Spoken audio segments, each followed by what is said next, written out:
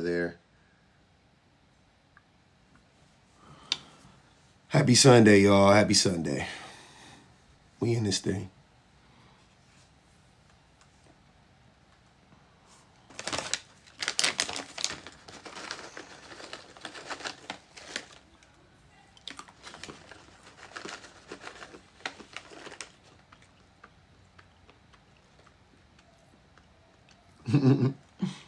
What up, Naya?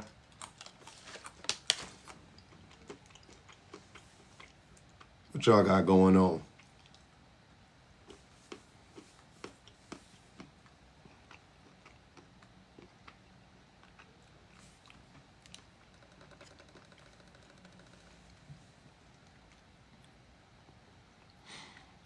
Yeah, TikTok be TikToking.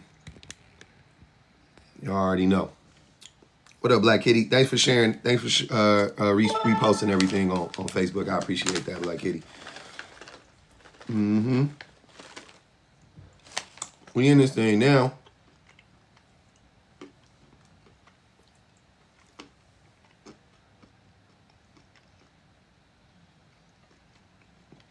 Shout out to the subs, man.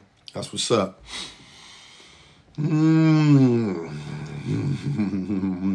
can't wait. I can't wait to have a conversation. What up, Villain? How y'all doing? Early in the morning. Love y'all, man. Happy Sunday, man. Happy Sunday. Vandy beat Bama. I saw that. That was crazy.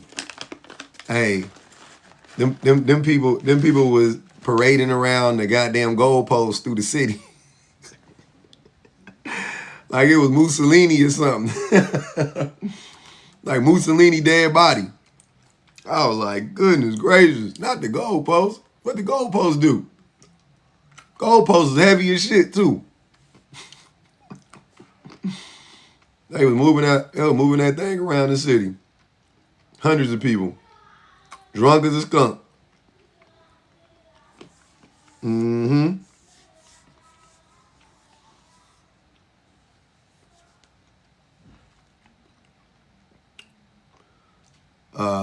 Man got a YTGD and talking about black love. What is a GD? They threw it in the river, yeah. let's ask Walter what he's talking about. I don't know who this Walter character is. What, Walter? They always go out.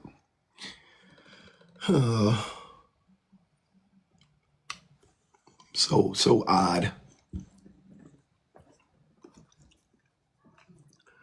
What we got going on? Oh man. Oh my back. Oh shit. I'll wait for Sir Walter to come back. I don't even know what he said. I just saw, he ran. He ran. Come back, Walter. Hold on, we'll invite him back. Girlfriend. Why would you drop, Walter?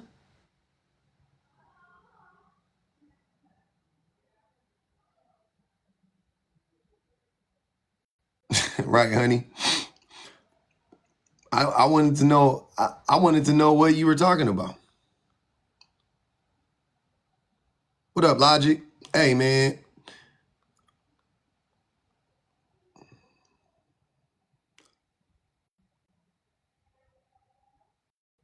Come on, Walter. Where you at, brother? Why y'all be so scary? Why y'all be so afraid?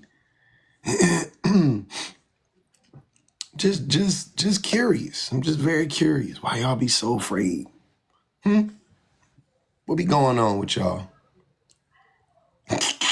JP, don't start.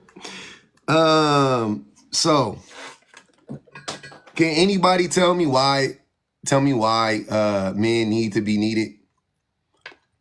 Or can a man actually? I'm looking for a man to tell me why men need to be needed. I personally have never felt that need, or that desire, but I'm curious to know, why do men need to be needed? I'm telling y'all on some real for real shit. I'm starting to think that I have lived the most privileged life as a man at this point. The way men be crashing out and the things that men be saying, maybe we just had different, you know what I mean? Like, I just had different experiences with women. Like, I don't know. Maybe that's what it is. But I have never felt the desire to be needed.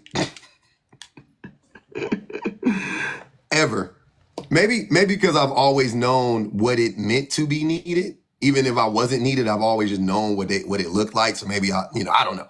And I know the meaning of what, I don't know. I don't know why. Honestly, I don't know why, but I'm curious to know why so many men feel like they need to be needed.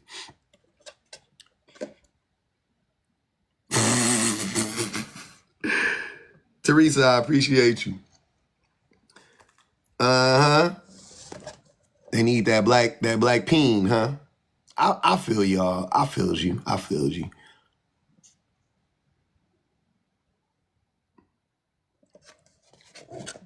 I mean, that's essentially that's this prompt, Ashley. And I ran that prompt before.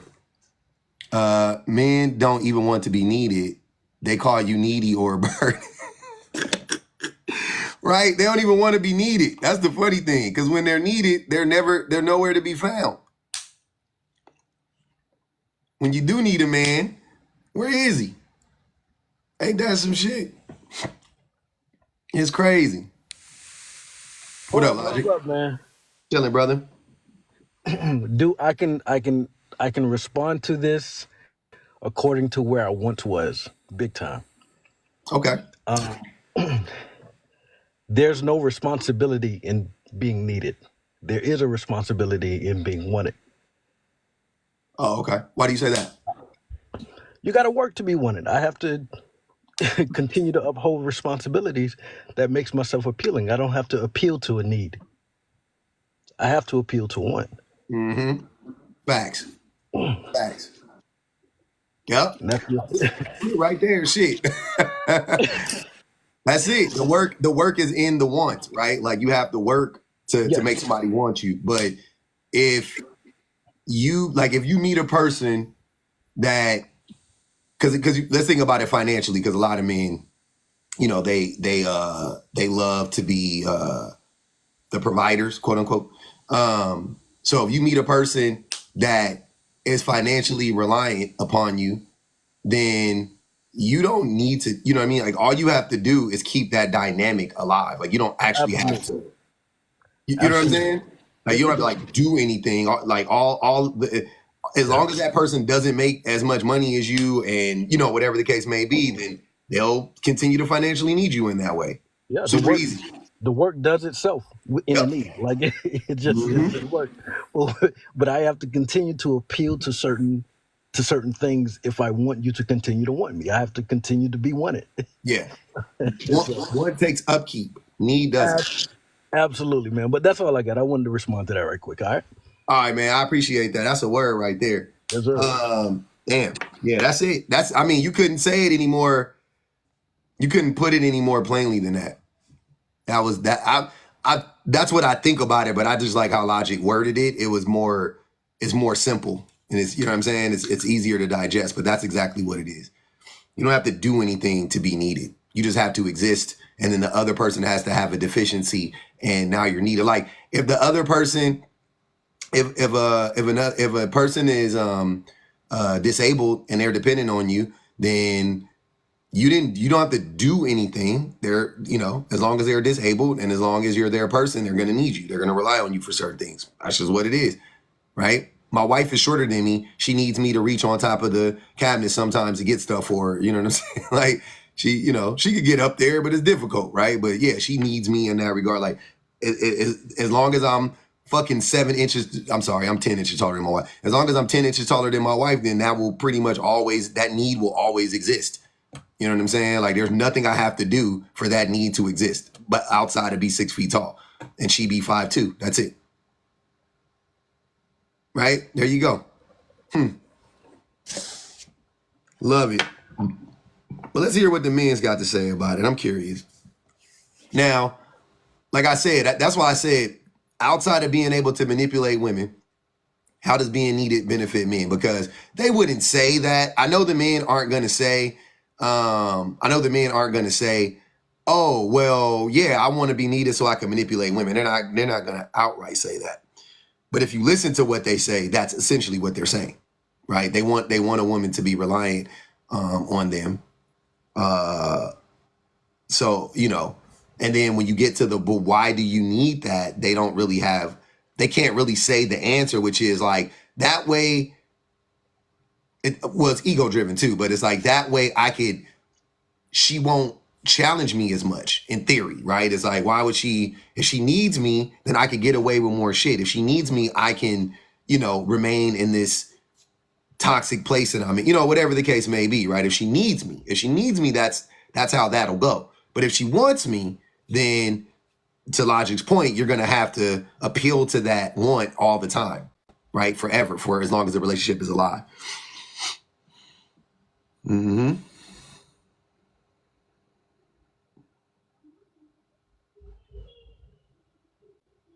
Mm-hmm.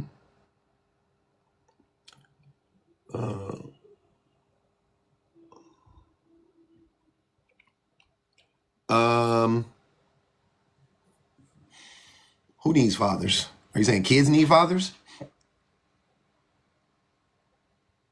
Are you saying that? Yeah, I don't know. Need?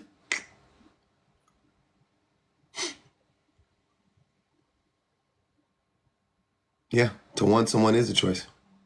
I get that. But what is that? What's the relevancy in that door?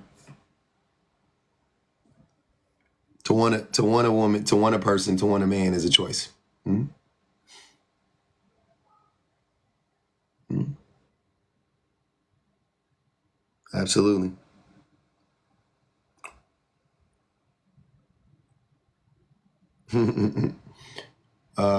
They think baby attaches a permanent need, which is why they got me fucked up on that. I need to explain why they are afraid to be wanted. And I don't know if they're afraid so much. I think that they just know what, like Logic spoke to. They just know that to be wanted, you know, it means that you're gonna have to do work. You know what I'm saying? And they're not gonna be able to just, you know, live in this this like deficiency, right? This deficient state. Yeah. If they're wanted, they have to show up. Exactly. Their egos like the idea of being needed. Yeah. Their egos like the idea of being needed because the women won't challenge them. That's what I'm saying. Like in their mind, I'm saying like that's the thing, you know, because you can't tell me that being wanted doesn't feed the ego. It doesn't feed the ego as well, right? Being wanted feeds the ego too. I think it feeds it more. But what the ego really wants is to not be challenged. And so they take the better option, and the better option is if she needs me, she won't challenge me. But if she wants me, she'll challenge me. She'll challenge me to be a person that she continuously wants to be with, no matter what. So yeah, that's what I think it is. Whether and it doesn't even have to be that they do the math in that way in their mind, because a lot of them don't think that shit through. It's just a feeling that they have. You know what I'm saying? But if you ask them to unpack it, at the end of it, it'll be that. You know what I'm saying? It'll be the, oh shit, yeah. If she needs me, what is the likelihood that she's gonna, you know, like, what is the likelihood that she's gonna ask me to be a better person? You know what I'm saying? What does it mean to challenge? Ask questions. Not accept certain behaviors. So if you aren't showing up for them, if the man isn't, you know, being attentive, she'll be like, hey, here, look here. I need that attention. I need you to focus. I need. And then they'll, you know, the women will tell you what they need and they'll challenge you, and then you, oh, okay, damn, I gotta adjust. I need you to show up more for our kids. I need for you to be on time. I need for you to, yada, yada, yada. And I'm saying, and the need, and that is that'll keep me wanting you. You know what I'm saying? If you don't do that, then I won't want you anymore. You know what I'm saying? And if you need me, I know you automatically want me. Everyone wants what they need. Yeah, exactly. Well, I don't know. I need vegetables. I like vegetables, so they taste good. But to a lot of people, vegetables are nasty, but we need them. I need fresh fruits. I need fiber.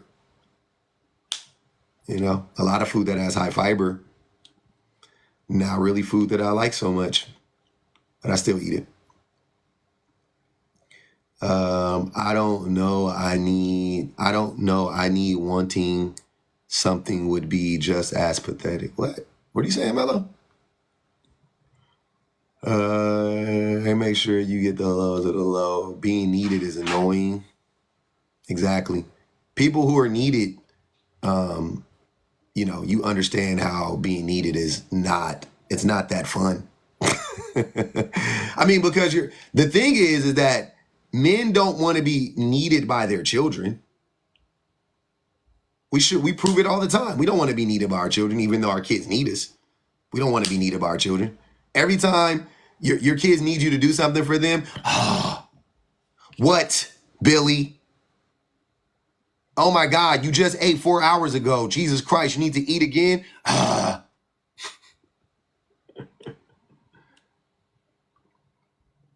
Oh. And if you don't say it, you think it. You still do it. Yeah, but you don't want to do it. Well, a lot of men don't do it though. A lot of men abandon their kids. A lot of men ignore their kids. A lot of men don't show up for their kids. So they don't actually do it. That's the point. Doesn't take away from the need. The child still needs them, but they just don't. They don't fulfill the need. They don't address the need a lot of times. I don't think. The kids need you to talk to them. The kids need you to respect them. The kids need a lot of stuff from you as a parent, as a father. And most fathers, I feel, don't meet those needs. Feed them kids chips and soda and put them in front of the TV until mommy get home.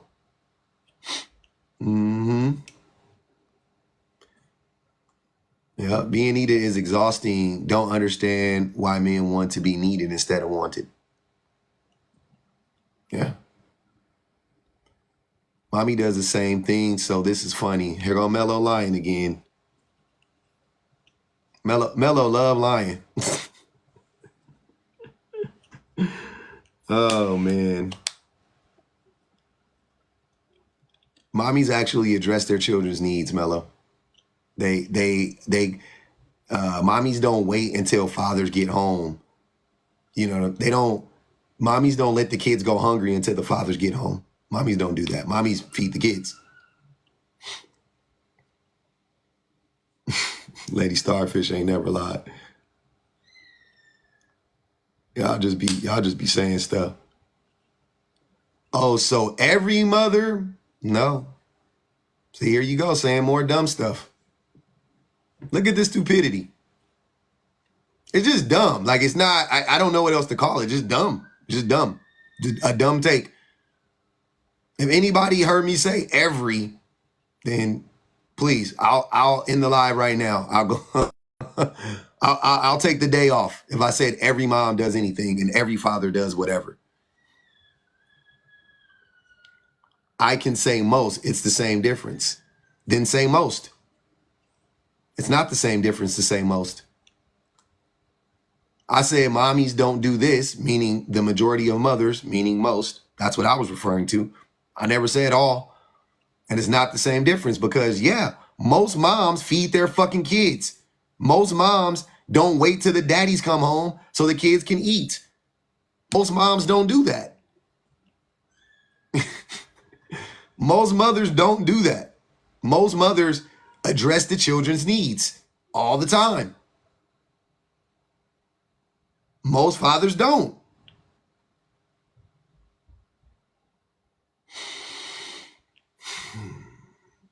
Oh, here he goes. Look at this. That's why there are more obese kids today than ever. No, that's from the types of food the kids eat. why do you think obesity exists in the West?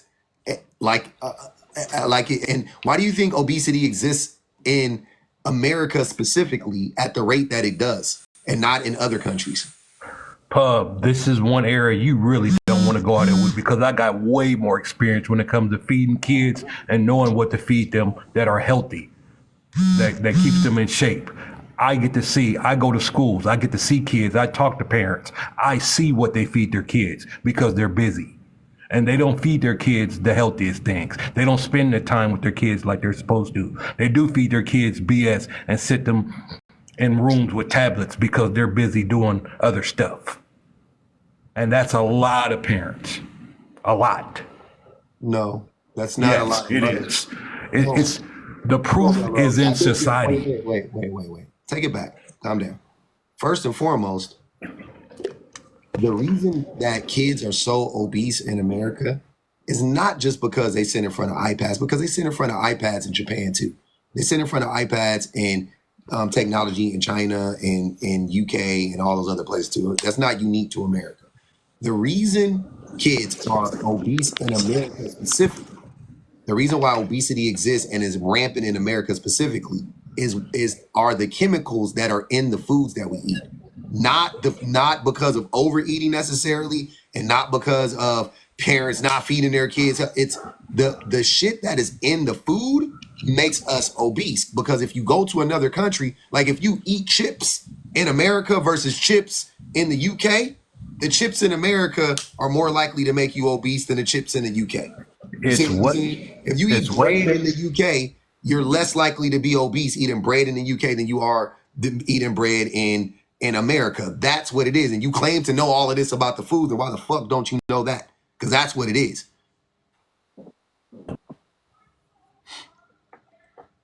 it's what you feed your kids, the portion you feeding your kids, and a lot of times it's lack of exercise. Kids don't get outside and exercise and walk and run and ride bikes like kids from previous generations. My son Because plays now, all day at school and comes home and goes to soccer practice and plays in soccer, and he's a little overweight. We let there's him. thousands Hey, of kids, hey, but there's hold on. not thousands of kids that play Listen. soccer. Listen to what I'm saying. Thousands of kids play soccer. Most kids play sports. But here's what I'm saying. I'm just making the point that my son, You just said most kids play sports. most kids do play sports. No, they don't, public. No, Most they kids don't. don't play sports. No, most kids do not play sports. There's Of any thousands kind. of there's thousands of kids in high schools. In one single high school, there's only 60 to 70 kids on a football team. There's 15 Not kids what on a basketball oh team. my God. Do all of those kids go to PE, Mello? Do all Yes, of those and guess what, yes, kids? they all Kids play can sport, bro. I'm not saying they play on the team. Jesus Christ. What the fuck are you public. talking about? Once you get a certain You're pivoting grade, from point to point to point. You don't even know. because you have no idea about what goes on. Dude, this is something I've been doing for the last damn near 20 years. And you still don't know what you're talking about. No, you don't know what you're talking about. Kids are more obese than ever because of portion control, because of what parents feed them, and because of lack of adequate exercise. Because stop and go running and PE is not enough exercise to really keep your child healthy. Because Why it's not? not constant. Because it's not constant. It's not How consistent. much should a kid exercise in a day on average? Constant exercise, at least a half an hour. Where it's constant movement, where it's nonstop. Where it's So nonstop. I think Whether, most kids, whether I think most young kids get 30 minutes of exercise a day minimum. So that's not the problem. The problem think is so. they do. They do. okay. What are they doing? Statistics will tell you different. There is no stat. I guarantee you, kids are getting fucking 30 minutes of exercise a day on average. I guarantee you that. Constant moving, not stopping, not standing. Constant move. What do you mean? Playing? You mean like at lunchtime? You mean like at PE? You mean like at after school? You mean when they're running around chasing each other all day and when they get like what are you talking about? Public, they Running don't on a hardly do treadmill that. for 30 minutes? Public, What they are don't you, hardly son, do. hold on, time out. When the last time have you Hold on, walked Melon. and sat Hold on, inside a house? Hold on, Melon. Hold on. The kids when I was growing up, we sat down We sat, the kids of my generation played a lot of video games. The kids of my generation were in the house a lot. Even though, I'm sorry, we didn't do constant exercise. And when I say we, I'm saying not me, because I constantly did run, because I played hella sports. But to your point, not every child is on a team, right? Not every child is signed up for extracurricular sports. I get that.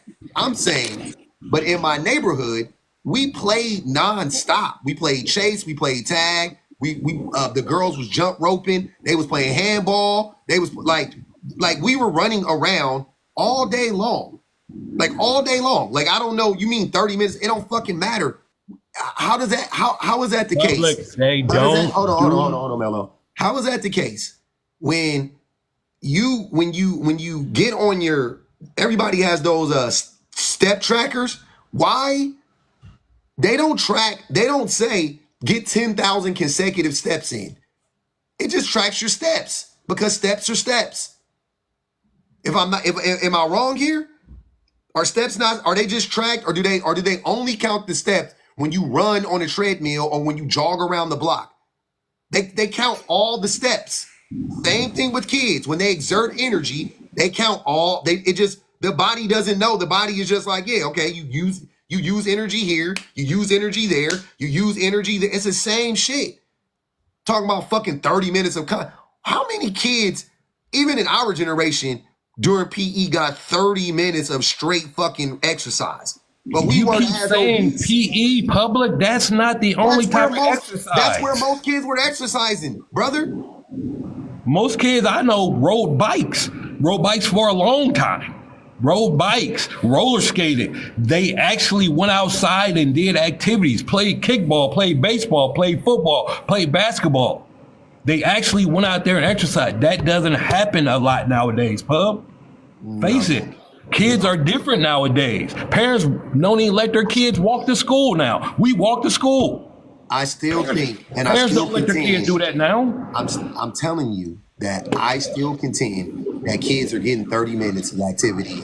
I know my son is. Even my older son, who has autism, and you can't make him work out for shit. That motherfucker, he runs all day long. He literally runs up and down my hallway all day. He takes probably 50,000 steps a day. It's 50,000 steps. I'm not even exaggerating. Like he never sits down. You know what I'm saying? He's on his feet from the moment he wakes up to the moment he lays his head on the ground. He's pacing back and forth, right? That's his thing.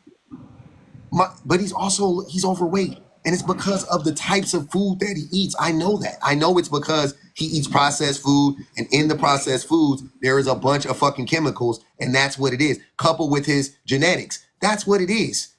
I don't give a fuck if he ate exactly the same, but I fucking made him go work out 30 minutes a day. I'm not saying it wouldn't change at all. It wouldn't change that much. It wouldn't change that much. Like it wouldn't be that much of a difference. He would still need to lose weight. He would still need to drastically reduce the amount of the amount of chemical that he's intaking in these processed foods.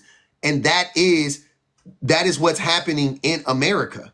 And that is what's happening in other places where obesity is an issue. And you can look it up in Australia with the Aborigines. The Aborigines, they put a McDonald's, right? They gave the Aborigines people access to a McDonald's, and they're within like 10 years, their health was fucking like in the shit. Like diabetes went up 40%, obesity went up 60%. Like that's what happens when you have access to shitty food. If all your food is shitty, that's what happens. I don't give a fuck how much you run. I don't care how much you run. You think wealthy kids run around more than poor kids? No, but I guarantee you, if you looked up obesity, there is a direct link between obesity and poor and poverty. It's obesity and poor diet. It really doesn't have anything. Who has the poorest diet?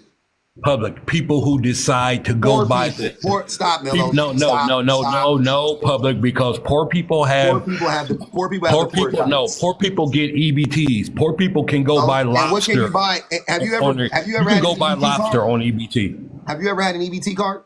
No. Okay. Do you know what they can buy on EBT? Everything that they Do you know what sell. stores? Hold on. Do you know what stores they shop at? When I see people,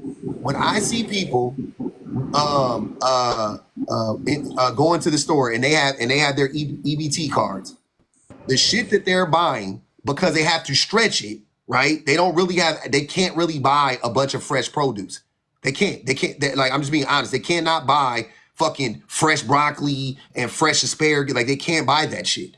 It doesn't stretch long enough. So you know what they end up buying? Fucking chimichangas, frozen taquitos, hot pockets, cereal. They buy that shit. They buy the shit that fucking stretches out, bro. That's what they're doing. Thank you for saying this, Pub. Processed food. Thank you for saying it. So you don't know shit about. Thank you for saying this, because now I'm gonna prove your ass wrong. No, you don't. You don't have to go buy all that processed crap. If people knew how to shop, you will get away from all that processed crap. Remember, I told you, public, for all this you're telling me, I've been there, done that. I figured out. You just said you haven't. Stop lying. You just said you've never had an EBT card. So you've never been there. What the fuck are you talking about? I've been there. I know what it's like to go shopping with a limited amount of money on it with a card. I know what it's like. Oh, I'm sorry, not with a card on food stamps. I'm talking about buying in bulk. Also knowing how to meal prep. I'm talking about people. You don't know what you're talking about. They can't. I don't know what I'm talking about. Where do all of these fucking? You don't know that these people don't have access to go to fucking Sam's Club and shit. Public. Every hood store has a carniceria. You ain't been to the hood in 40 years. Be quiet. What you talking about? What public? What are you talking about? I just moved out of the hood a few years ago. My son now went to public school, went to a hood public school because they were going to close the school down because every hood store don't. Too many people were busting their kids out. We had school. Every hood store got what, Mello? What does every hood store got? Carnicerias where you can go in there and actually buy a meat package where you can get so many pounds of ground beef, so many pounds of this, so many pounds of that. Instead of most people going somewhere buying, most people shop by meals, Pub. Most people don't shop right. Most people shop by meals. Hey, this motherfucker just be lying, man. This shit is crazy. What are you talking about? That is not how it works, man. Public, they have a meat count. Go to your hood grocery store and go in there. Bro, I know, public. sir. I bet they have a meat counter. I bet they have meat packages. Hold on, man. Hold on. They have meat packages. I gotta tell you something right now. When it comes to hood politics, I will say this proudly. I am a governor, nigga. I am a senator of hood politics, bro. I know the hood, my nigga. You can't tell me shit about the hood, my nigga. I promise you that. Like, being far removed from the hood financially, right, for whatever, I've never lost touch of the hood. Like, I've never forgot what it means to be there. I know exactly what it is, bro. You're not, the shit you're saying is just not true. It's just not true. I know what it is. You're talking about buying meats in bulk. Okay, cool. Go buy your meats in bulk. You still on the day. First of all, meats ain't the healthiest part of the meal anyway. But anyways, no, they're not. The meats will make you are. obese too. The meats will give you high cholesterol. But anyways, like I said, those people who live in the hood, like when I grew up in the hood, we didn't have access. There was 2 grocery stores when I was growing up. There was a store called Villa. There was a store called Alpha Beta. If you guys are old enough to remember Alpha Beta, right? Alpha Beta and Villa. Villa was in walking distance. Both of them were technically in walking distance, but Villa was at the end. It was a half a mile away from my house, right, from my doorstep. Cool. So you can go to Villa. Villa did not have everything you needed in there. They had a small produce section. You know what I'm saying? It was kind of like shopping at a bigger bodega, I would say. Right, with a produce. It was like a bodega with a produce section. That's pretty much what it was. So you go in there, whatever, you buy your shit. When we went to the real store, we went to Alpha Beta. Alpha Beta was more of a conventional grocery store. What I'm trying to tell you is, though, my mom growing up, we couldn't afford to have salads and shit in our house all day long. Like, that was expensive. That would have been expensive. So instead, we ate veg from the can, and we ate canned corn and canned peas and canned spinach, and you know what I'm saying, and frozen spinach, which was the most disgusting. I've made this. I've said this before, and I'll say this again, sir. I didn't know that I didn't know what fresh spinach looked like. I didn't even, and it's gonna make people laugh at me, and I'm not joking. Until I was about 18, 19 years old, I didn't know that spinach came fresh. I didn't know it. I never saw it. I didn't know it was like a leafy. I didn't understand it. I thought it only came like how it came. Like I thought that was spinach. You know what I'm saying? I didn't know. So when I got older, I got around. I got around some non-black people. Sadly, you know, keep it a bean. I went over their house and they was cooking spinach, and I was like, "What are you guys?" I was like, "Why are you guys cooking salad? Like white people are fucking crazy." That's what I thought. And the mom laughed and she was like, "No, this is spinach." And I was like, "What? Ugh." So then my next thing out of my mouth was like, "Ew, gross," because spinach is nasty, because fucking frozen spinach and canned spinach is disgusting. Fast forward, that woman, all she did was cook that spinach in some olive oil with some sprinkling of salt, pepper, and garlic powder. That's all she had to do. I took a bite of that shit. I was like, oh my God, this is the best. Like so that was 18, 19 years of my life that I had never had fresh spinach. I never had it. I didn't know what the fuck it looked like. They never sold it at my grocery store. That's what I'm trying to tell you. Wait a minute, public. So let me ask you this here, because this is what it sounds like to me. And this still holds true to this day. Most functions you go to, almost every function, when they buy a whole bunch of different foods, when they buy, just say they buy chicken wings, they buy fries, they buy pizza, they buy a whole bunch of stuff.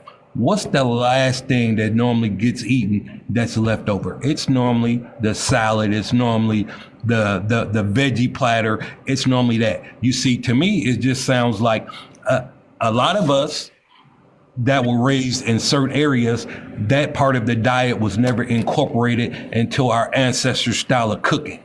So therefore, you didn't grow up exposed. See, there were certain people that grew stuff on farms that already knew about fresh veggies and lettuce, and like especially a lot of our parents that came from the South. But see, certain parents that came from other areas were only exposed to the poorer part of stuff, which is only, you know, whatever they were exposed to, whether it was the chitlins, the hog maws, just the more unhealthy stuff. Mello, poor white people eat bad too.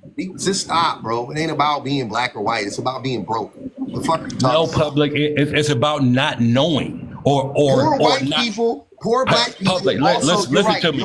You're right. It's about not knowing or not being. And wait. So it's about having a lack of education. What else do poor people don't have access to? I mean, nowadays nothing. Now they actually have. Amen. They have EBT cards. Amen. That they can buy. Amen. They can even buy fast food with EBT cards now. Come on now, bro. Come on, dog.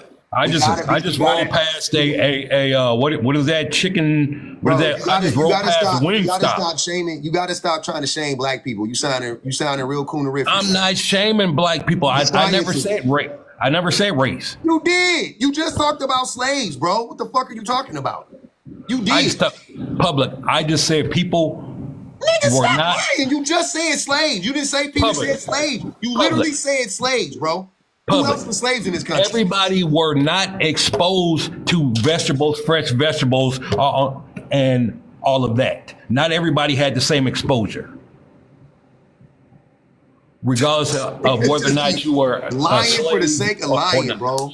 So everybody was exposed to fresh vegetables. That's not what I said. I'm not even talking about that. Don't try to pivot. Don't try to gaslight me. I didn't say that. You're the one that sat here and said your mom never made fresh vegetables. Wait. You're the one that said your mom never made fresh vegetables. I gotta get back to the point. We so far off topic, but this shit is so annoying. The shit you be saying is so anti-black and such a flagrant lie that it's crazy. You can't tell me one thing I've sat here and lied about. Not one. You just said black people. You just made it. Black people just don't know how to eat right. There are a certain segment of people, black or heard of a food desert? Have you ever heard of No. a food desert? Not in the U.S., no. Bro, you need to drop. Hold on, Public. At this point, you just need to drop. You just need to drop and stop having this conversation. There is no need for you to be having this conversation. Y'all. Drop the 50. Somebody drop the 50. Hey, Yeah. Clout. Somebody drop the 50. Clout. He called me a liar. I want him to tell me what I'm lying about. Drop the 50. I'm about to tell you. Hold on, no better. I'm gonna tell you, as Public said, Public, you the governor of hood shit. I'm the president of hood shit. And for you to sit up here and talk about everybody has meat bundles in their stores, no, they don't. And for you to be sitting up here talking about, Dab, I didn't say every store. I said Hold there on, is a let me- good store. You said every hood store got meat bundles, nigga. That's what Yes, you you said, said Mello. every Don't start hood lying store. now. so let me further say, then you just said you don't even know what a food desert is. How are you speaking on what black people eat in the hood if you don't even know what the hell a food desert is? He just said he was in the hood. this It whole might be time. called something else. I've never been. Mello, I've you never was- heard hey, of a food desert. Mello, if you was in the hood, you was the Stanley of the hood. You were telling black kids to get off your lawn. Thank you kindly. When they were stepping on your lawn, you would tell them to walk around the lawn. Watch the grass. You was doing that type of shit, huh? You wasn't in the hood, nigga. What hood was you in? Okay. What hood was you in? Okay. What hood was you in, Mello? Okay. Right now, I mean, for you not to look know up what a food desert is, like, that's wild. Google Skyline. Oh, I know in San Skyline Diego. in San Diego.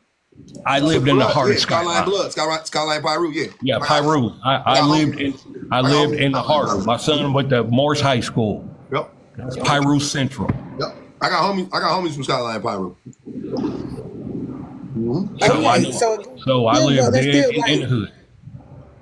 But Mello, how don't you know what a food desert is?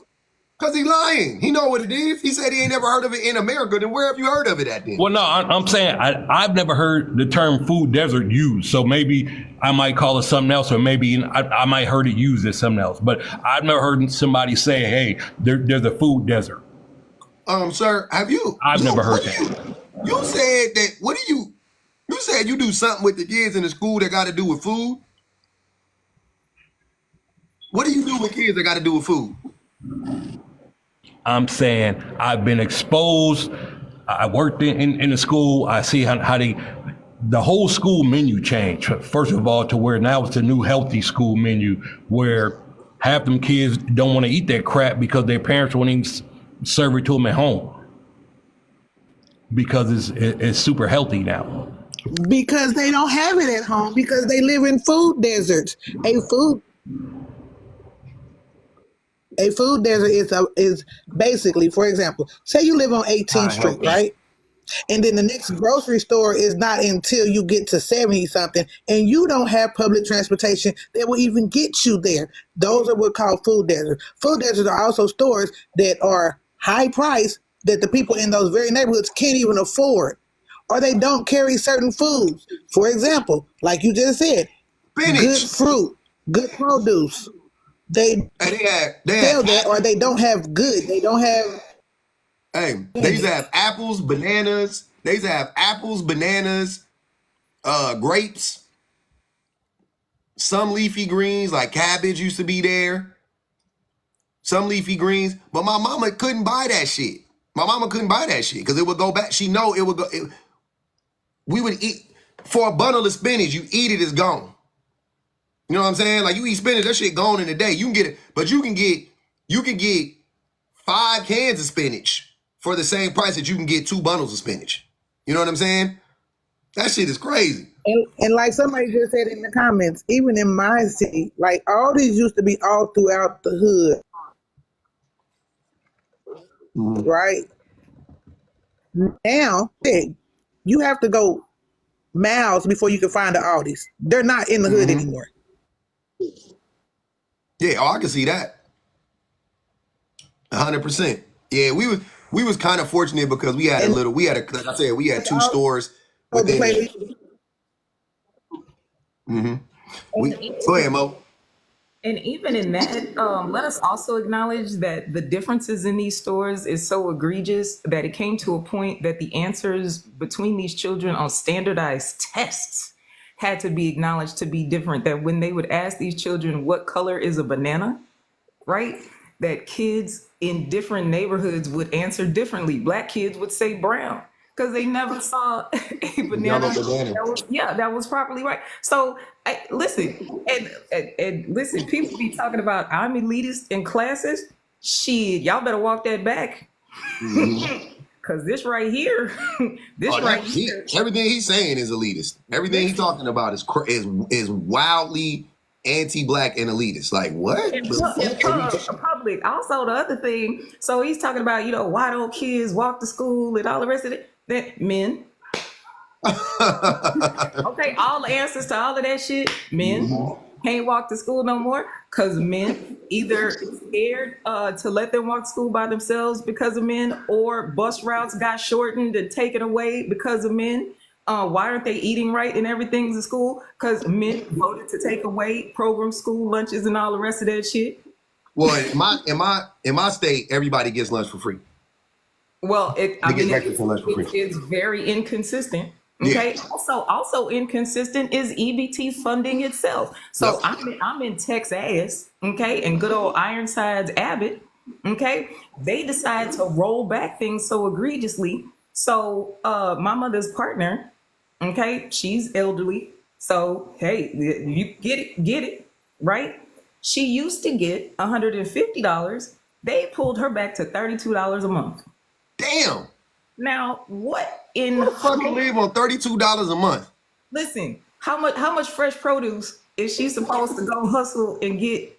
How much spinach on $150 versus $32 is useful? Oh no, they took her down to 25, but they just bumped it up to 32. I forgot to mention that. Nice. Right. So I guess that's the spinach allowance. Maybe and you can't. Hey, and let's add to that.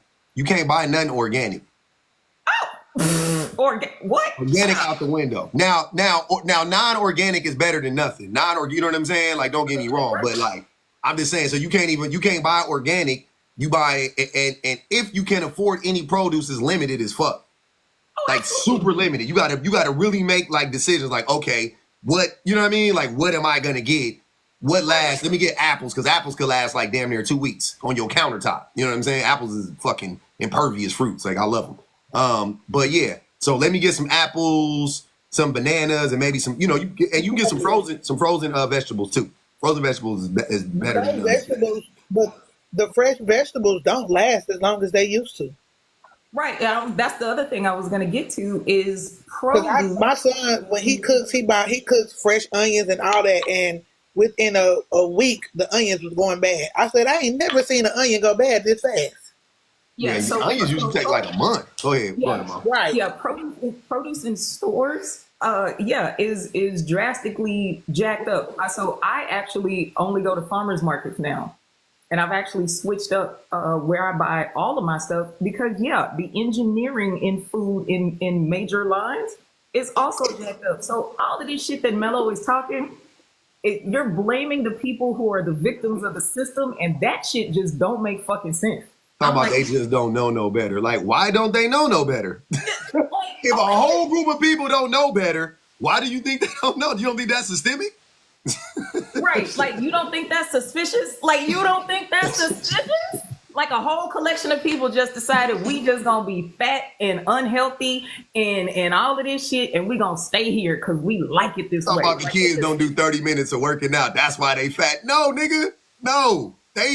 It's the shit that's in the food, man. Look, see, there you go. Stop taking one thing. I said kids eat unhealthy, plus they don't exercise regularly. Okay, so don't pick it out. Just like I said, it's due to poor diet, and it's also due to lack of exercise. That's why kids are so obese. So listen, do y'all?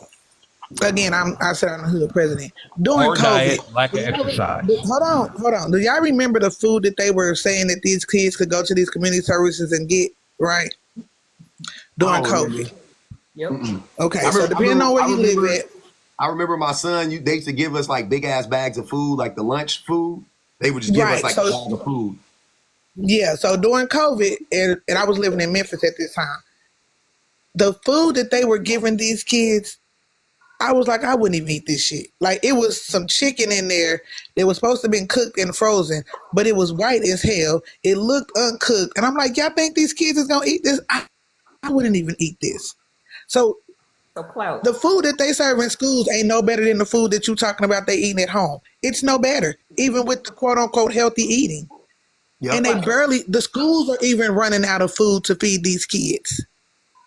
So during COVID here in Texas, that food give out was worse. They it was supposed to be ham and cheese sandwiches with like a orange juice and a milk and a fruit. Some of the bread was moldy. The ham or the cheese had gone bad. The fruit was either mushy or some of it was bad. Some of the milk had turned like it was just a whole mess. Now, obviously, I don't have no kid to be eating that. Okay, so but I'm working with resources to like help people out. So I ain't saying I'm taking any of it, but I'll be trying to help people and whatnot. So the notion that if you just work out more. My son is a whole male USPS mail carrier. Okay, he walks. He could be a whole civil rights worker. Okay, as much as he walks, he's fat. He move around all day long, and he got some extra weight on him. That's what I'm trying to tell these people. Like, y'all need to really wake the fuck up if you think that it's just like we're just lazy. Nigga, who told you? I'm not saying that they ain't got nothing to do with it. I'm just saying if you had to rank the issues, it's like the shit that's in the food, exercise, sedentary lifestyle type shit. You know what I'm saying? Like, but the shit that's in the food is way the fuck up here. The shit that's in the food, genetics, sedentary lifestyle is somewhere around here. Because I know for a fact, if everybody in America stop eating processed foods tomorrow and just ate whole foods, that the vast majority of Americans would fall within some kind of like healthy range of weight, I would assume, right? The vast majority, right? But the problem is that not enough of our foods are good enough, and most people can't afford. Hey, I'm talking $2,000 a month on food for my family. Public. Easy, 2 G's a month. Easy. Wait, hold up. Public. Let me tell you. So I switched to non-processed, making all of my stuff. I bake my own bread, brother. Mm-hmm. I don't even buy bread in the store. I'm Nara Smith over here, but I work from home. It takes so much freaking time for me to do that. It takes too much time. Who has that time? I make my own pickles. Who making their own pickles, man? So because I work from home, it's a more sedentary lifestyle. And yes, I maintain my weight very easily because of that shift. But my food budget is double of what I do. Easily. Easy. So I'm validating everything that you just said in case Mello wanted to come off mute and say some stupid shit. But go ahead. We know that. No, I got you. I'm gonna come back. Go ahead, Clark. I'm going to piggyback off what you said, Mo Better. Imagine working a 10-hour shift, getting off of work at 6 o'clock, having to go home, and it takes you about 30, 40 minutes to beat traffic, and then eat, and then go to bed to get up and do it again. You said, people don't have time. Your only shot of eating good when you working like 9 to 5, 9 to 7, 9 to 6 type is crock pots. A pot of spaghetti already made. Like my mama used to do. Hey, take that chicken out, let it thaw. Or hey, we put the neck bone. Hey, somebody, something going on. Something going on with you. You on mute still. I don't think they can hear you. Throw that chicken in the crock pot.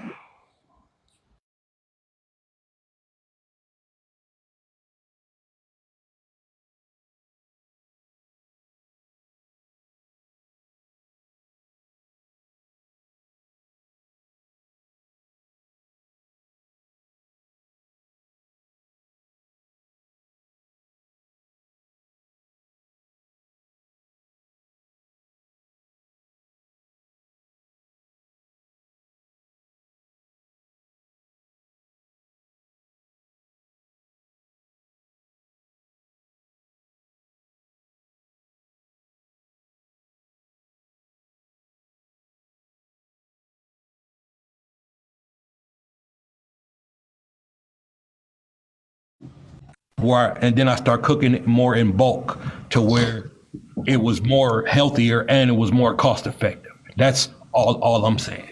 But a lot of people don't do that. They just shop per meal, or they don't know how to shop. And they don't have the time and the energy. Did you not just hear Clout? Can you imagine? I'm tired of talking about this with this food. Like You don't that. want to understand You it. got 3 kids. You working 10 hours. You got to get them kids home. They got homework. You got to wash. You got to clean a house. You got to do. And then you want me to cross-reference multiple stores to find the best price, and then find them. Like, come on, man. Mo, after your kid is 5 or 6 years old, your kid knows how to put a plate that you already set to the side in the microwave and heat it up. No, they don't. Pub, a kid that you sit there. I'm saying whether you fixed spaghetti and say you're going to be at work, your kid is I'm not letting my kid touch a fucking First of all, we don't got a microwave, but I'm not letting my kid touch a goddamn microwave at 5 years old. Are you fucking crazy? I said, if your kid don't, kids, do you have kids? You be loving to yell about how I got custody of my kids. Who was taking care of them babies? Because it don't sound like you watched them kids for one fucking day of your life. And spaghetti is not how difficult is it for you to teach a kid that already knows numbers? Hey, put this plate in there, press 222, or press this button, press start. Extremely difficult. It's not, public. It's not. Trust me, it's not. The same way it wasn't that difficult for me to be trained how to walk wherever I was going, unlock a door, and do what I had to do. It's not that difficult. If you keep doing it, if it's persistent, if it's consistent, it's easy. You just have to stay at it. It's hard when they're young, but if you keep at it, it pays off later on. All right, I'm done. I gotta tell y'all something. Hold on, y'all. I gotta tell you something. I'm done. I'm done talking about this topic. I'm done. It's boring. It's too Can stupid. I answer the prompt? Please go ahead. Okay, so I had to think about this so many times because my first answers were all going back to the first part. I was like, God dang it. You said outside of manipulating women. I was like, oh. That's when they trip you up. Listen, I tripped so many times, my knees, are just jacked up. So maybe I don't even know if this answer will still make the mark, but I think it benefits them because it gives them purpose. It anchors them in life. Mm-hmm. Okay. That's the only thing I could come up with that didn't go against the first part. And do you think that isn't that you need somebody, like, shouldn't you want that to be an internal thing and not an external thing? Oh, absolutely. But I think that the conditioning and societal messaging tells them that they don't self-actualize until they get a woman. Mm-hmm. And so that's what I'm saying. It seems like men need to get away from women like being the reason why we do stuff. You see what I'm saying? So like for me, it seems unhealthy even in that aspect. It's like, okay, which is true. I agree though. A lot of men do, use that like, oh, she needs me, so now I got to go to work. But at the same time, you see the issue with that, because look at all of these men not wanting to go work because they don't have a woman or whatever to motivate them. You see what I'm saying? So I'm just saying, like, even then I get, but to your point, yeah, they could say that, but I'm like, even then, that's not really, I don't think it's healthy. I don't really think it's an overall benefit for you. I think it ends up hurting the men in the end, because they never, like you said, they never self-actualize, and they never like become truly independent. So they're always reliant upon a woman. Right, and it stunts life planning, right? Because even when you think about how life planning in general is thought about, it's a lot of men won't even think about buying a home until they have a wife. Mm-hmm. So even the thought of purchasing one doesn't even make sense to a lot of men if they are not married. Like, why would you bother if you don't have, like, it's a house. It's like where you live. Like, that doesn't make sense not to. A lot of men, you know, life insurance. I'm not married. Why do I like? Yeah, just a lot of basic life stuff just doesn't even come into play unless they have a woman. On the flip side, women have to conceptualize and have to plan and have to live for themselves. And if a man comes along, then, you know, you plug him in, but hey, it might not. And so, yes, absolutely, men need to conceptualize and live for themselves. And if a woman comes along, great. But yeah, stop it. Yes, I agree, 100%. Ultimately, we need to stop that shit. I agree with Mo Better 100% because outside of manipulation part, I couldn't think of nothing else either, other than the fact that they need to get away from that.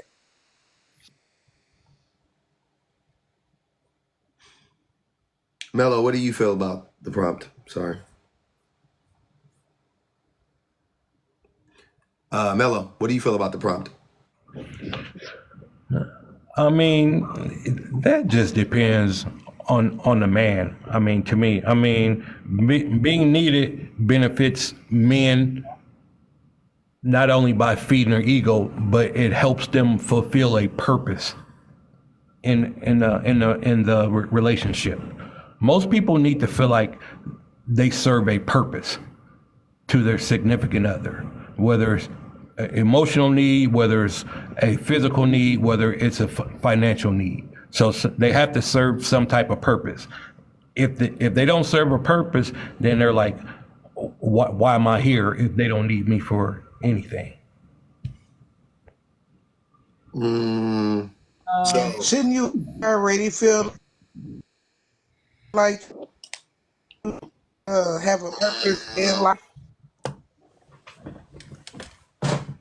Yeah, I don't know that I can go with the, you know, people are in a relationship because they serve a need or they are there to fulfill a need and their purpose is to fulfill a need to the other person. That doesn't sound like a healthy approach to a relationship. That sounds like codependence, which leads to possible toxicity and problematic relationship in the future.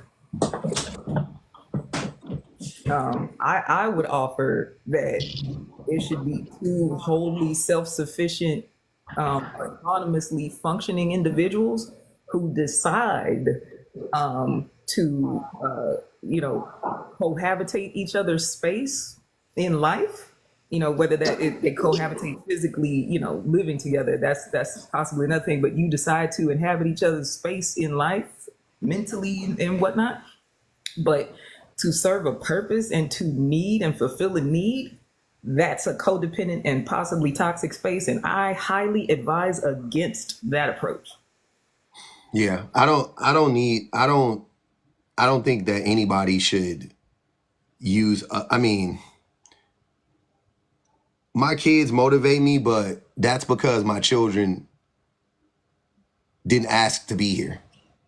So, you know, I have to be the best person for them or whatever the case may be. Yeah, Maja, my internet is out at my house. My Wi-Fi is out, so my computer's down. I don't know what's going on. Hopefully it comes back and I can get back on YouTube. And I can't end it either because I can't get on my computer. It won't let me get on the computer. I would end it, but it won't let me end it.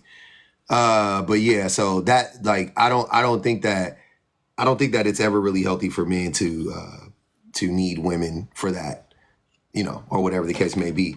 But I don't know. I mean, like I said, I just think men, the only reason why men, quote unquote, are need women is because they want to use it to abuse women. They want to use the idea of like, well, you need me, therefore I can get away with X, Y, and Z. Oh, and the more a woman needs a man, the more a man will abuse her. Like the vast majority of the time. Look no further than what's they called? Gold diggers and rich men relationships. You know what I'm saying? If you want to call it that, right? Fuck, I just saw a picture of her right now. Deshaun Watson and Jilly or whatever. Look at that.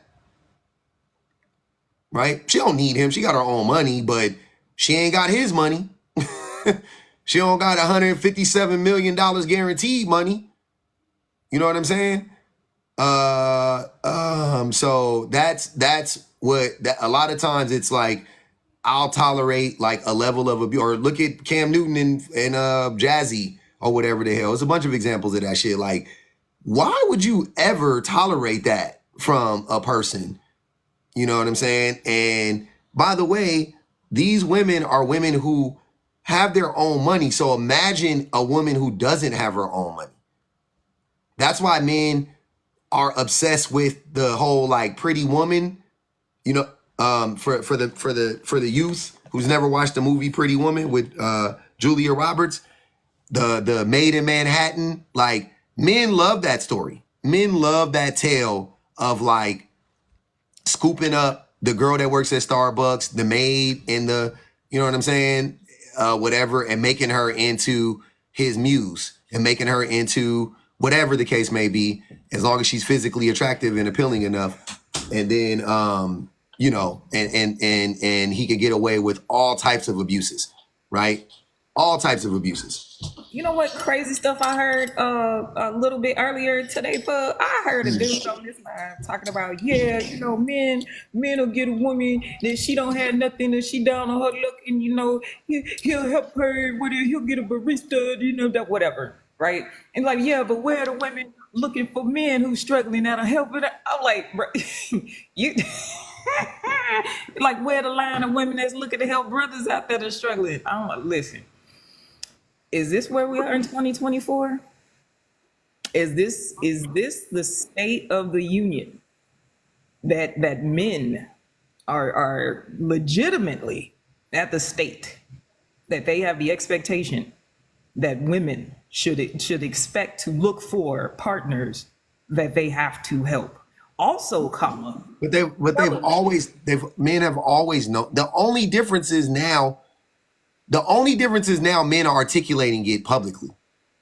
But that's never been different, though. Men have always thought like that about women. Men have always looked at women as like I need her to help me. It was just before we could get away with not acknowledging that at all. And now you have to acknowledge it because women are like, nah, I'm good. So now they're like, oh, now they're trying to do the woe is me, trying to play on women's, emotions. Wait a minute, Public. You grew up kind of just a little bit after I did, and I recall.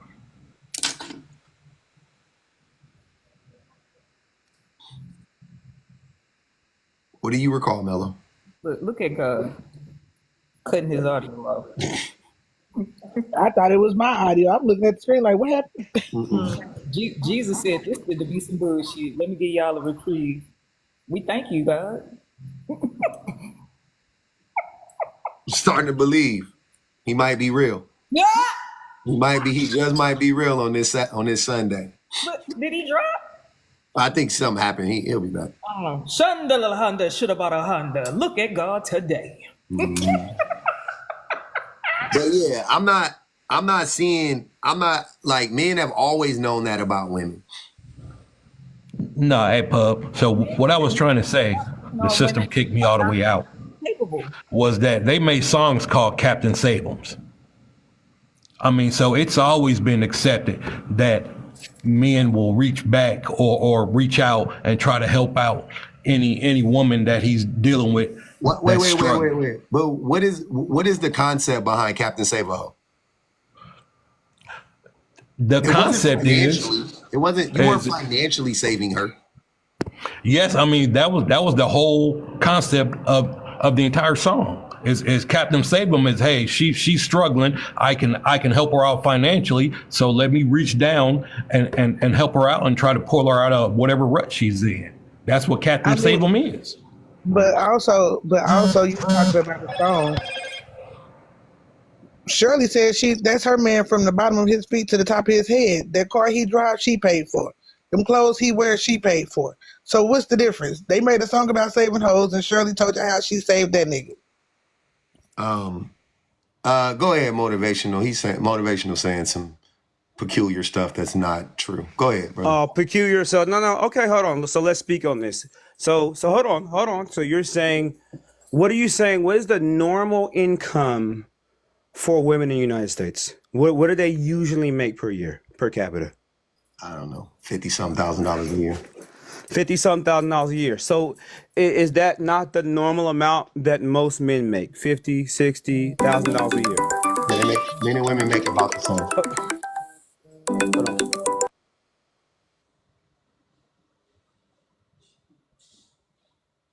It's not like men make 30% more than women, right? They make Yeah, he's paused.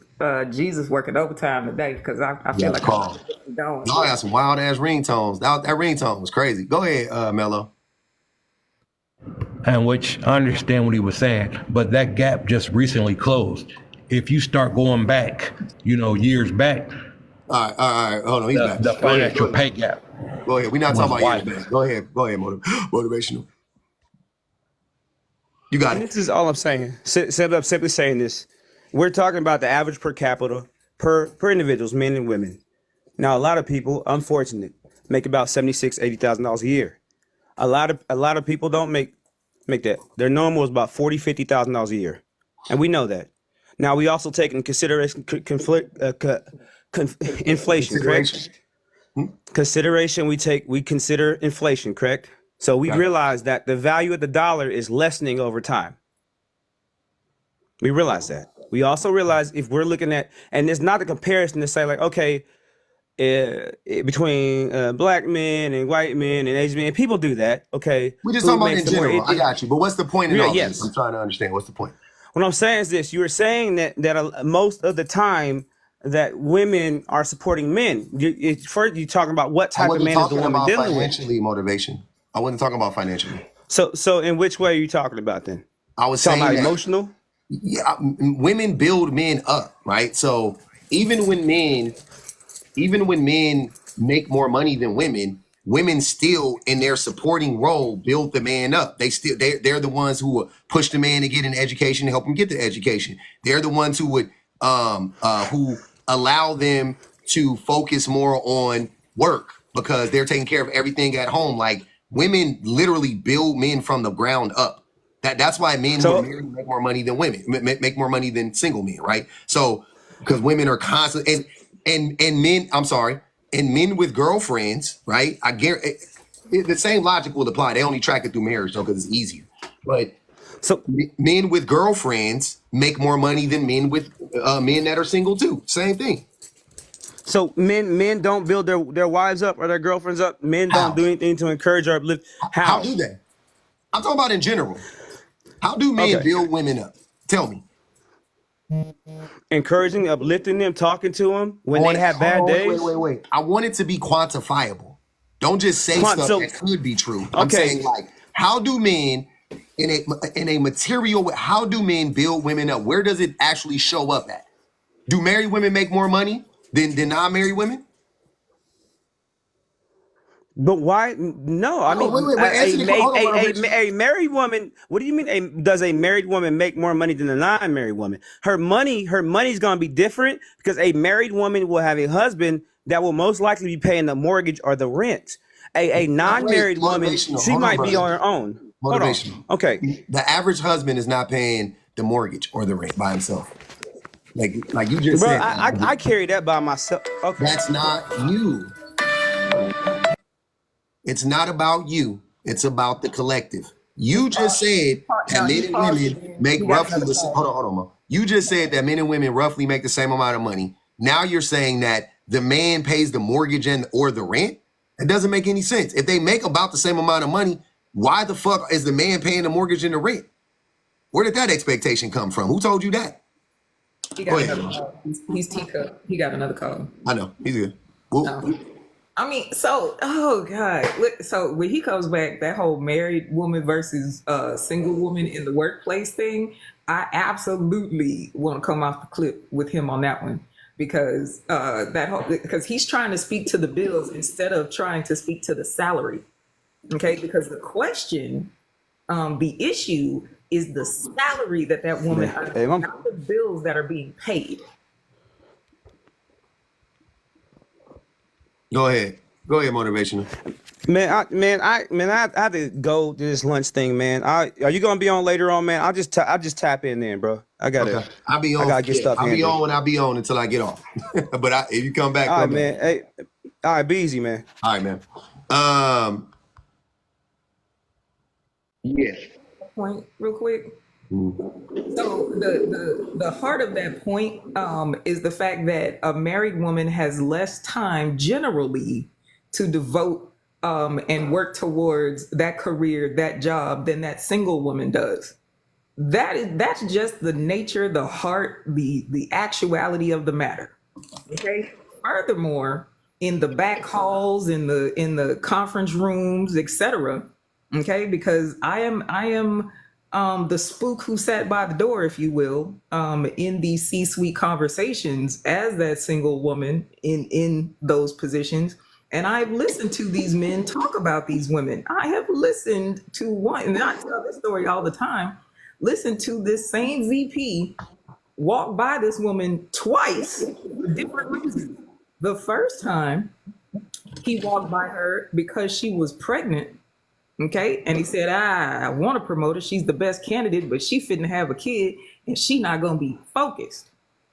Okay. Cause she going to have a baby at home. So can't promote her for that. Right. What ended up happening, she went all the way to term, the cord wrapped around, and unfortunately she lost the baby. Okay. So when she goes out on medical leave, or maternity leave, the regular after, whatever, then she's gonna come back, right? The position's still open. She still could have had it. He then says, she can't have it now. Cause obviously, she's not focused enough. She doesn't have enough stick-to-itiveness. Okay, because I don't understand why she's going out for the full leave time, because she didn't actually have a baby. Right. She was injured. I mean, she was, yeah. But the point is, married and women with children will be discounted in multiple different ways in the workplace behind the scenes that you don't even take into consideration, versus the single childless woman who really gets equated to as a man. Because they said all that crazy crap in front of me, and I'm like, did you not see my putty in my pants at the door? But okay, go ahead and say that, bro. Yeah, they don't care. They don't give a fuck. I just think that having this conversation is just weird to hear men just say things that they're just not true. Like, talking about men pay all the bills and all of that stuff. We don't, man. We don't. Men don't pay all the bills, most of the bills. It's just not a reality. So I don't know what y'all talking about. Public, but see, you're on that from your anecdotal experience. I'm not. Listen, Pub. Mello. Stop. This is how society was set up through patriarchy. Hold on, Mello. Hold on. I'm not doing that. I hate when y'all say that I'm talking about it from my personal experience.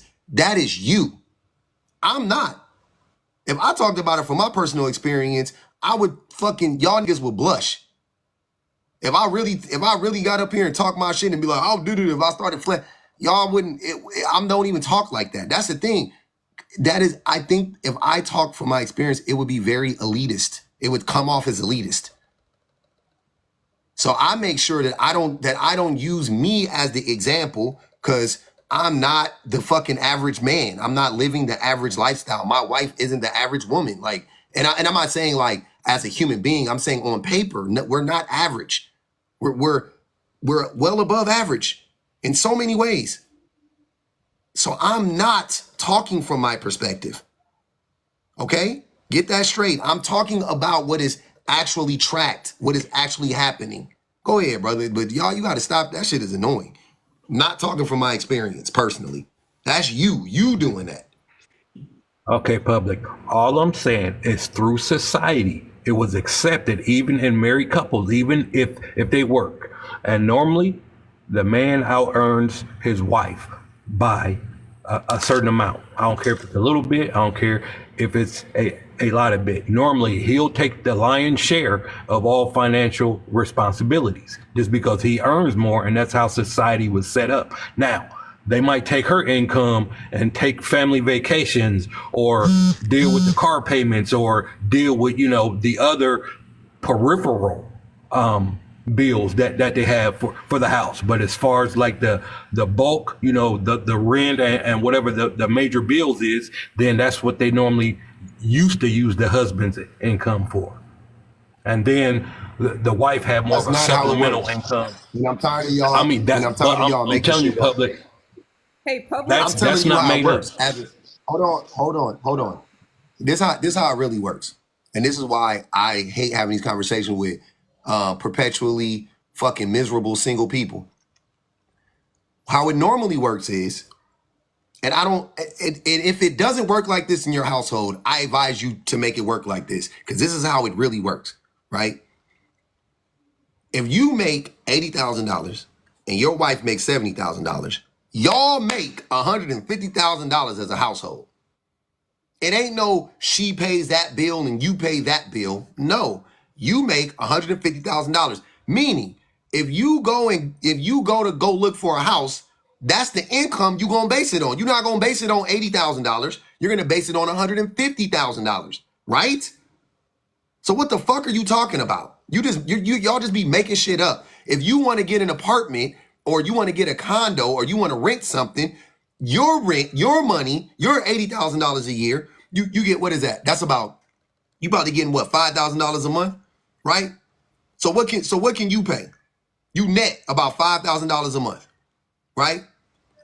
$80,000 a year, about $7,000, right? $7,000 a month, $7,100 a month, whatever it is, $7,200 a month. Cool. So I'm sorry, close to like $7,400. So you making like $7,400 a month. Cool. So how much could you be? What can you afford on $7,400 a month, right? Like because more than likely, if you're making that much money, you live in like in a place where you got to make that much money, right? Like you ain't making $80,000 living in fucking Timbuktu, right? You making $80,000 living in the city. You paying what? You could pay what? $1,500, $1,700, $2,000 a month. Okay, $2,000 a month. You got kids. What is $2,000 a month gonna get you? Not much in most cities.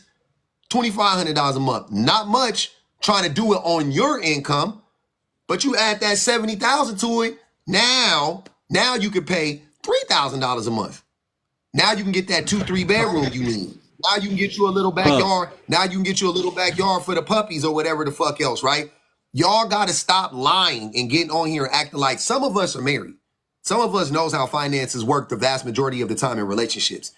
If anybody is telling me that you base y'all income on you base where you live based on where one person lives. I mean, where one person can afford to live. You're just fucking dumb.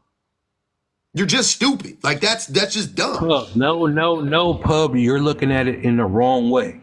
I said, if you can by yourself afford the lion's share of mortgage, all of that, even though it was based off of y'all combined income, say your mortgage is $3,500 a month, and you can pay that $3,500 by yourself, not including her income, you're taking care of that.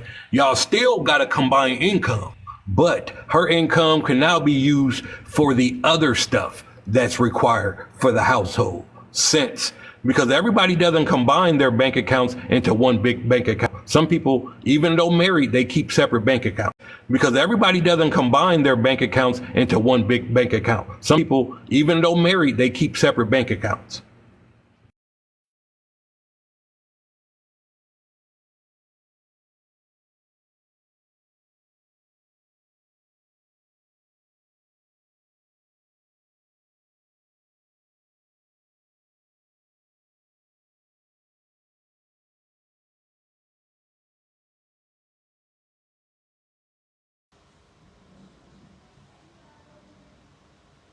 want with men.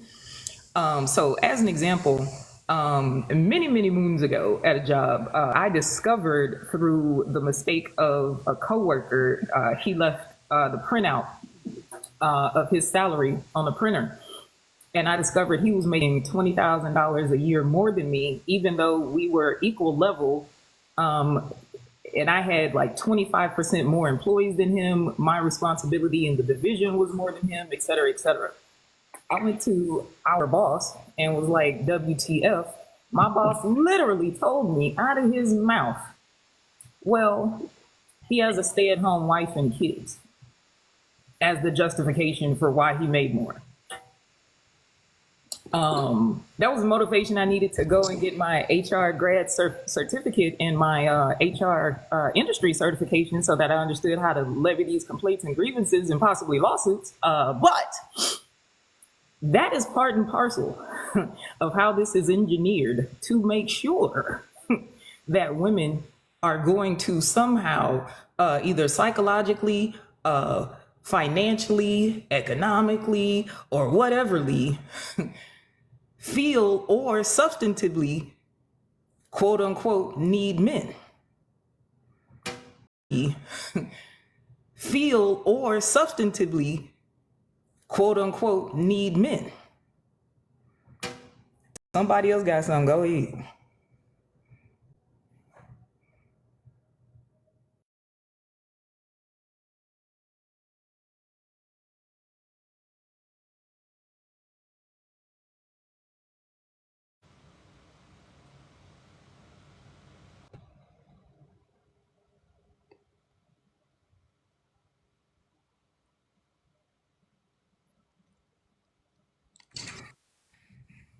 Pub?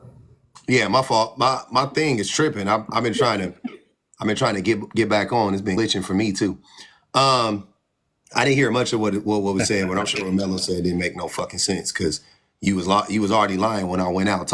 You tried to walk that shit back, and I told you that don't make no sense to sit up here and say that the man is paying the mortgage and she just paying the extra bills around or whatever the fuck you talking about. That was bullshit. That was my point.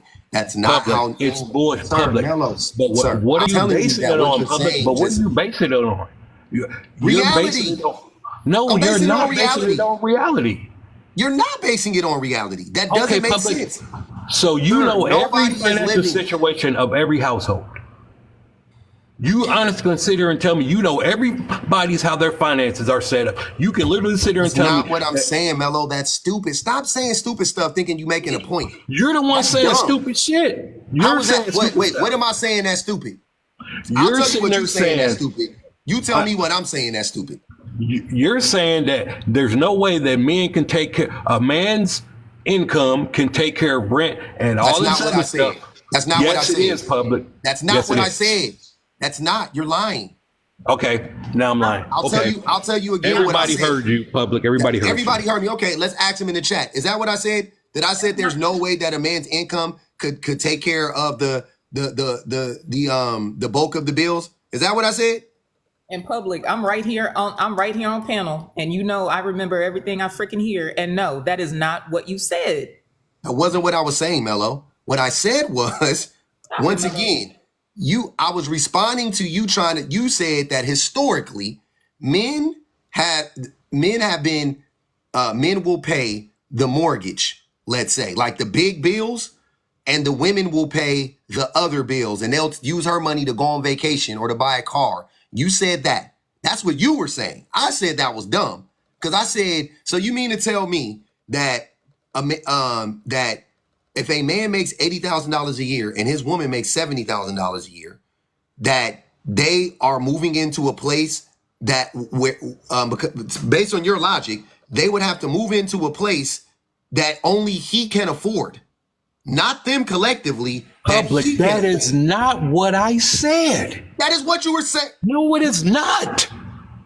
Public, I said whatever their mortgage is, say it's $3,500. I said, if he can afford that whole $3,500 for himself, they're still adding in her income, but her income can be used in other places if he can afford the mortgage by himself. Think about what you're saying. This is dumb. It's not you.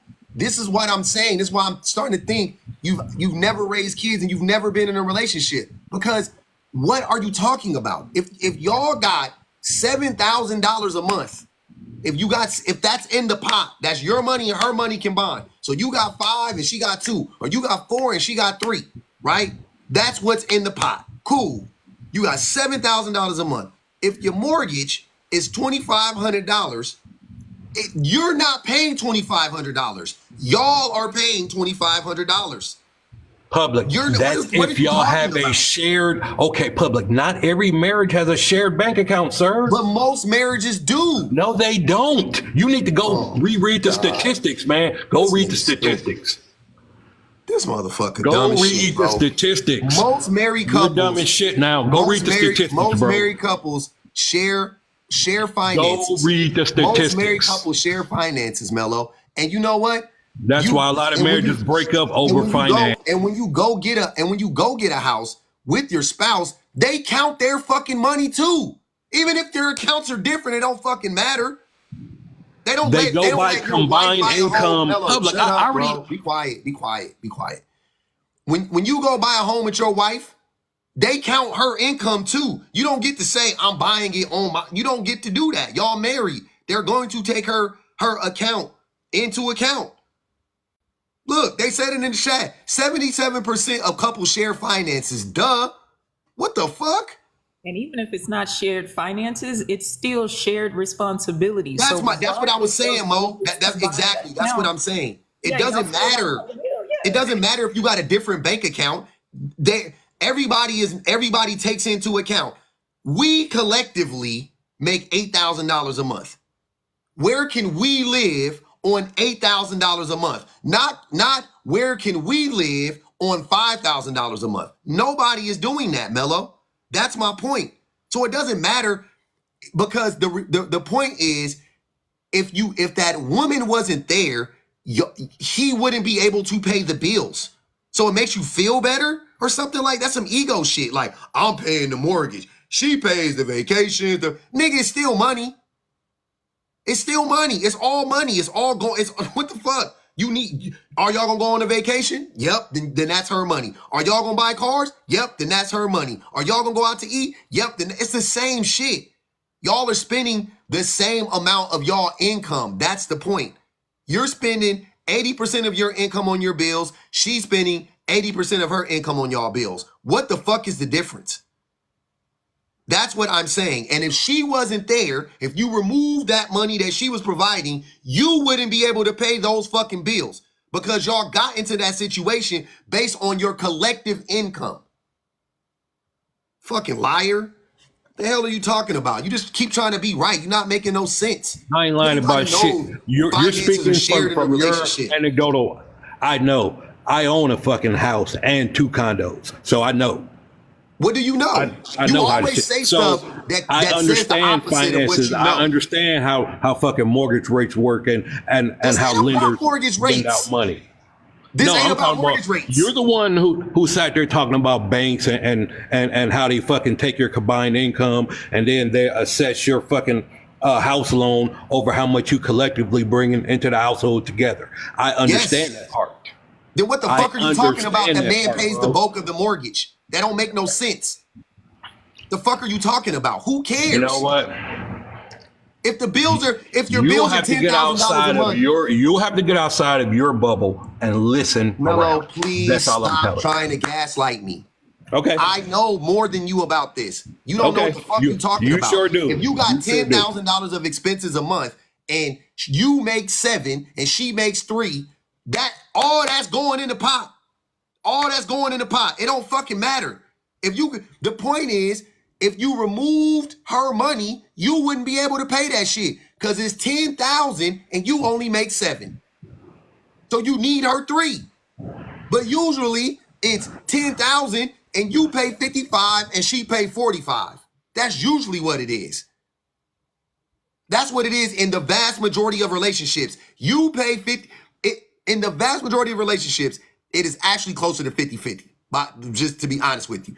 But if you mesh all the money together, it is 55-45. 55-45. You mesh everything together, 55-45, 57-43. That's my point. So what are you talking about? That's the reality. This ain't once again, this isn't my lived experience. If I told you my lived experience, I would make you blush. I would put y'all to fucking shame. That's not my lived experience. I don't like getting online and being like, oh, man, I did this and I own 2 cars. You've never heard me say stupid shit like that. I don't give a fuck. Negro, we just heard you sit there and say what your house cost and blah, blah, blah, just the other day. When? I never told you how much my house cost. Yes, you did. Hold on, I wait, did. Oh, yes, you did.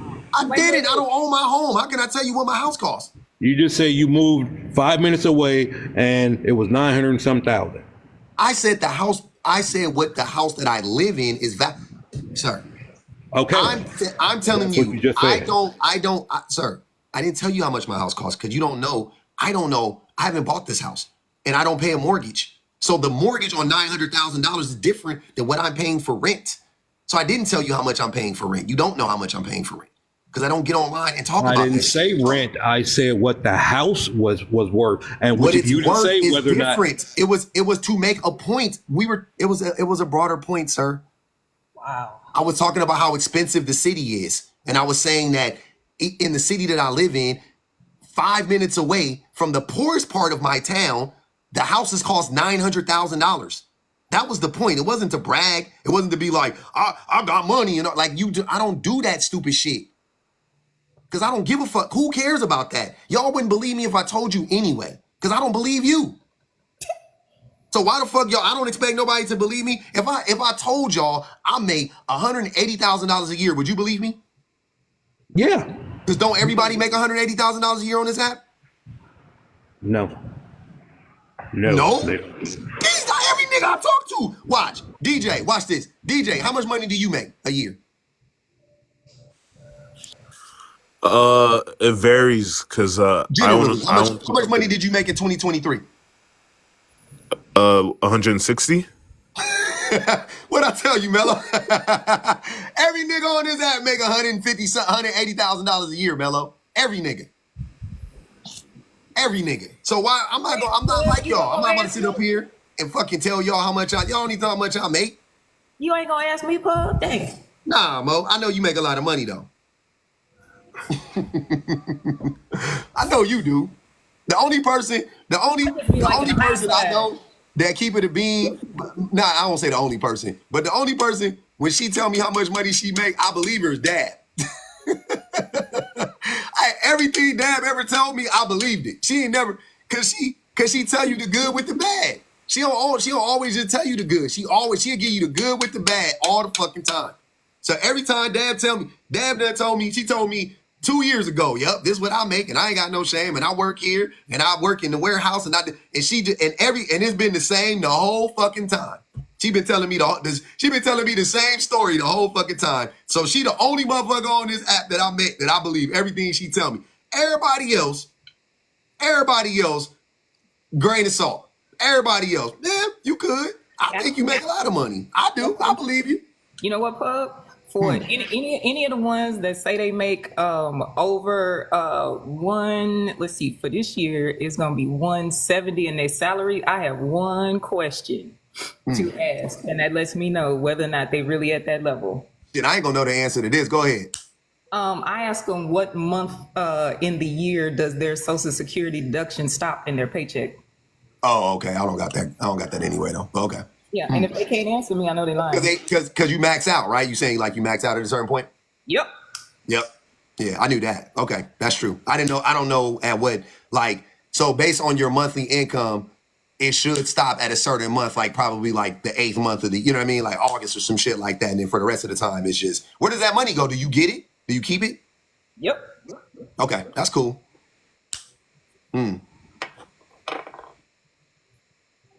DV Phil said end of November. So you get 1 month of not paying If you're making 180, Yeah, I ain't gonna give all the details because I don't want motherfuckers to figure out how to lie different, and then I gotta give a new question. But yeah, it's one of those. If you know, you know. yeah, that's all I'm saying. I don't know. I wouldn't. Hey, and you know what's funny, Mo? I wouldn't know even if it applied to me. And then also, it's still a poor man's conversation because that is still the poor way to get income. You are being paid salary. That is still the poorest way for you to receive income overall.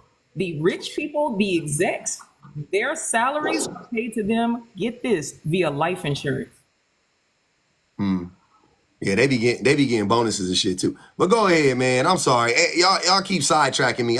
Mello, you killing me today, man. You on one today, brother. You've been saying a lot of faulty. No, Bub, I ain't Normally saying you say nothing some faulty faulty. shit. Your lifestyle is just different. Like I said, I don't use my life, my nigga. No. How many I'm times I gotta tell you, no. Mello? I'm saying I swear to God exposure. that nothing I'm I'm telling saying you is from exposure my perspective. of. I swear, I promise you with all my heart and soul, nothing I'm saying is like coming from a place of like, oh, this is what I'm experiencing. Nothing. Now, one of these things that I've been talking about today, I don't live in the hood.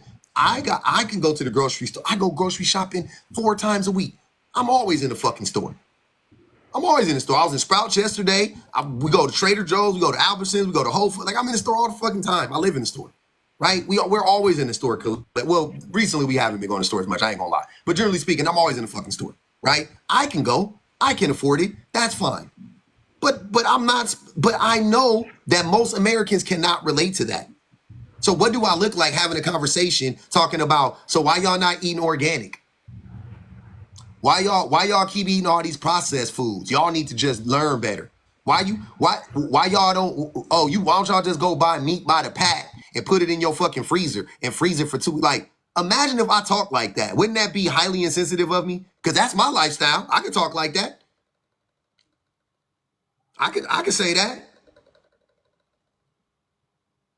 You are projecting. That is how you talk. You only talk from your perspective. You don't know shit else outside of your perspective. I'm not Half the time you projecting. be lying about that shit. I have been struggle. I've struggled. Like I said, I've struggled. When, Mello? How long ago? Probably, what is it now, 2024? Probably back in like 2004, 2005. Okay, I was struggling too in 2004. Yep, and I ain't forgot about it. That's the only difference. My memory better than yours. I haven't forgotten. I remember it vividly, and I will forever remember it. That's why I will not. That's why I refuse to get on these public platforms and start talking crazy about people who are financially struggling. I refuse to do it. Nobody is talking crazy though. Like, public. Listen to me, public.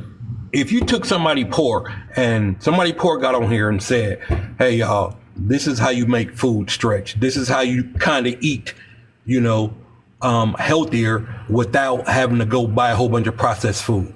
They're not speaking down on anyone. They're giving you a different perspective that maybe you had thought about. Poor person? Huh? Where is that poor person? I told you that was me. I told you I used to shop per meal. I shop per meal, bro. I was in the store probably 5 days a week, 6 days a week, because I shop per meal. What poor person has time to go to the store 5 days a week, Mello? My whole point, Pub, luckily. No, please do not. No, Pub, because luckily in Skyline, I had a store that was not even I'll minute ask the away. question again. Do you think that is average? Do you think most working class people, because I'm thinking about my mama, I could close my eyes right now and I could tell you my mama's schedule like it was yesterday. I remember it so vividly. I remember my mom working 12. I remember my mom waking me up to go to school, and that was the first time I saw her and the last time I would see her until it was nighttime that day. My mama would come home 6 to 6. She would leave at 6, come home at 6, right?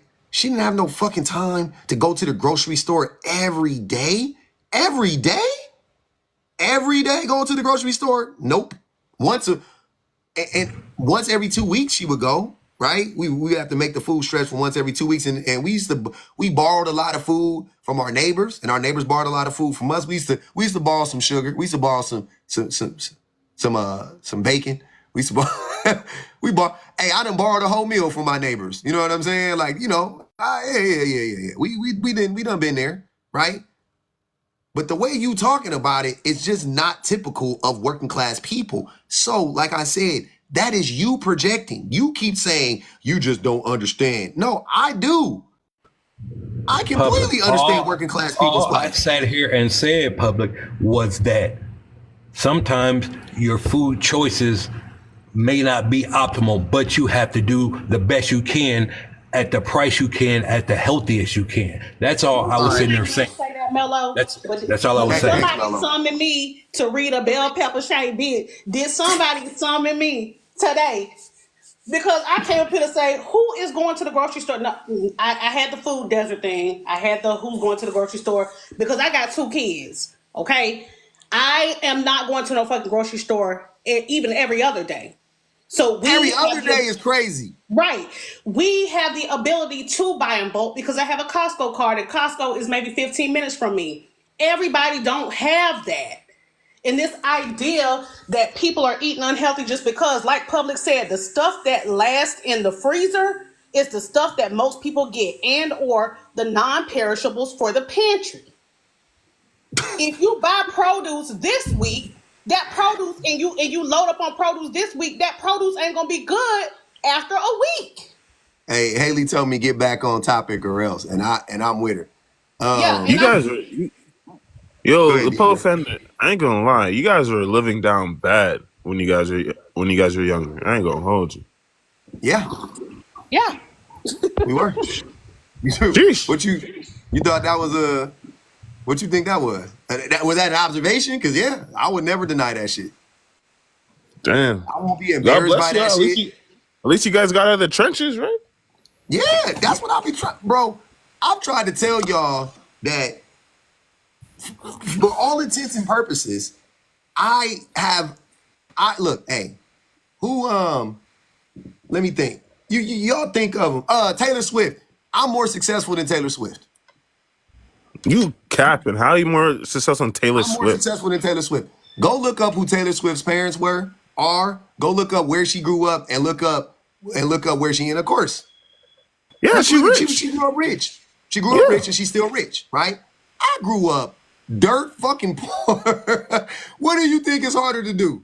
To grow up dirt fucking poor, in poverty, in the crack epidemic in the 80s and 90s, in the middle of LA, in the middle of the hood, and make it about that shit to living a comfortable middle class life, or to become Taylor Swift from the resources and the access that she had. It's more integrity. Obviously, sensation. Go ahead. It's obviously more integrity if you grew up poor, then you become rich. You know what I mean? Obviously. I'm not rich though. You gotta feel me. I don't even gotta be rich. Listen to what I'm telling you. Why aren't you on your way? I don't know. Rich is relative. But I'm saying that growing up, this is poverty, right? And if you ever grew up in poverty, there is like there is a weight. There are weights on you, and growing up in poverty is like growing up below the ground, right? And let's say the surface is not poverty. So everything poverty and up, right, is on the ground. Whether you're on the ground or Taylor was in the air. She was in a 2-story building where she started. But everything above poverty is above the ground, right? When you're in poverty, you are below the fucking dirt. You have to literally fight through the dirt just to get to the ground. And then from the ground, you got to go up, right? You got to go wherever you go. That fight from the dirt to the surface level is way harder than the fight from the ground to the sky. That's what I'm trying to tell you. You cannot compare that shit, bro. Like anybody that's done it, all of us in here that's even come from anything close to that shit, anybody that has done it, you cannot tell me that they like my kids, like my children, when they grow up, like if they don't go to college and if they don't go, if they don't be worth, if they don't, to me, if they don't grow up to be extremely successful, I did something wrong. Like I'll blame myself, right? I'll blame myself. If they don't, and I'm not saying Taylor Swift, but if they don't grow up to be just extremely successful, if they don't grow up, I'm talking about quick, not when they 50 fucking years old. I'm saying like in their 20s, late 20s, early 30s, if they don't go to college, get out of college, get a well-paying job, be well-established, own a home, before, like, I did something wrong. I'm doing something wrong. That's what I feel like because of the resources and the access to resources that they have now, right? That's what I'm saying. But me, my nigga, just having a car note was an accomplishment. Damn. Just having a car note. I got my first car note. I had my first car when I was younger. But financing a car, 25, 24, I had to go to like 13 dealerships. This is before the internet wasn't really what it. I went to so many dealerships, bro. I went to so many dealerships. I could tell you the story about how I got approved. It's So hilarious. in 2024, where were you working? 2024? No. I'm I talking mean, about sorry, when I was younger. 2004. I Sorry, said when I was 2004. I said when I was 24. Yeah, I got it when I was 23, I think. So that was 2003. So I'm sorry, 2005. So in 2005, that's when I got it. I'm trying to tell you, bro, the shit is just different. Like financing a car, that shit was an accomplishment. Did it get repoed though? It got repoed. Yeah. It got repoed. I couldn't keep up. Damn. Yeah, I couldn't You keep got a up. repo? Oh yeah. Oh yeah. Were you Actually, not working? I wasn't. Not at the time. Not when it got repoed. Not when it But got that was a repoed. problem. You weren't grinding. No. I was. I lost my job. Shit happens. I couldn't go to mommy. I couldn't go to daddy and be like, hey, can you give me a small loan? Like Trump got a small loan of $1 million from his daddy. I couldn't go give me a small $500 loan from my mama. My mama didn't have it. You know what I'm saying? No, you don't do that. You just keep on going and get it. You know what I mean? I couldn't even There was I couldn't even live at home. I couldn't even live at home at that time. Like there was no place for me to live. Like, you know what I'm saying? Like I lost my apartment. There was no place for me to live. But I will agree. I was an able-bodied person and you know what I'm saying? I could have done better or whatever, but I lost my job, and, you know, whatever. And shit happened and, you know, but I ended up getting back on my feet. But my point is that it was a lot of that type of stuff happening. You know what I'm saying? Like in my life, like those were big accomplishments. Like moving out to my own apartment, that was a big accomplishment. You know what I'm saying? But coming to where I came now, you know, I'm getting to now, like being married or whatever, having kids, doing it the right way, like getting married first, not having a fucking kid, bro. Not having a child when I was 19 was an accomplishment to me. Like when I made it to 19, childless, I was like, I'm the fucking man. My mama had her first baby at 19. My sister had her first baby at 19. My brother had his first baby at 19. Were they struggling? Out at 19, I was like, were they struggling? What was the difference between you and your brothers? Nothing. My brother was struggling. Hell yeah. That nigga worked at my brother worked at the Piggly Wiggly. He worked at Food for Less Food Savers, one of them trash ass stores. And he was like their best employee and shit like that. But he worked and he was a grinder. He got a shitty ass apartment in the most dangerous part of town. You know what I'm saying? Nigga literally lived in an alley. My brother literally lived in an alley. Like his apartment, you had to go down an alley, and the apartment was in the middle of the alley. That was the entrance to the apartment. There was no other entrance. There was no front to the building. That was the front of the building. In an alley.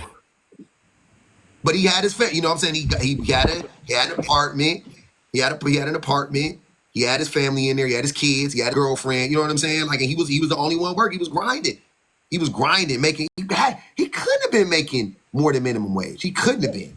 In public, you can tell this is how you know people aren't living real lives out here, or they only want to portray a certain thing on the internet. Because y'all know when I was pregnant, towards the end of the year, we had banked on Phil getting paternity leave, you know, for him to be there to help me with the baby.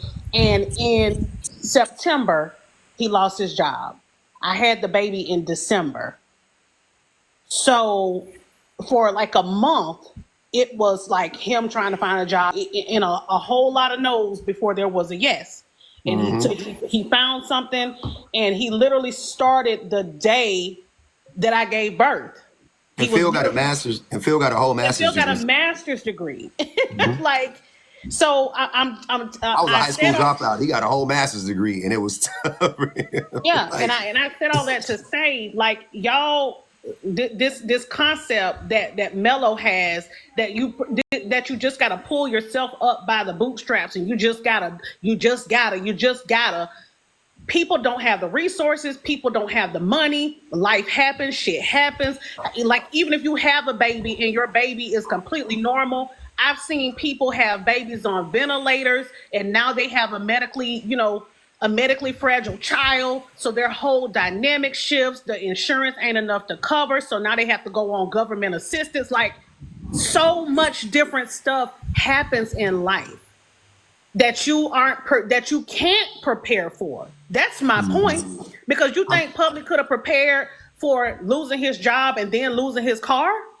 Even if he grinded for a month or two, he behind the 8 ball 3 months. They coming to get that car. oh yeah, And now you gotta hope your first check, but you gotta hope your first check is sufficient to even catch up. But then what happens to your rent, utilities, groceries in the meantime? So you choosing that over that car. Fuck that car if you can't feed your kids. And they know that, and that's why they be reluctant to give people cars, because they know, like, if you gonna prioritize rent and food and over your car. Everybody is. They know that. Everybody, Public every offenders. time. Yeah, go ahead, DJ. That must have messed up your credit though. Yeah, it did. I had bad credit for a long time. Word. I didn't even do anything to address it for a long time. I have it to this day, y'all. I got a lease. I lease one of my vehicles. That's the only well, I got a Macy's card in 2023 in like December, but it ain't got nothing. We could close it at this point, but we not. But that's it though. Like, I have no debt. Like, I don't have no, because I've been afraid. I got used to not needing credit. Right. So, you know what I'm saying? Like, and now I don't got nothing. Like, I don't need, like, everything I get. I'm like, yeah, we could pretty much buy. So the next thing that I buy where I'm gonna have to, like, really whatever's, buy a house. That's it. But I don't really plan on, I could buy most things that I want cash. I don't need to finance anything. I don't, you know what I'm saying? I could buy a car cash if I wanted to, you know what I'm saying? But like, I just don't, that's just how I'm living. You know what I'm saying? Like, I just don't like do much with credit because I got used to having fucked up credit. Word. Right? I got used to having fucked up credit. It's shitty. It's sad because they don't teach black people in the black community how to use credit. You know, using the government money. DJ? It's very beneficial. But I think you're missing the point. It doesn't. Whether you have good credit or not, you still got to make the payments, brother. So my mama got a 750 credit score, but she don't got no fucking money. So what good is the credit score? You know what I'm saying? Like, she got a great credit score, but she ain't got no money. She can't buy nothing. She can't go out. She can buy, with her credit, she can buy a Mercedes-Benz. Can she afford the payment? No. Yeah, but she could get a loan from the bank. If she has a good credit, the bank will loan her a good amount of money if she knows what to do with it. To do what? God. That's not even, just because you got good credit. It's so hard to get a micro loan, DJ. Do you know how hard it is to get a micro loan? It's extremely difficult to get a micro loan from a bank. Like, especially as a black person, especially as a black woman. But as a black person in general, no, black women these days are eating. They're taking over in business. No, these days, yeah. So no, they're just doing. Hold on, wait. I'm tired of y'all. Here's what happens. Black women or women in general do better than the women of old, and y'all think women are taking over. They're not. They're just doing better than the generations prior to them. They're not taking over. Overall, we all still losing, baby. They're still oppressed. They don't got a leg up. They just be grinding. They just be fighting. They just be, you know what I'm saying? Like, y'all be like just saying stuff like they're just doing, since they're not like just laying down and taking it like men are, right? Like, men are just laying down like, oh, I don't got access to a woman, I'm not gonna work. Or they be on the job and you see men being lazy and not working and shit like that. You don't see women doing that, so you think they're taking over. They're not. They're not. I wish they were. That's not me a hate. That's not a hate thing. I wish they actually were taken. That'd be fucking awesome. But they're not. I mean, can I get in on this? Can I get in on this real quick? So also, I want to make sure that we are properly differentiating because I think DJ was leaning in on business loans. Yeah, business loans. Hold on, DJ. Hang on. I want to make sure that we're very clear on this because I work in the financial space. So business loans and the ability to get that is very different from unsecured or collateral-based, consumer-based loans. So let us not conflate the two and begin to think that Black women have a different power in the consumer space versus the business. So yes, while business loans may be accessible in some kind of way, in the consumer space, absolutely not. If Black women were getting so many business loans, then why would they have to create special programs for Black women to get business loans? That doesn't make sense. They don't got to create programs for white men to get business loans, right? There's no white man business loan. Them is just business loans because they give them to white men. They don't got it. Same thing in schools. It's like if they have to make a concession, right? If they have to make a concession, it's because the people are being blocked out. Like that's what it proves. So if you can say like, well, they got all these programs for Black women. Why would they need to create programs for Black women if everything was equitable? If Black women were winning so much, why would they need to create a special program for them? It doesn't make any sense, right? They have special programs for first-time home buyers if the playing field was so even. Because a lot of people, like Public said, have the credit but don't have the capital. Some of these cultures, they're able to gift their children $25,000, $30,000 to get a head start. A lot of Black people, especially if you grew up in poverty and your parents grew up in poverty, they don't have access to that kind of money. So you can't go to your mom and dad and get a loan for 25, 30. You can't, well, not even get a loan for 25, 30, but not even a gift. That's what I was gonna say. That's a gift, and they've been saving that up for them for their whole life. And here's your first down payment on your home, $100,000. Like what?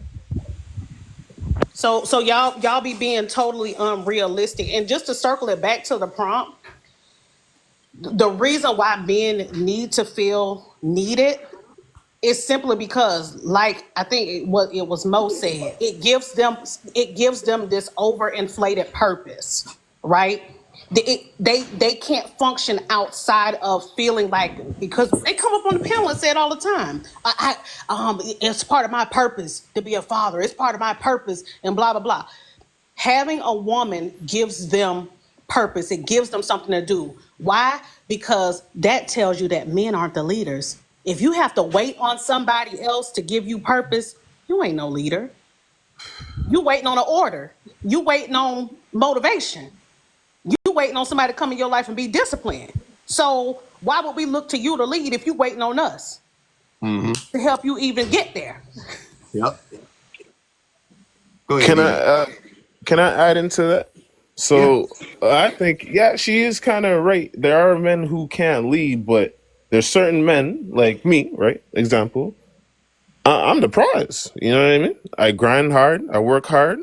I got, by God, I get, God blessed me with 2 companies. So damn, you know what I mean? I'm the prize. Why does that make you the prize?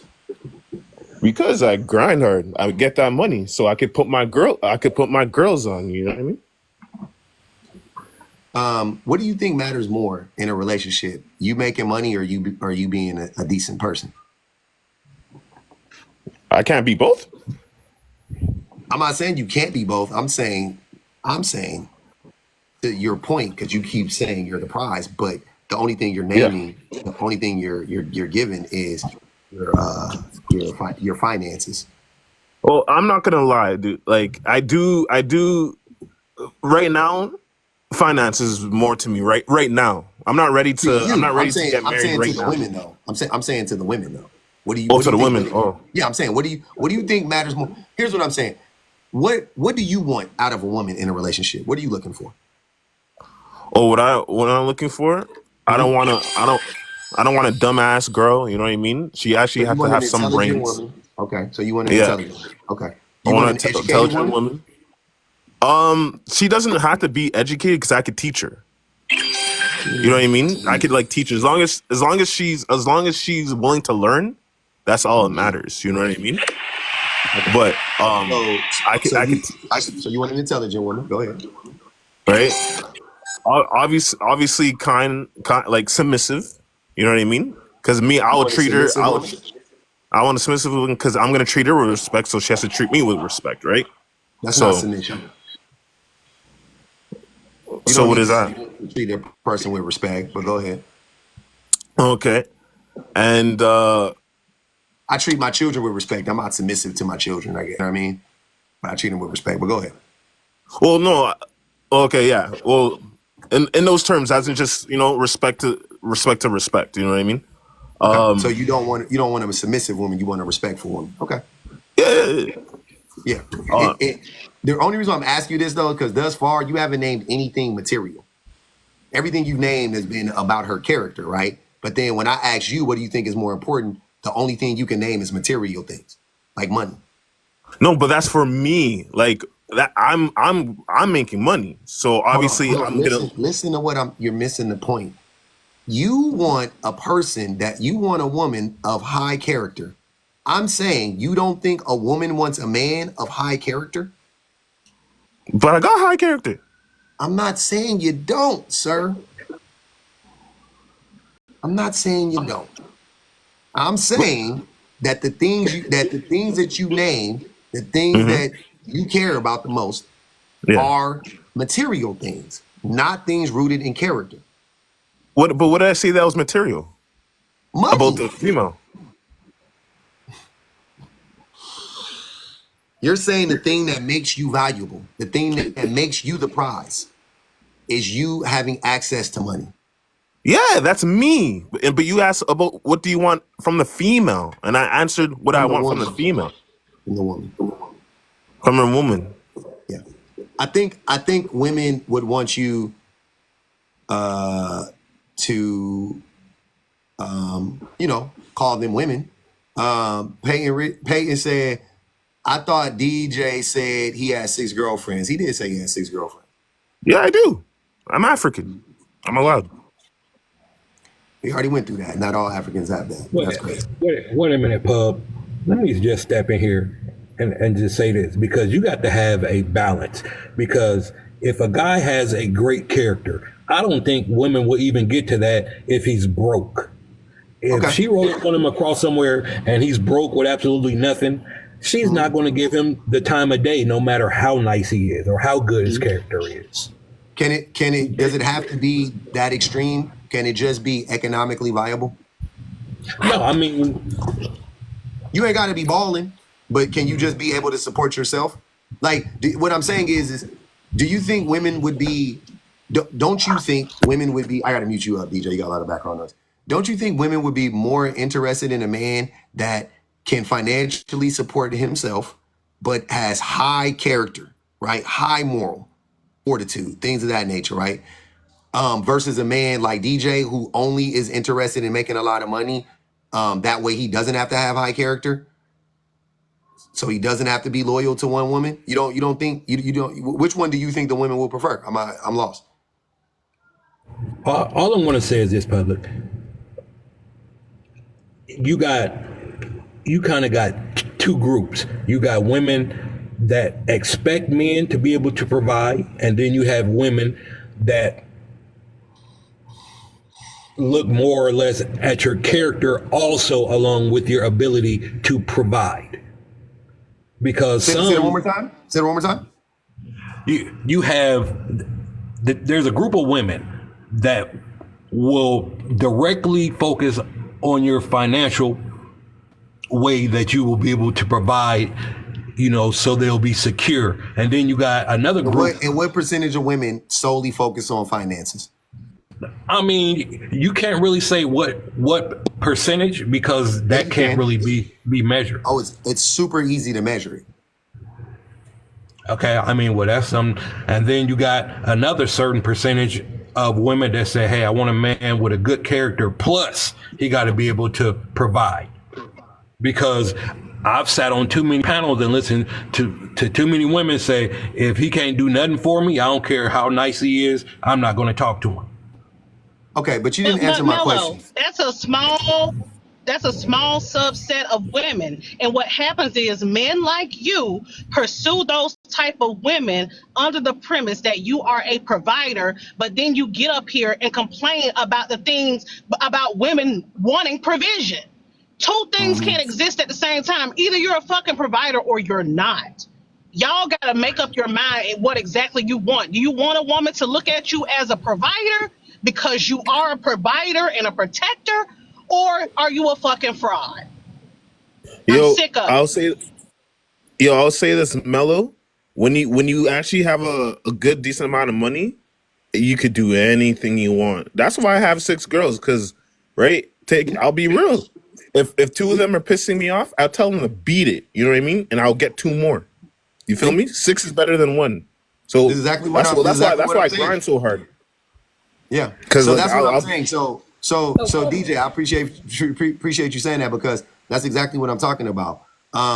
Most men who are who buy into this idea that I'm a grind and I'm gonna make all of this money, they do so that they don't have to be actual human beings, so that he can get away with being a shitty human being, right?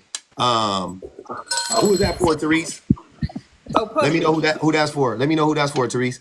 You know what? So here's the other side of that, and why we now have which 4 one, Therese? Hold on, wait. Which one? Who is it? DJ. She said DJ Oh, DJ. Okay. in the comments. All right. So the missed flip it. side of that, so he grinding so I can have all the women's I want. And women get tired of that. So on the other side of that, we grind so we ain't got to deal with no man at all. Because it's either that or it's a woman like me who I do not need a single dime from a man, period. Have never asked, have never needed, ain't looking for it, ain't had my bills paid. Now what? And most Now women men- don't. Yeah, and now men are like, well, I mean, I don't know what you need me for. Bro, pick a struggle. God damn. You was Most complaining women- about having to pay for shit, so I went and did the shit, so I don't need you for that shit. Now you don't know. Like, you know what? Listen, start date. Day 2,465, still celibate. Keep the party going. Cause y'all are too confusing. Mello, I got a question for you. All right, go ahead. Erica said, Mello is a man paying half the mortgage. I'm sorry. Mello is a man paying half the mortgage a provider? If a man pays half the mortgage, is he the provider? No, he's not the sole provider. He's the co-provider. Because they're both providing. The provider will point to he is the provider, the sole provider, right? Or the bulk, right? Now, what percentage of I men? mean, yeah. Well, no. He wouldn't necessarily say. I think he will personally look at himself as the provider because he's able to take on that by himself. But wait, Right. Mello, Well, I mean, right. what percentage of men pay all the bills in the household when they have a spouse? Pays every last bill. What percentage I would of say, men are the breadwinners in the household? I mean, as of what we read yesterday, 55%. No, 25%. No, it was 55%. No, it wasn't. Okay, you can go back and open up the panel again. 25% of men. It was 55, 26, and 14. It's 25% of men. So you're telling me 55% of men are the breadwinners in the household?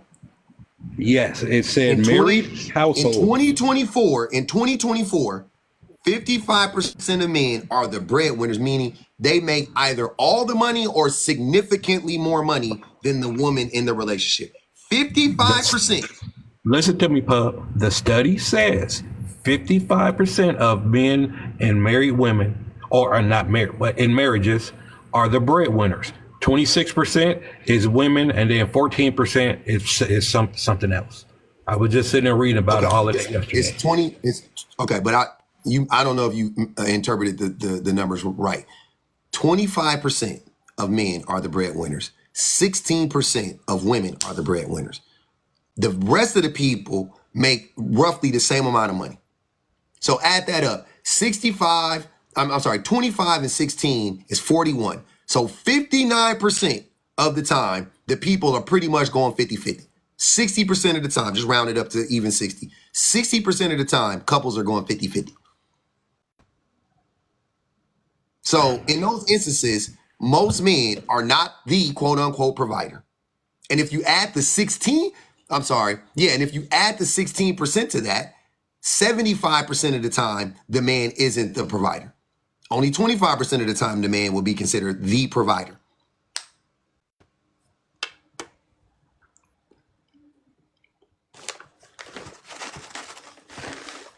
So I'm not understanding. Go ahead. I just Googled it because I always have it Now right let here. me now watch Check- him check back it out. Hang on. It says just over half, 55% of marriages today have a husband who is the primary or sole breadwinner, and 16% have a breadwinner wife. This is as of April 13th, 2023. I just Googled this just now. Okay. Damn, I can't wait for my shit to come up. This is wicked work. Now we got to do this every time. 55% of men are not the breadwinners. And that's according to Pew Research Center. Hmm? Go ahead. I'm listening. Go ahead, Kay. I'm getting on my computer right now. No, I was saying it's so funny to me. Okay, Mello, let's entertain your point. If you're correct, then what the fuck does that matter in the grand scheme if y'all want to be providers? If y'all want to be providers, what does that fucking matter in the grand scheme? Isn't that the point? Okay, I don't think anyone is complaining about being, especially people from certain, like, for instance, I'm from Gen X. That was expected. You've been bumping them dentures up here for 2 hours talking about the adverse reactions of being a fucking provider. Now, be for real, Mello. Wait a minute, who was talking about the adverse reactions? I was talking about the growing pains of being a provider. How you Same start thing. off. That's what she just said, Mello. The growing pains, aka the adverse react. That's the same thing, bro. I've never been complaining about being a provider. I was just talking about how there's levels to how you can start off here. I don't take back being a provider. I don't look down on it. That's my responsibility. I've always accepted that responsibility. So being a provider is how I was raised. That's how society normally used to raise men. Men were raised to be providers. Okay. And that started with the patriarchy. Mm-hmm. Go ahead, John Vance. That's generally, like, in the West anyway, men are raised to be providers, but I find women throughout the years have had unchecked behavior, bad behavior. There's always, when it comes to divorce, the men is always blamed for the divorce, and it's never the woman's fault. I think that's probably the main issue. I think men face a lot of hurdles nowadays trying to get into relationships because they are they're systemically oppressed since they were little boys because of toxic masculinity, I guess, supposedly. Okay, so I just want to do one because you kind of made a couple points there. Hold on. I want to make sure we address this point by point. So, so you think men are in 2024? I don't, even historically, I don't think that's been the case. Men have proven to historically be lazy as fuck, but being the quote unquote provider, right? In a time when women couldn't work, is not men being raised to be providers. Not to me. I don't think men were raised to be providers, because what has changed? We still got to work. We had to work then. We got to work now. Nothing has changed. Well, I think there's proof. Hold on, John. I think there's proof now. I think now reflects that men actually were never made to be providers because of A, how much we complain about being providers when we are asked to be providers, and B, how many men check out how many men check out of the process of being the best providers that they can be, meaning men don't get higher educations after high school. Men don't listen and pay attention in high school, right? So we're talking about literacy rates. We're talking about reading comprehension skills. Men are not interested in doing the things it actually takes to make as much money as you possibly can make. We're not. We're entitled. Men have been taught that all you got to do is have a fucking penis and go ask for a job and you're going to make 6 figures. Because that's what it was like during that one snapshot in time, by the way, 1945 to 1970 or whatever, that one little blip in American history when the tax rate for the uber rich was 90%, right? And it was a golden age of America, so to speak. And jobs were booming and men could go get jobs and there was little to no competition because there weren't any women in the job force. And the houses cost a quarter or more realistically, the houses cost 1 year of your salary, right?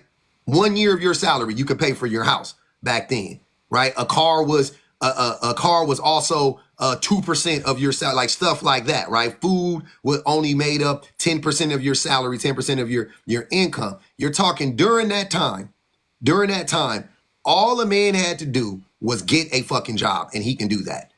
All a man had to do was get a job. Like, so, and I'm, for the most part, I won't even say black men specifically, because that wasn't necessarily true for black men, but just in general in this country, especially if you're a white man, all you had to do was get a fucking job.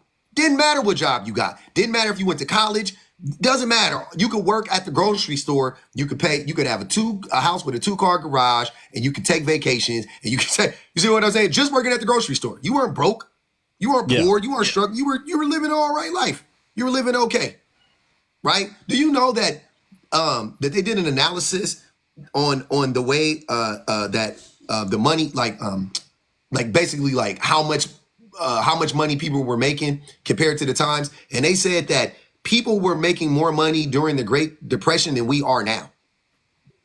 Oh, like I if you adjust that, yeah. for inflation and all of that stuff, they were making more money during the Great Depression than we are now, right? Yeah. So you want to take a snapshot, a blip in time of America, and say that based on that blip, that men were raised to be providers, we weren't, and women now, because they don't want that life, that they are exhibiting negative behaviors, and then you connected it to divorce rates being blamed on men, which they are.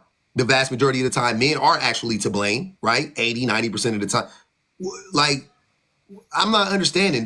Like, why? What? Okay, so what about divorce? Like, it's no fault divorce. So basically, any party can leave at any time. Yep. So the man can leave. You know, he says, I feel uncomfortable in this relationship. I don't really like, she's back talking me, and she's not treating me well. So I'm just going to leave. Like, so the man can leave, but that's also the same for the woman. And the women, you're right. The Why women you keep do saying, initiate hold on, Vance. close to 80 to let him 90% of the please. divorces. Sorry. Go ahead. Go ahead, John. They I'm do listening. initiate most of the divorces, at least. Women do. So the logical conclusion would be, yes, I mean, in the Great Depression, people didn't really have much, but they still had relationships. Like, it didn't matter what race you were, but Hold on, wait. Go back. Hold on. Moral What point, people. John, what point were you making right there? You didn't finish your point. What was your point? So I'm making a point that if women the vast majority initiate of a lot women, divorces. hold on, wait. If the vast majority of women are leaving the relationships and getting divorced, then what is that telling you? What do you get from that? That need to end no fault divorce. No. Yeah. That's oppressive. But what are you getting from That's that? not though? Oppressive.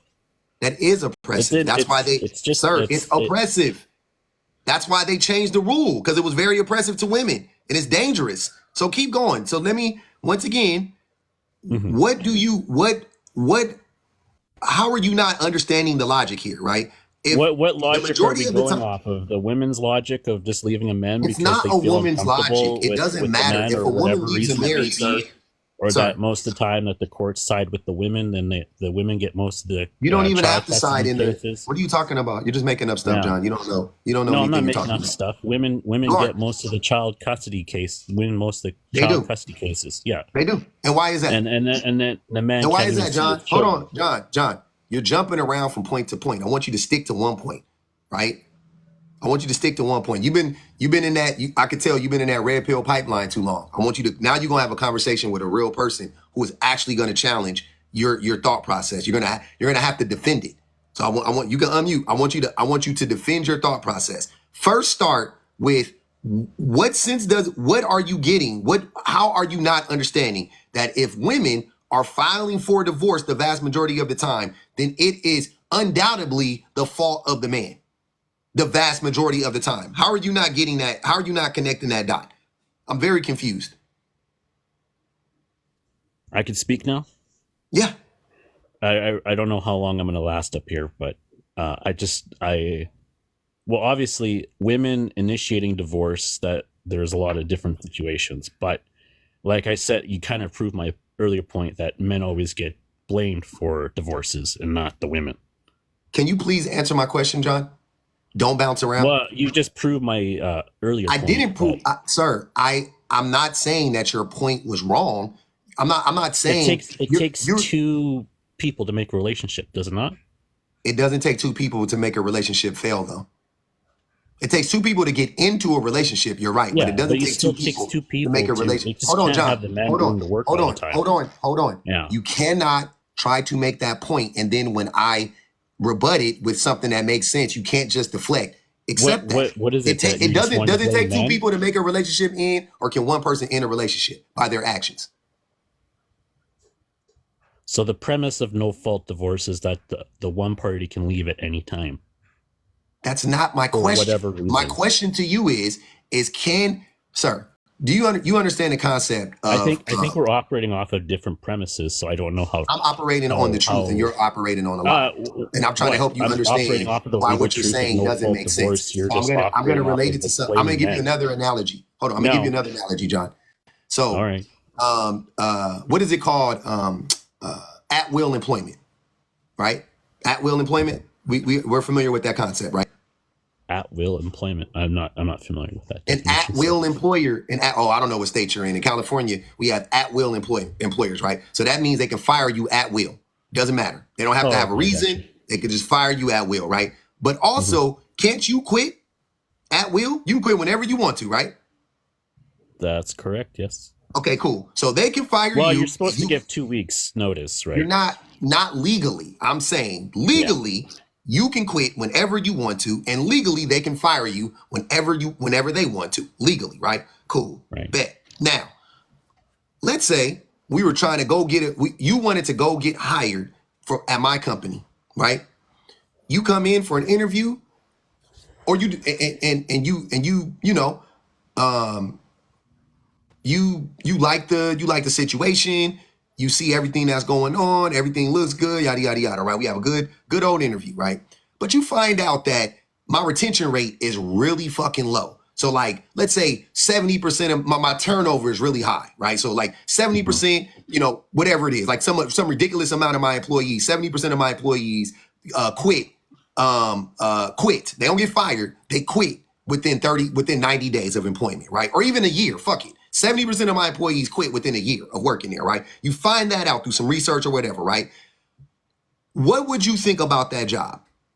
Would you think that all of these, if 70% of my employees are quitting, would you think that it was the employee's fault for quitting, or would you think that it's something about that company that is faulty? I would say both parties are to blame for that. Sir, John, please be honest if you can. I'm being honest. Okay. So you think that So turnover would be either quitting or firing. Would that not be true? No, I'm saying, but in this particular case, I'm saying that you're finding out that it's 70% of the employees are quitting within a year of being hired, specifically quitting, right? So would you not think in your mind, oh, there's something wrong with this company? Or would you think, I wonder what's wrong with all of these employees? That would be, well, that would definitely be into consideration when you're doing an employment, but that would, I think you're just comparing apples and oranges here. Employment is, can you answer the question though? a set term. It can be a contract. But can you answer the question though, John? And don't deflect. You're comparing apples and oranges here. John, So but can you answer the question though? Premise. Fuck what I'm comparing it to. No, Can you answer you're the question? operating off of a silly. Can you answer the premise question, that John? You're trying to cater to your audience John, here. can you just want answer the content, question you just or want not? to harvest content off of people who disagree with you because it. No, I don't. I want you to hold on, wait, John. hold on. Now you're crashing out because you know that you don't have a point, right? Now you're trying to attack me personally. I just asked you a simple question, and I asked, can you answer the question honestly? That's it. That was all I asked. I said, don't deflect, don't run, just answer the question honestly. Don't project, don't put anything on me, sir. No, the only person up here that's lying, besides Mello, is you. I'm not lying about shit.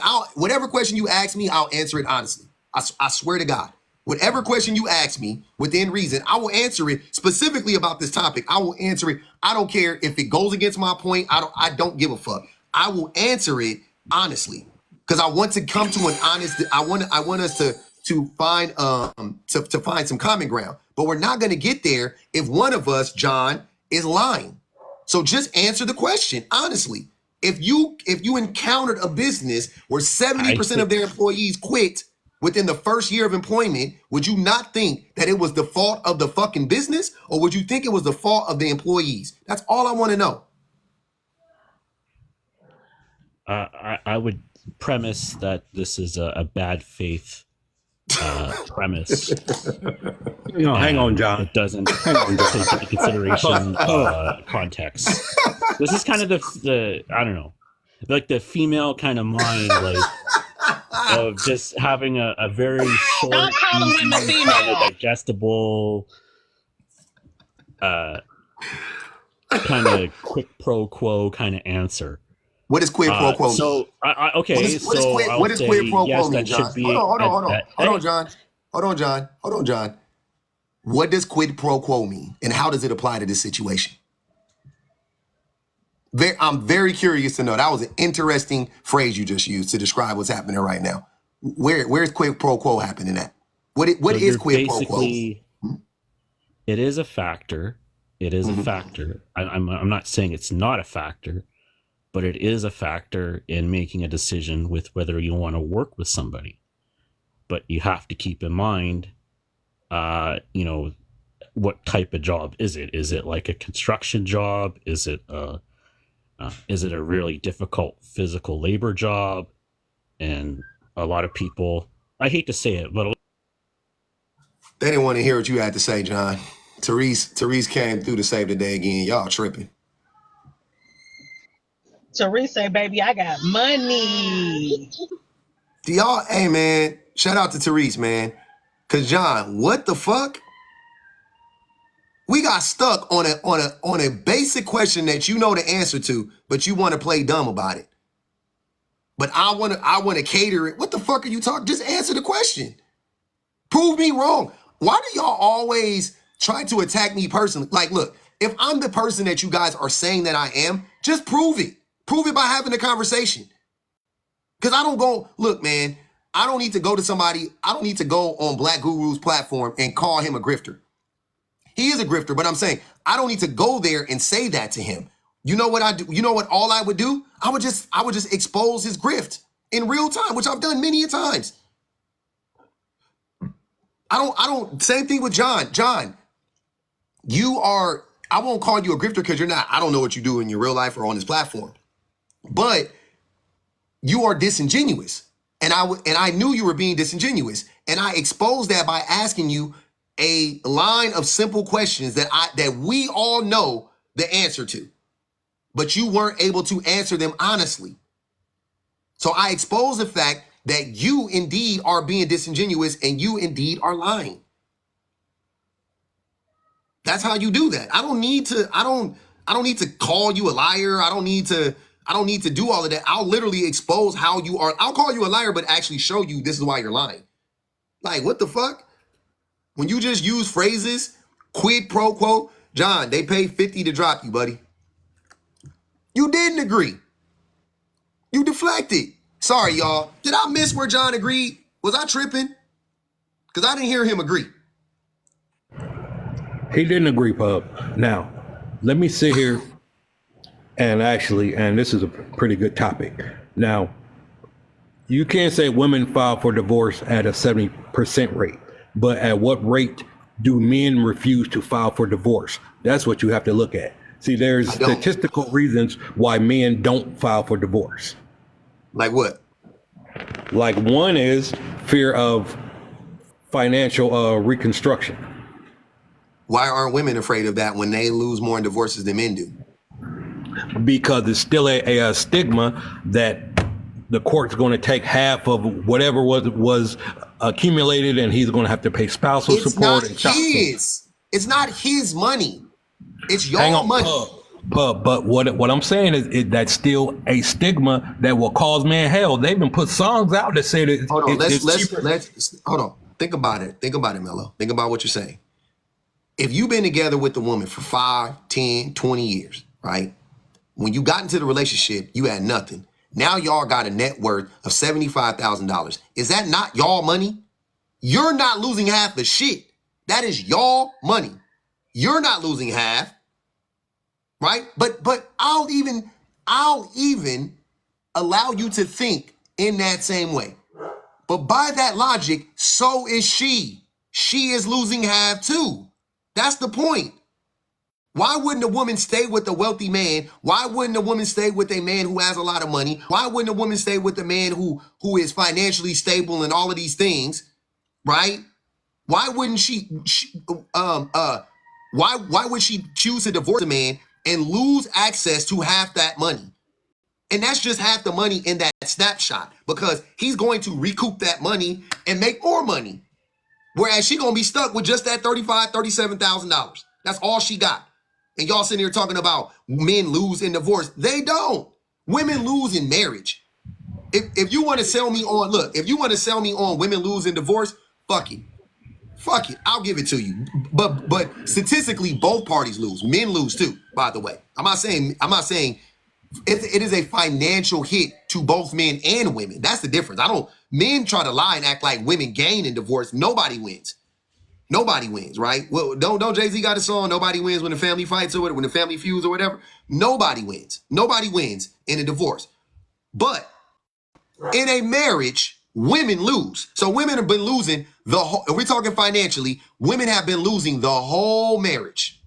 They lose the day they get into the marriage to the day they leave the marriage. They are losing money. Now they get divorced and they recoup some of the money that they lost. Some of it, a fraction of it. And that's and that's if they get that money, because let's be real, most women and men don't go to court. Most divorces don't end up in court. Most men don't pay alimony. Only 10% of people, only 10% of divorced people receive alimony. So 90% of people don't receive alimony, and the majority of people don't go to court. The majority of people don't even have assets to split. So can we talk about the reality of things and not talk about these fucking situations, sir? Yeah, this is wild. The majority of people don't have. But check it out. Listen to me. But all I'm saying is, there's a reason why men aren't quick to run down there and file for divorce, and that's why women file. No, and that's why women because they're not the one being cheated on. They're not the one being gaslit. They're not the one being abused. Public, even if they are being cheated on, they're still not running down there to file for divorce. Men try to stay in relation. No, yes, they do. Men try to stay in relationships. Mello. Okay. When a man gets cheated on, let's be real. Who is more likely to stay in a relationship with the person who has cheated on them? A man or a woman? Like, let's be so fucking for real. Who is more likely to get cheated on and stay in that relationship? A man or a woman? Like, what? So women stay in relationships when they're cheated on way more than men do, first and foremost. Second of all, women get cheated on more than men do. So you add those two things together, what you're talking about don't make no sense. Most men ain't getting cheated on, and But most men, nobody. if they But do see, get how cheated can on, you they ain't say staying that? in a relationship. The statistics say that they cheat at nearly the same rate nowadays. So you cannot 13 say 13 anybody to 20. gets not 13 to anymore. 20. Look at some okay. Updated 13 to 20. We just looked at it the other day. 13 to 20. 13 to 20. My whole point is that there's still a reason why men don't run down there to file for divorce as quickly as women. Because it's they're not being abused. No, because there's statistics and there's stigmas attached to that. That's why most men will tell you it's cheaper to keep her. They put songs out about it. It's cheaper to keep her. Mello, niggas be lying. Why would I ever listen to a rapper? Who lies more than a fucking rapper? That's not a rapper. That's a country song. That's a blues song. It's cheaper to keep her. That's been a saying, just like happy nigga. Public. Just like, okay, so whoever put out Happy Wife, Happy Life is a liar too. That ain't a song. That's a saying. Mm-hmm. And why is that a saying? That's a saying because though, Mello. Hold on. Okay. It is. I just said it's cheaper to keep her because everybody loses money in a divorce, women included. So technically, you're right. It is cheaper to keep her. I agree. I'm not denying that. There's no fight there. The fight is when you try to act like men don't want to get divorced because they're afraid of some stigma or some shit like that, when that's not the case. Men don't give a fuck about being divorced. Nobody shames men for getting a divorce. They shame women though. So the group of people who actually get ostracized for getting divorced are women, but yet they're the ones who run down to the divorce to the court to get divorced the most. And you're not able to. They overcome all the stigmas. They overcome all the fears of losing out on money, all the financial instability, all of that stuff. They are still running down to the courthouse to get divorced. So whatever bullshit you gonna tell me about men, it is 10 times higher in women, and yet they are the ones still getting divorced. They're still the ones filing for divorce because they are the ones getting abused. That's the long and the short of it, Mello. Women are the ones getting abused in their relationship. Men are divorcing women because they found another woman. Men are divorcing women because the woman they have put on 50 pounds. Men are divorcing women because the women they have is starting to expect more out of them as a husband.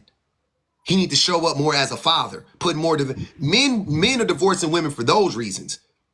Some men are divorcing because of a small group of men are divorcing because of real valid reasons. She's cheating on him. She's abusing him. She's neglecting him. Very, very few men are getting divorced for those reasons.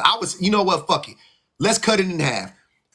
If 30% of men are filing for divorce, I'm going to say half the time, 15% of that, 15% of the time in total is legitimate. It's them actually being like, yep, I really just fucking, this woman is abusing me. This woman is neglecting me. This woman is doing X, Y, and Z. She don't respect me, whatever. And she should respect me because I'm upholding my end of the bargain. She's not abusing me from some place of reaction because I'm abusing her. No. She is abusing me simply because she's abusive. Cool. Add all that up together. Let's say it's about 15% of men are getting divorced for those reasons. The other 15% are getting divorced for the reasons that I described. She's fat. She's she don't suck dick from the back no more. She has taken sex off the table because she don't like you. Like that's the shit men be getting divorced for real. You don't think it's majority? I think that's the majority of the time on some real shit.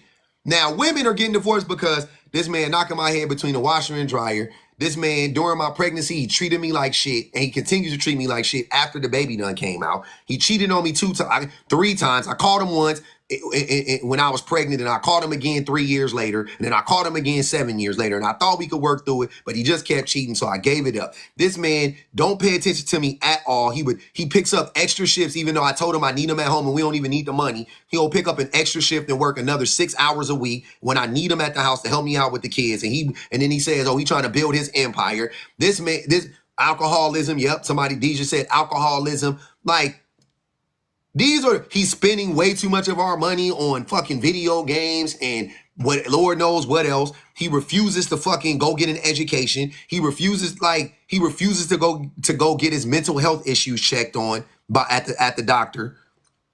These are the reasons women are leaving men. 80, 90% of the time. I'll leave the window open for 10% of the time. Women are leaving men because he done put on a little extra weight. Because he don't eat it from the bike no more. Because, you know what I'm saying? Or whatever the case may be. Yep. I'd say 10% of the time it's about that. Okay, cool. And I'm gonna go high for that. I'm gonna go high for that. But the shit you saying, brother? Nah, bro. So public, why can't she cheat on him and still go get a divorce? She could, but most of the time that's not the case. How do you know that? Because of logic, because of history. No, because there's no stone proof of what you're sitting there saying. No. There's whatsoever. not. I'm not disagreeing with you. There's not. I'm saying though, let's think about it logically. You're right. She could cheat on him and leave him for the other man. Don't get me wrong. But I'm saying let's take all that into account. Take all that into account.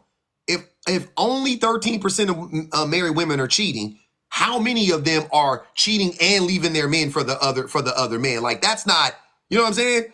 Like, that's not, you think that's happening most of the time? Public, every statistic for every household is different. I don't think there's a general man, I hate when I ask y'all questions and y'all don't answer my questions. But see, can you answer the question though? Seriously, can you answer that question though? Do you think that's happening most of the time? No, I think there's various reasons why people get divorced. All I'm asking you is, do you think that the majority of the time when women cheat, that they are then filing for divorce and leaving that man for whatever reason, even if it's for the other man? Do you think that that's happening the majority of the time when women cheat?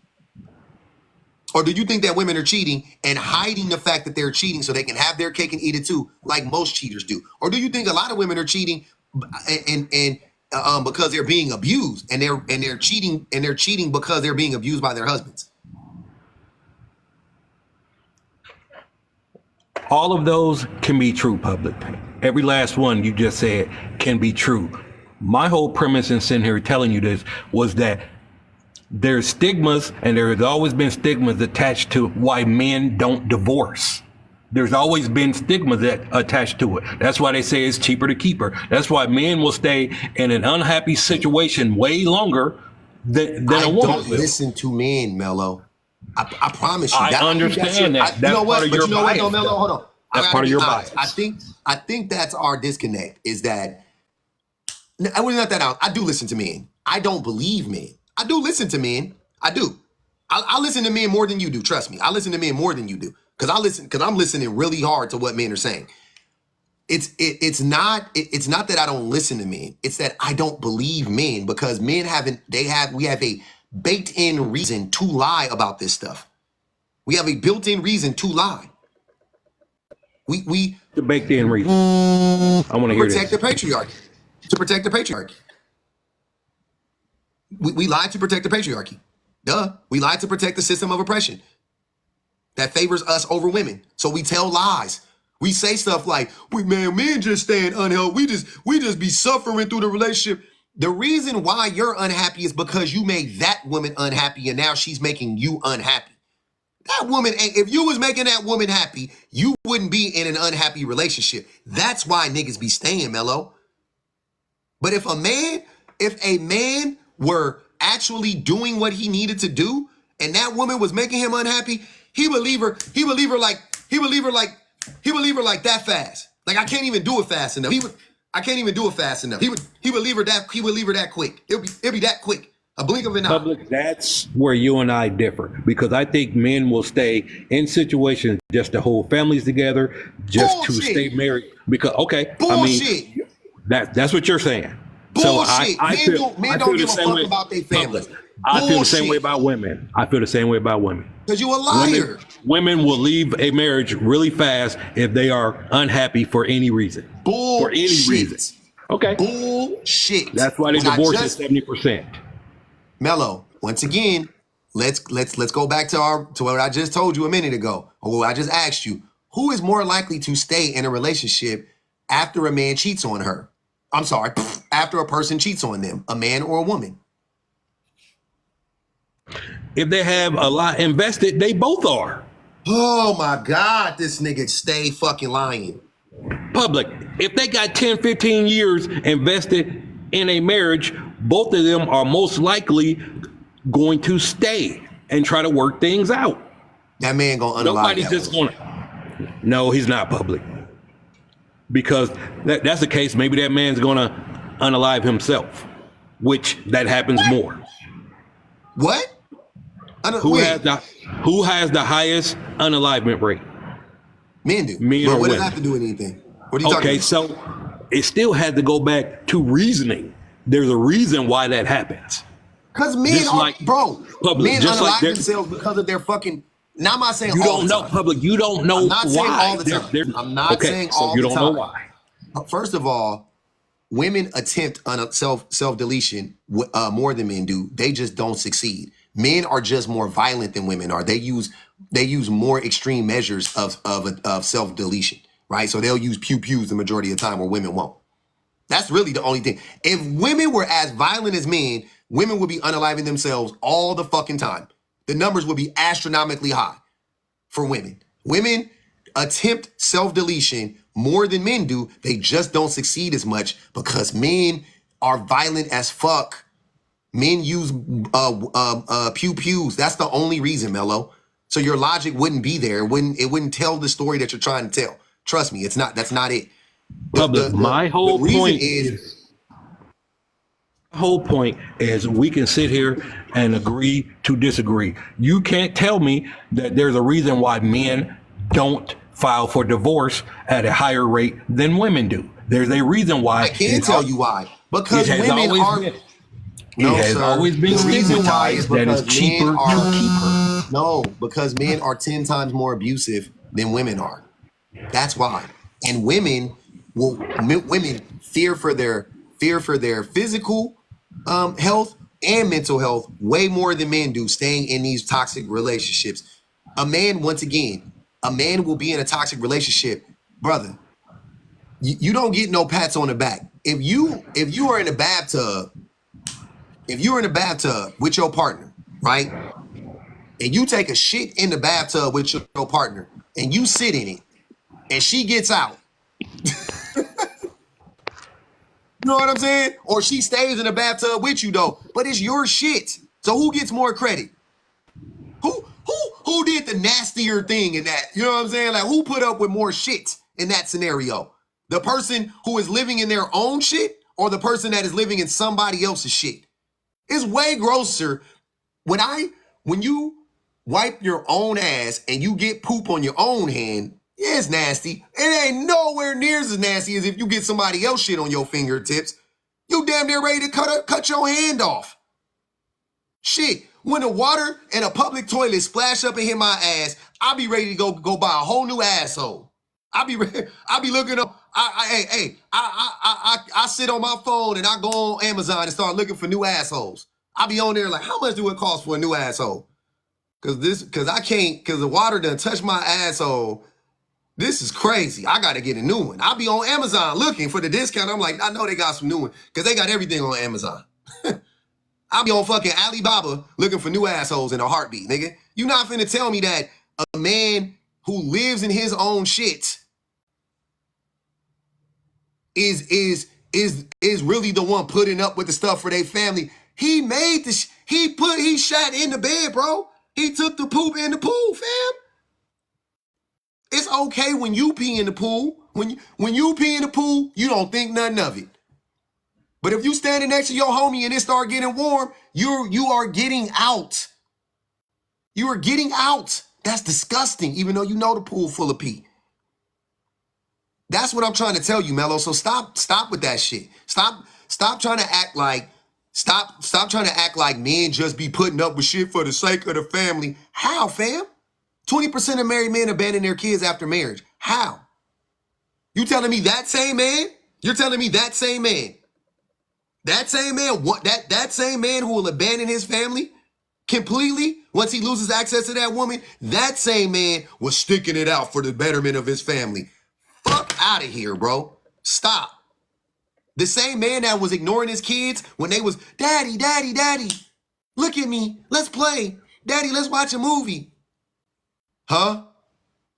That same kid, that same father, okay. The same husband that don't never want to talk to his wife, that don't never have a fucking more than a 5-minute conversation with his wife, that locks himself in his room every fucking day for 13 hours when he comes home, drinks beer, gets drunk, ignores everybody, be mad when he come home from work. That same man, okay, he just sticking it out for the family. Y'all some, hey.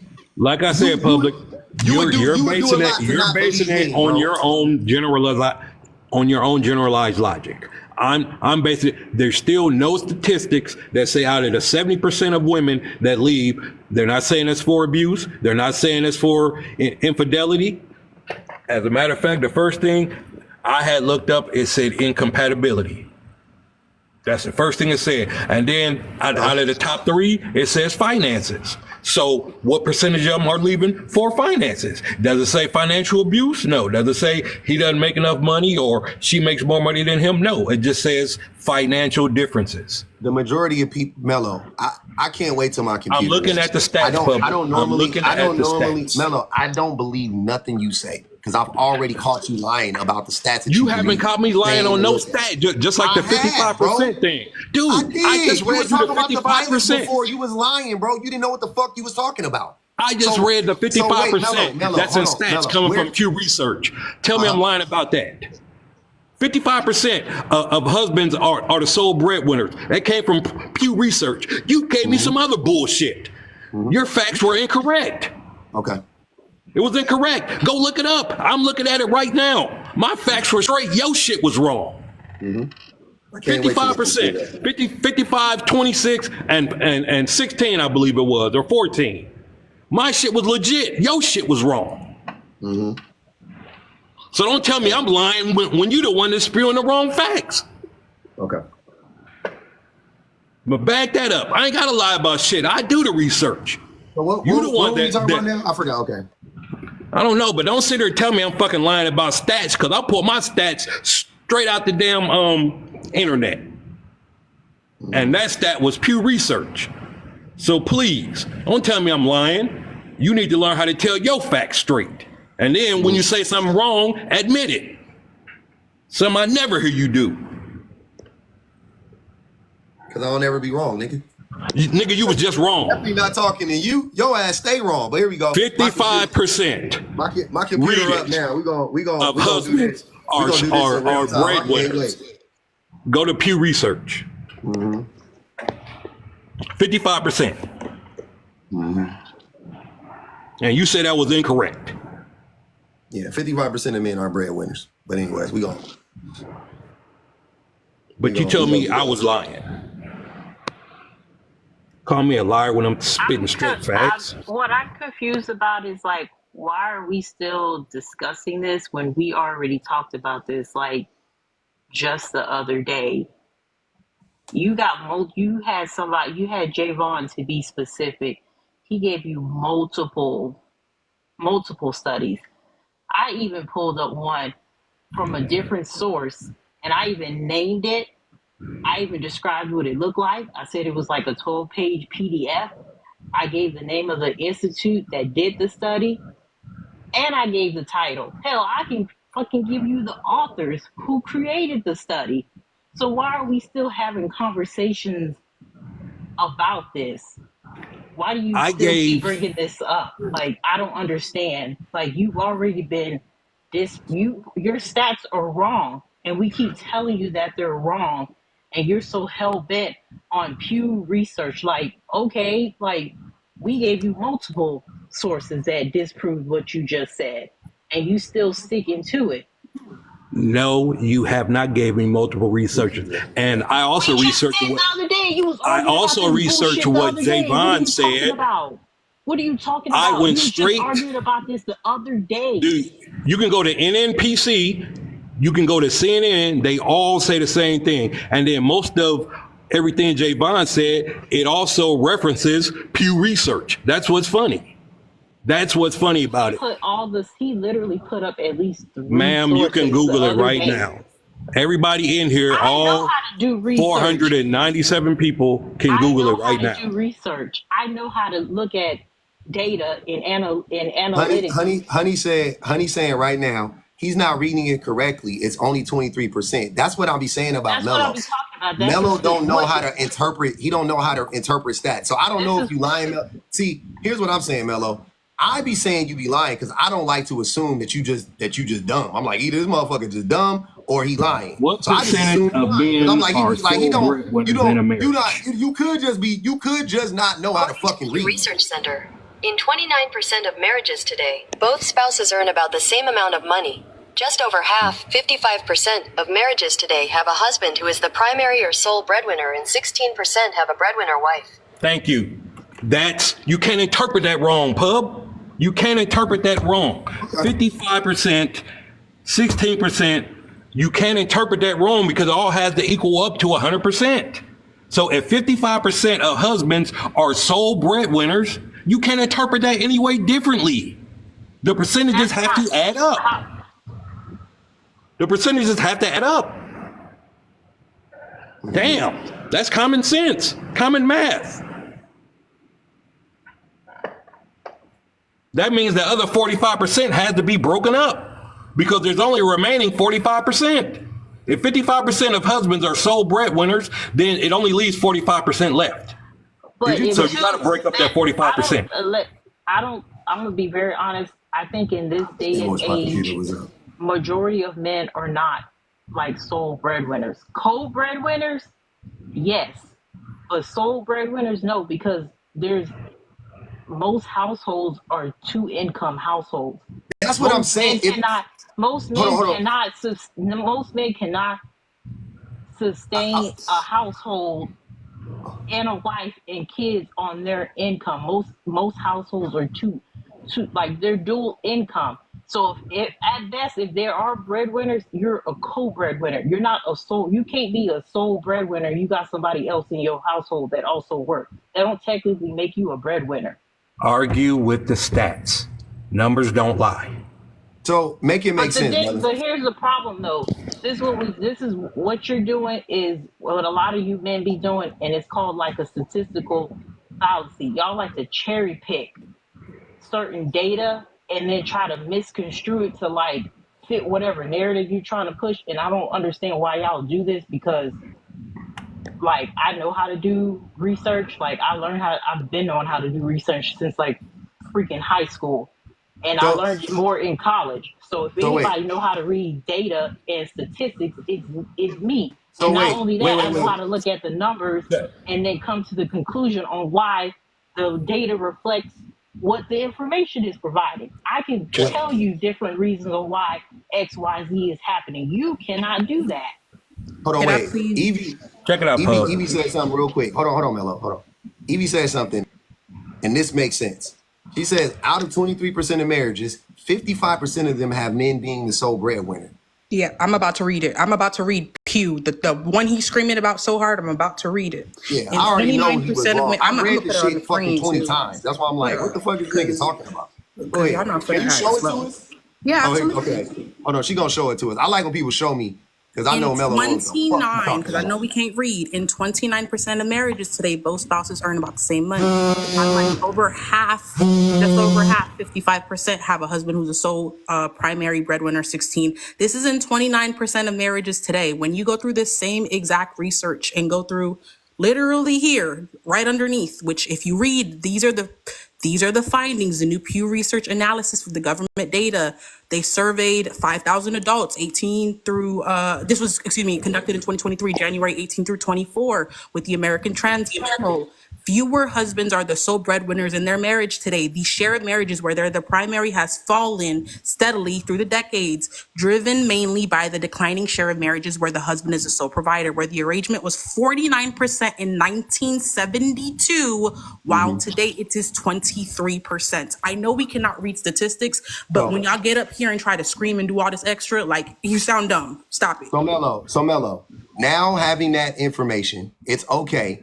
You misinterpreted the stats, which that's what I was saying. You didn't know. No, I did not. In 29% of marriages today, both spouses earn about the same amount of money. I'm done, bro. I'm done. There's nothing more. That's crazy. She literally showed it to us. We just read it line for line, and you still fucking lying about it. Can I put it back on camera? That is camera? fucking crazy. Can y'all, not you, Chris, sorry, my bad. Can y'all read this? I can't read shit, but go ahead. I'm listening. I want y'all to see that I'm not, this is Tell her to go up back to the yellow portion. Go back up to the yellow so he can read it again and so he can understand why what he's saying don't make no fucking sense. Let's walk him through it again like a child. You research the same one he's reading. Out of the 29%, 55% are sole breadwinners. Out of, that's why they put it in fucking colons or whatever the fuck you want to call them. That's why they the did same that. study he's reading.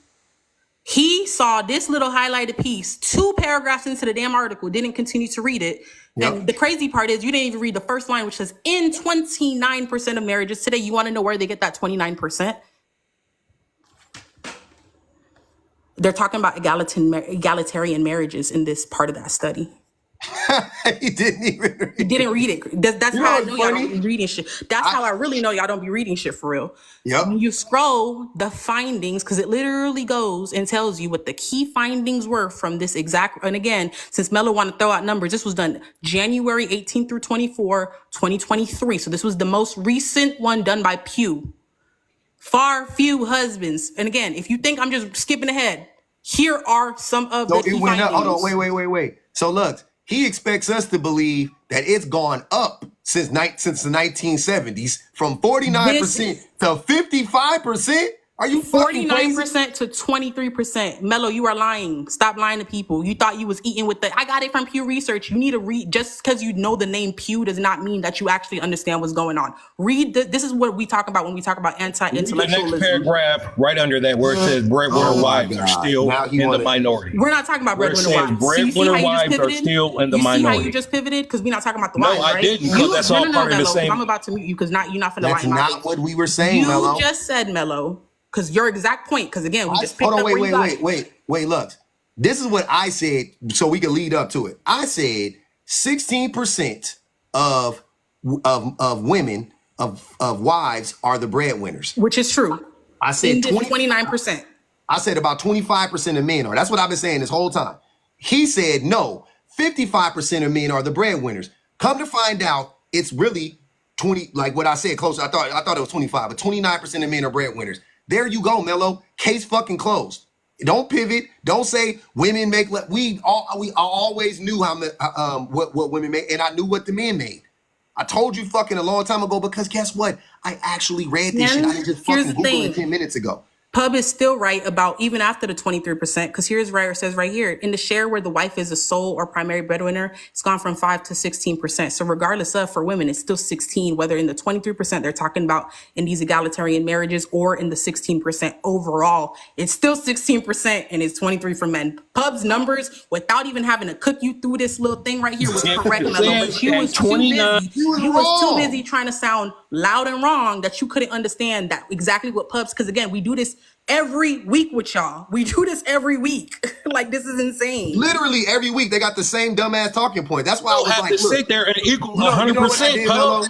Nothing y'all said has nothing you just read has equal 100%. Nothing. All stats are based off of 100%. But all stats have to equal 100%. Again, that you don't understand how statistics work. You can do the rest of the math, off of a 100% ratio. Mello, you can do the rest of the math on your. Hold on, Mello. You can do the rest of the math on your own. If 16% of women are the primary breadwinners and 29% of men are, what does that equal? 45%. The rest, 55% of them make about the same amount of money or the same amount of money. Which you literally just tried to argue 5 minutes ago, Mello. You tried to say that. It says 29% are egalitarian. 16% that's not what it was saying, bro. And 29% of marriages today, both spouses earn about the same amount of money.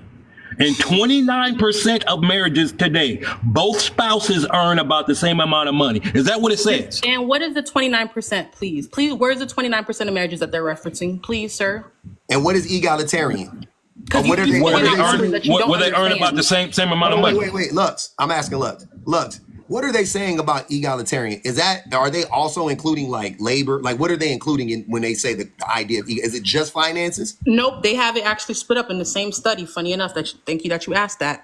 Paid work, leisure, caregiving. Public, that's a more Mello, in shut depth. Mello, up. can you be quiet? Because Be you quiet, don't bro. like you don't understand what's happening right Goddamn. here. And literally, like, oh shit, my fault. I didn't mean to click on that. You literally don't understand what you're reading. Thanks, you love. Paid work, leisure, caregiving, and housework. It's broken up by That's what husbands and egalitarian wives. means, Mello. These are the Not egalitarian fucking money. marriages. Not money. It's not just money, bro. Leisure. If you don't know what caregiving. egalitarian. Public, listen to she me, said public. egalitarian, I knew right off the bat she wasn't just talking about money. Public, listen to read This what it says motherfucker though. won't stop. And Mello, you 29% talk of marriages, more than you listen. Like, I'm not gonna lie, you talk so much more than you listen. It's crazy. because Don't you're listen, bro. no Just pub be because y'all deviating from what it I'm says. not gonna do this. Anyways, to Public's point, super quick, because I know we're gonna read it super quick.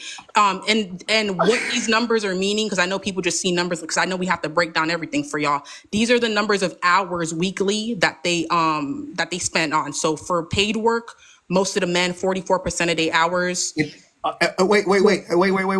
Now, what does it say next to it? Leisure. Okay. 25 now, hours. So men get more leisure time at home than women do. And how many hours of work do women work? How many hours a week do women work? 41. So 3 hours difference there, right? And how many hours of leisure time do men get? 25. They get 4 more hours. They get four more hours of hours. leisure time, right? Am I tripping? I can barely see it. Yo, Now, shit going on. no, you good. You reading it exactly. I'm sorry if I'm Okay, moving around. so y'all. men get more leisure time at home than women get than women working. Look, women work and women caregiving. So 1 more hour of caregiving, 3 hours of leisure time. That's 4 hours. And in housework, they do 3 more hours. So add that up. You want to know why women are getting divorced? Look, 3 hours more work of housework a week for women. 1 hour more of caregiving. That's 4 hours more of caregiving. And then 3 hours less of leisure time. And then they only work 3 hours less a week than men. So you do the fucking math, Mello. That is why women are getting divorced. Another part of the study. The first part of the study was talking about. Oh my God. No, public. What I'm Mello, saying is, don't play with me right now, y'all. It's literally. I'm not even going to joke with y'all. I went like this. This is the part he just read. I promise you, God. It's literally y'all. public. No, same part of I'm the study. saying. This is nasty If work. you ask whether or not husbands earn more money, bro. This is so bad. if you ask public, Here's the thing, though. if you ask the stats whether husbands earn more money, it's going to say 55%, and then 29% is where they both make about the same money. We have moved so far beyond that bullshit. We are on to why women are actually getting divorced from men right now. We are so far beyond your lie and your lack of understanding of the stats. We are now on to now we can look at why women are actually divorcing men and look at it right there, right in our fucking face. Real quick, y'all, get the likes. I'm gonna drop because I just came up to cook Mello because he was so wrong. I had because I know what he did. He Googled it, and the first thing that came up was an AI result. And instead of reading where that source came from, he saw pew pew pew and just started. He didn't actually go into the research and look at it. So can I get the likes to get up, y'all? It's 500 of y'all in here. Let's tap the screen. Public's Wi-Fi was tripping out a little bit, so let's get up to 300K likes, and then y'all go ahead and cook the rest of this nigga because it's 50 to drop, but this dude dumb. Jesus. This shit is crazy. Thanks, Lux. Hey, man, I'm tired of it. I'll be honest with you. I ain't got it in me, bro. Brought me pub. My screen. It's like y'all live in like a completely different reality. They do, Shawty. When y'all be coming up with all these like random reasons on why women get divorced, and then y'all always tie it back to money, but like most of y'all don't even have money.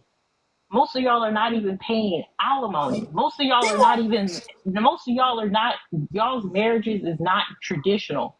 So what exactly are we talking about? Why is that like the first thing y'all be worried about is losing money? If that's the case, this is what I said a while back. Y'all need to get away from this whole protector provider crap because you trying to live up to expectations that you really don't want to live up to, but you so caught up in that because your identity is rooted in that, because you got low self-esteem and you don't know your purpose outside of like trying to make women be codependent on y'all, that's fucking weird. Like, what are we doing here? Like, why are we so worried about finances? Y'all are not. And then on top of that, women usually end up in poverty more post-divorce, especially in these traditional marriages. They usually end up back at square one. So what are we even talking about at the end of the day? What y'all be talking about is not a current reflection of what's actually going on when divorces be taking place. Mm-hmm. Well, they don't know those. And then we're even in a day and age now, women are more likely to be paying alimony. Mm-hmm. Women are now paying that money. Women are now paying more money to get divorced from men. Hey, so and I know that gotta be about? one of the most sickening feelings in the world to have to pay a nigga after. Remember, I think I told you in Discord a while back, there was this article where this woman spent like $250,000 to get a divorce from her husband. The article is from like The Cut, and she basically ended up, I would say she was breadwinner by force, because the person she was married to was a hairdresser, and he decided to start working less and less hours to be a stay-at-home dad. And then she was still doing second shift when with him being a stay-at-home dad. She was still having to come home and cook and clean, and she would also say something. I remember in the article the woman said something about like she would come home, the house would still be dirty, the baby still be in the diaper that the baby was in, like before she left to go to work. It was like all of these things. Like, she didn't really necessarily choose to be a breadwinner. It was kind of like he decided, I'm just not gonna work no more, and I'm gonna end up being like a stay-at-home dad instead. That would be him weaponizing his incompetence. He basically used weaponized incompetence to make himself unemployed and try to pass it off as, I'm gonna be a stay-at-home dad. And I usually notice that pattern when men be trying to like not work no more and then try to say like, I'm gonna be a stay-at-home dad, but like that shit, it never really be working out, because now you got the woman being the breadwinner and then she's still having to come home to do second shift, and now the end result was her having to pay like almost $250,000 just to get divorced from this man. And then he was on top of that trying to get assets that she acquired like prior to marriage. So like, what are we talking about here?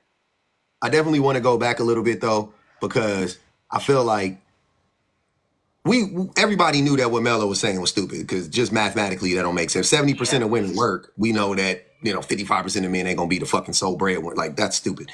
But if 70% of married women, if 70% of married women work, then how can 55% of men be the sole providers and bread? Y'all are dropping out of the workforce. So how are you gonna be a breadwinner when you don't work? If you check the unemployment percentage, hold on, Mello.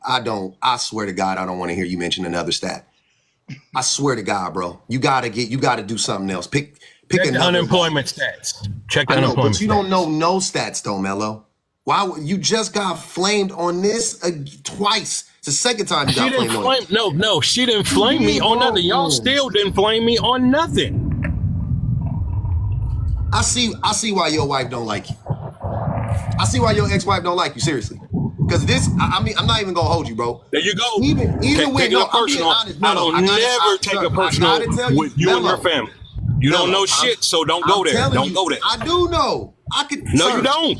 Hold on, wait, Mello. Wait. Here's what I'm saying. So, are you going to tell me right now that you actually would listen to your wife when she would talk to you? You would listen to her, even because right now what it's giving is you are very ego driven, and you don't know when to say when. Like, you don't know you're not, it's not about getting it right for you. You're not about just like, hey man, I just want to find the solution. You're not solutions based. You are very much like narcissistic as fuck. Like that's what you giving off. And I can't diagnose you with that. I'm just telling you what it's giving me right now, having this conversation with you. I'm frustrated and I don't got to deal with you every day. I don't got to live with you. I don't got to lay down with you. I don't got to see your fucking face. I don't got to do nothing intimate with you, nothing. This is just you and me, two niggas on the internet talking. And it is very difficult to have a conversation with you because of how dishonest you are and how you are never able to accept any accountability, even when you are wrong, right? Even when the facts are laid right in front of your face. We can take your study, read your shit that you citing from and break it down for you and be like, yeah, you're wrong and this is why you're wrong. Nope, you Stevie Wonder to the bullshit, right? Cool. You're telling me that in a relationship with a woman, you're not that guy. You would, if she were to do that, you would listen to her. You're gonna acquiesce, you're gonna understand. No, nigga, you gonna do the same shit. This is who you are. So you telling me I don't know shit? Bullshit. Again, bullshit. I know. I feel the exact same way about you. I feel like you find every fault you can in a guy. You don't listen to logic. You don't listen to reasoning. And men are at fault for everything. And women do nothing wrong. That's what I get from you. Guess what? And regardless of what the facts say, you make up your own generalized stats. And guess what, Mello? I'm still married and you're not. So who got it right? You're right. I do think that about myself. I do. Okay, I do. Hold on, wait, making a choice. Listen to what I'm saying. I do think that about myself. You're right. You said that I blame the man, so the man in my relationship would be me. You're right. I do. I blame myself. So I take accountability for it. For whatever issues we got going on, I know that I'm probably at the core of them. Doesn't mean my wife is perfect. Doesn't mean she don't communicate poorly sometimes or she don't get frustrated. She's perfect. All of those things, right? Cool. I'll accept all of those. I'll take all of her imperfections and put them up against my shit any day of the week. She is whooping my ass, right? That's what I'm saying. So yeah, you're right. And guess what? I'm married. You're not. Guess what? Marriage is not a flex, public. There's a lot of people. There's a lot of people that's married and their marriage is shit. I ain't saying yours is, but marriage mine ain't though. You're right, but mine ain't. My marriage ain't shit. It ain't. Hey, it ain't perfect. But guess what? You know why it ain't perfect? And you know why it ain't the best? Because of me. Because of me. Not because of my wife. Marriage is not a flex. Bro, listen to what I'm telling you, Mello. I'm in my marriage right now with my wife. Right now. In this moment. Right now. We exist in the marriage. I'm telling you. Right now. My wife can hear me. My kids can hear me. My mom can be listening. My dad is watching. I don't give a fuck. I'm telling everybody right now that whatever problems exist in my marriage is because of me, not because of my wife. What the fuck are you not understanding? What are you going to nobody's arguing, public, but nobody's arguing with you about that. You are saying that. No, the only difference you're the one who came up here and said, "Wait a minute, responsibility." You haven't. That's the only difference. The only difference is I'm honest and you a fucking liar. That's the only difference between us. The only thing you're honest about is you believe that men are the fucking fault or reasoning behind everything bad that fucking happens regardless. Yeah. So that's the only thing you're fucking honest about. Regardless of what? Public. Other than that, public, marriage is not a flex. You know how easy it is to get fucking married? That shit's easy. Especially when you I'm not saying marriage is a flex. You're right. I'm saying that you, being a divorced man who clearly never took any accountability in his relationship, right, I believe contributed to the reason why you don't have a wife today. I believe, in spite of whatever lies you done told us about your wife abusing you, I believe that woman went upside your head because you were a fucking liar the same way you are today and that woman slapped you. I believe that. That's what I believe. You can tell me I'm wrong. You tell me I don't know shit, and I'll accept that. But that's you don't know because you don't know shit. How fucking frustrating would it be to be in a relationship with a person that don't never take accountability? That will lie. That will tell you a bold-faced lie. What did I take accountability for? 1 + You still 1 haven't told = 2. me that. Mello tell you it equal 22. She do the fucking math for you. She go, Johnny got 5 fucking apples. She done walks you to the end of the problem, and your ass go, no, Johnny still got 13 apples. Boom. don't No blame. public. He pushed you No over. I public. don't blame. The math, the public. But see, here's what y'all not realizing about that chart. The math changed once they got down there, and they said, well, let's account for women's unpaid labor. Then all of the data and statistic changed to include women's unpaid labor. But what do you think an egalitarian marriage is? It's not just finances. Like, what's not clicking? Egalitarian means it's equal across all boards. You're doing equal domestic labor, equal child care, equal everything, not just money. What's not clicking? That's what an egalitarian marriage is. But the initial Shawnee, hang on, no, He's man, just lying. no, It's clicked. Shawnee. He's just lying. That's what clicked. It The already initial clicked. part, no, public. It clicked when Lux came up here and showed it to him. It clicked because Mello, you're not gonna tell me public. that you No, that it dumb. did. Public, listen You're to not gonna me tell right no, now. you're not. I'm not. I don't Public. believe you. If you Google right now, wait a minute. Let me explain it like this, public. Google, do men or women make more money? It's going to say men. Now, if they start accounting for nuances like You know what's so funny unpaid about labor, that point? You know what's so funny about that point? Mello argued a little bit ago that they're pretty equal or pretty similar in range. So now he's trying to push back using a different. Now he's trying to say, oh, men and women. I already have acknowledged 10,000 times men make more money than women. That doesn't make them the breadwinners. Listen, public. But what I'm saying is, but then, if they start accounting for unpaid labor and then they start including that, women are actually going to. They're not. That's not where the number came from. That's not what. You just got to stop. That's not where the number came from. You got to stop. Okay. So then, why did that part get added at the bottom of the chart? It was a comprehensive study. They studied a bunch of different shit. They studied egalitarian relationships. They studied relationships where women were the breadwinners. They studied the relationships where men were the breadwinners. They studied all of it. You know how I read that study? You know how I found it? Because I read an article that was talking about how women, matter of fact, I got a video when I did a video on the article in the study. I just remembered that. So anyway, hold on, wait. So the reason why I found that study, the reason why that study always stood out to me was because it highlighted how even when women make more money than their men, they do more labor in the home than men who make the same amount or who make the same. I'm sorry. Yes. So when women make more money outside of the home, they come in the home and still do more labor than the man in the home. But not only that, they do more labor than when the man and the woman make about the same amount of money. Right? They do more labor. They do more labor than the average woman. That's what I'm saying. When women make more money outside of the home, they come into the home and do more labor than women who make the same amount of money. That's the thing about that study that stood out to me. I was like, damn, that's fucking crazy. The 55%, all of that was easy stuff. I already knew that with those numbers, like I already understood that. But that was the one that stood out to me. In a growing share of U.S. marriages, husbands and wives earn about the same amount of money. Yeah. But then read the rest of it, Pub. Exactly what you're saying.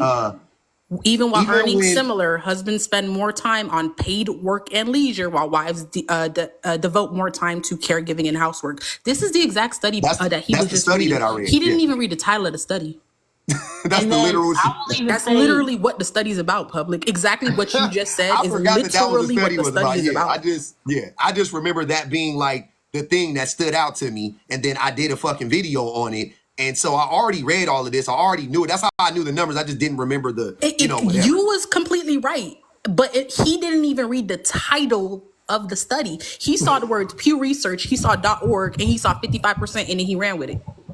That's this is nasty work. Literally, hold on, y'all. It's so funny to me because my memory is bad. Do me a favor, Pub. Wait a minute, y'all. Not 1 minute. It's talking about how when they earn similarly, the women are still doing more unpaid labor. Ma'am, that part I agree with. But what does the 29% say? What does the 29% say? Read the sentence that says 29%. Why are you so focused on the 29%? No, I'm saying, but what does that say? Study. No, what does that say? What does the Is that why You drawing want your me to attention say because well the over? paragraph was highlighted? Like, what are we doing here? You can't just read What one What is does the happening, 29% bro? say? and What then is go from happening, there. You're dog? supposed to read the whole study. You're not supposed to just read the one simple paragraph just because it was highlighted. Like, what are we It doing? gives to me, look, 29% Mello this is for what your it does, answer, public. because I tried to show you, but you was All right, trying to talk Mello. over me I'm sorry, earlier. bro. I can't, bro. I can't, Mello. It's Real not I'm quick, finished difficult. I'm gonna because answer y'all his still question, not bud. reading I'm what gonna it answer his said. question. Go, If Mello Mello. I'm stop still not talking, you'll reading get what the it answer said. to Go, his Mello. question. No. Go, Mello. Let him go, Okay. y'all. Let's hear it. Come on. All I asked is, what does the 29% say? I said it to you earlier, but you was over talking me. The 29%, 29 is egalitarian. Where does it say egalitarian? Oh my, I can't read, y'all. I can't Then read. No, I will no. even Where add, does the no, 29? be quiet, Mello. I will even add this information from Pew Research is not, like, there's not much of a difference. And this is a more recent article because the one that I referred to, that was from 2020. That was like at the, well, I was like 2020, 2021. Like that was at the peak of COVID. And it still Hold on, said go the back. same thing. Even though women and men were making like the same money, women were still doing a majority of the like labor in the household. We all know that because kids was at home doing remote school and it was mainly women helping with that. It was not men. Even when both parents were working from home Hold because on. of Wait, COVID. y'all. Wait. Let's read this. It says, Which part? just keep the camera there. Move back a little bit. It says, wives are gaining economic influence while carrying. So Mello is saying, if you read this right, if you read it right, I see. Look what he says. He's saying, see at the top, it says husband, primary, or sole breadwinner. In 1972, it was 85%. These are egalitarian, mind you. Like these are No. It's because not. remember, It's not. No. Read it. If you look, No. egalitarian. Yeah, I'm saying this study. The study is the study is based on the changes in between now, then and now with the earnings. No. It's saying. If you read it, it says egalitarian relationships are 29%. Yeah. And then in the middle, it says, I'm sorry, then at the bottom, it says 16% of wives are the sole or primary breadwinner. So if you add up, this is what Mello is saying. If you add up 16 and 29 is 45 plus 55, that's 100%, right? That's what Mello is saying. That's what he's saying. That's where he's saying. And if you read this, it says husband, primary, or sole breadwinner. But the problem is primary and sole breadwinner are two different things. Two separate things. Primary and sole breadwinner. Sole breadwinner is when the woman doesn't work. That's the percentage that I'm talking about, Mello. Mello. What the public woman is saying doesn't work. Primary breadwinner earns more than 60%. A sole breadwinner earns 100%. 100%. This 55 got both of them people together in it. You can't read, my nigga. Yeah, that's what I was saying. So it's on. That's the number. So to Mello's point. Because I'm gonna help him out. Because I'm not like him, right? I am going to be honest. He's saying if we're just talking about breadwinners, right, being quote unquote providers, because that's where this argument came from, being the quote unquote provider. The provider in this particular case would be the quote unquote sole breadwinner. And is that fair for everybody? Can we agree on that? Would be the sole breadwinner, because a sole breadwinner is the person who makes all of the money in the relationship. And what percentage of men make that much money? About 23% of people make that much. Men make that much money. Okay, cool. So the rest of the men make it's 60% up to 100, you know what I mean, up to 100%, right? Up to 99%. So they can make anywhere in between there. But there are varying numbers within there. But the bottom line is women are still working. And that's what I was saying this whole time. That's how we got on this shit, Mello. Because you were saying the man is gonna pay the man is gonna pay the mortgage. And I was like, but how does that matter if they make 100 grand collectively, and he makes 60,000 of the 100, and she makes 40,000 of the 100. What does that matter? They wouldn't be able to pay the mortgage on a home that they got approved for on their $100,000 combined income without her. So it doesn't really matter. First and foremost. Secondly, the thing to pay attention to is that paid work hour, right? Paid work hour, because that's the most important part. Who gives a fuck about how much money you make outside the home if both of y'all are working roughly the same amount of hours a week? I don't care if I make $300,000. If I make $300,000 and I work 40 hours a week, and my wife makes $30,000 and she works 40 hours a week, that's the only thing that matters to me when it comes to the leisure, the caregiving, and the housework. Is that not fair to say?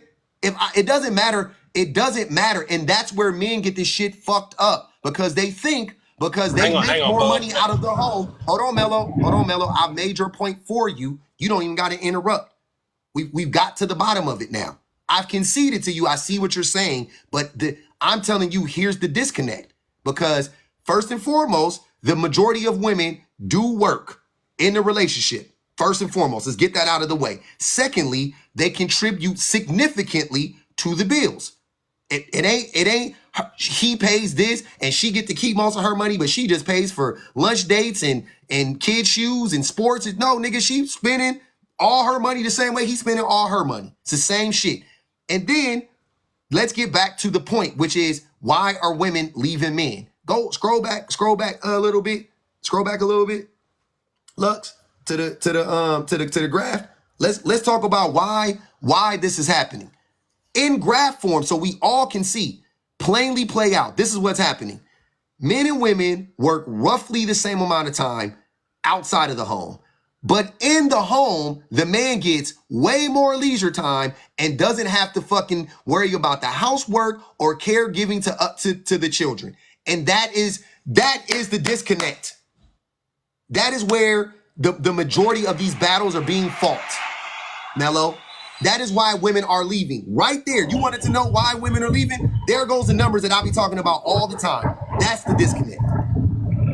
So wait a minute, public. Now, I agree with you up to everything you said up until then. So is it because women do more labor inside the home, or is it because the men are cheating? It can't be both. Oh my God. It could be a number of things. It doesn't have to be one. That's what I'm saying. That's what I'm saying. It could be two things can coexist at the same time. Like, it doesn't have to be one or the other. The number one reason for divorce is infidelity. Still to this day in 2024, the number one reason is infidelity. Depending on what you look at, there have been many reviews on this. I'm saying it is still infidelity to my knowledge from what I've seen, and I just looked at it fucking not 2 days ago. It is infidelity. Finances are in the top 5, I believe, but whatever the case may be, I don't care. Beyond infidelity, what'd you say, Shani? It is. It's in the top 5, but not like in the top 3 finance. Yeah, it's not in the top 3. I think it's in the top 5 though. But men keep pushing that finance shit because what they want to do is they want to paint men into they're trying to paint women out to be money hungry, gold digging B words, right? So, see, it's in and over finances. That's the thing that's what they want to keep pushing. When in reality, it's not that. And even when you talk about finances, which I've spoke on many a times, it's not finances. It's not just he's not making enough money. It's not that. It's how do you spend the money? That's a big part of finances. How do you spend the money? How do you spend the money? You want to spend the money on alcohol, going to the bar every week, going out to dinner, buying a bunch of clothes. You know what I'm saying? Buying fucking RC remote cars and drones and shit like that, and sporting events. That's how you want to spend the money. Your wife thinks that you guys should save your money to buy a house. Your wife thinks that you should save your money and set it aside, or vice versa. You want to save up money for a house, and your wife wants to live in the moment more, and she wants to take the kids on vacations and so on and so forth. That is the disconnect. Even when you talk about finances, that is typically the disconnect. Right? Even when you talk about finances. But even in that, it's not just the finances, it's the lack of communication. It is how people talk about finances. So when you go to the court building and you check off the box on why you got divorced, right? You will say it was finances. A lot of people say it was finances. But the thing that tipped me off to this was I watched a documentary, and they had a bunch of couples, and I don't remember exactly what the documentary was. This was years ago, like 5-6 years ago. My memory is bad. You guys already know. In the documentary, what was happening was this. They were talking about couples and their problems. And one of the couples, I remember specifically, it was they had financial arguments. But when you listen to them, what the doctor ended up figuring out, when you listen to them speak about it, they just didn't know how to talk to each other. Do you know that when they went to therapy and they learned how to talk to it saved their marriage? Like it wasn't the like he wasn't making enough money. She was spending, she wanted to spend a lot of money and he wanted to save money. That was their initial disconnect, but they weren't able to communicate to one another properly what they really were saying, right? So they went to therapy and the doctor taught them healthy ways of communication, and that is what saved the marriage. It wasn't he made more money and she started saving more money. That wasn't it. It was they learned how to communicate. So when you talk about when you look at these reasons when people get divorced, there are like broad reasons, and then there's granular reasons, right? When you get down to the nuts and bolts of it, beyond cheating, because cheating is cheating, right? Cheating is its own thing. Abuse, physical abuse, is its own thing for the majority of the time. When you go beyond that, when you talk about neglect, when you talk about irreconcilable differences, when you talk about family couldn't, we had different views on our family, so on and so forth. Though the root of those causes typically is lack of communication. We don't know how to communicate with one another. A reason why we don't know how to communicate, men's egos get in the fucking way in these discussions the majority of the time. Sometimes it's women, Mello. Yep, sometimes it's women.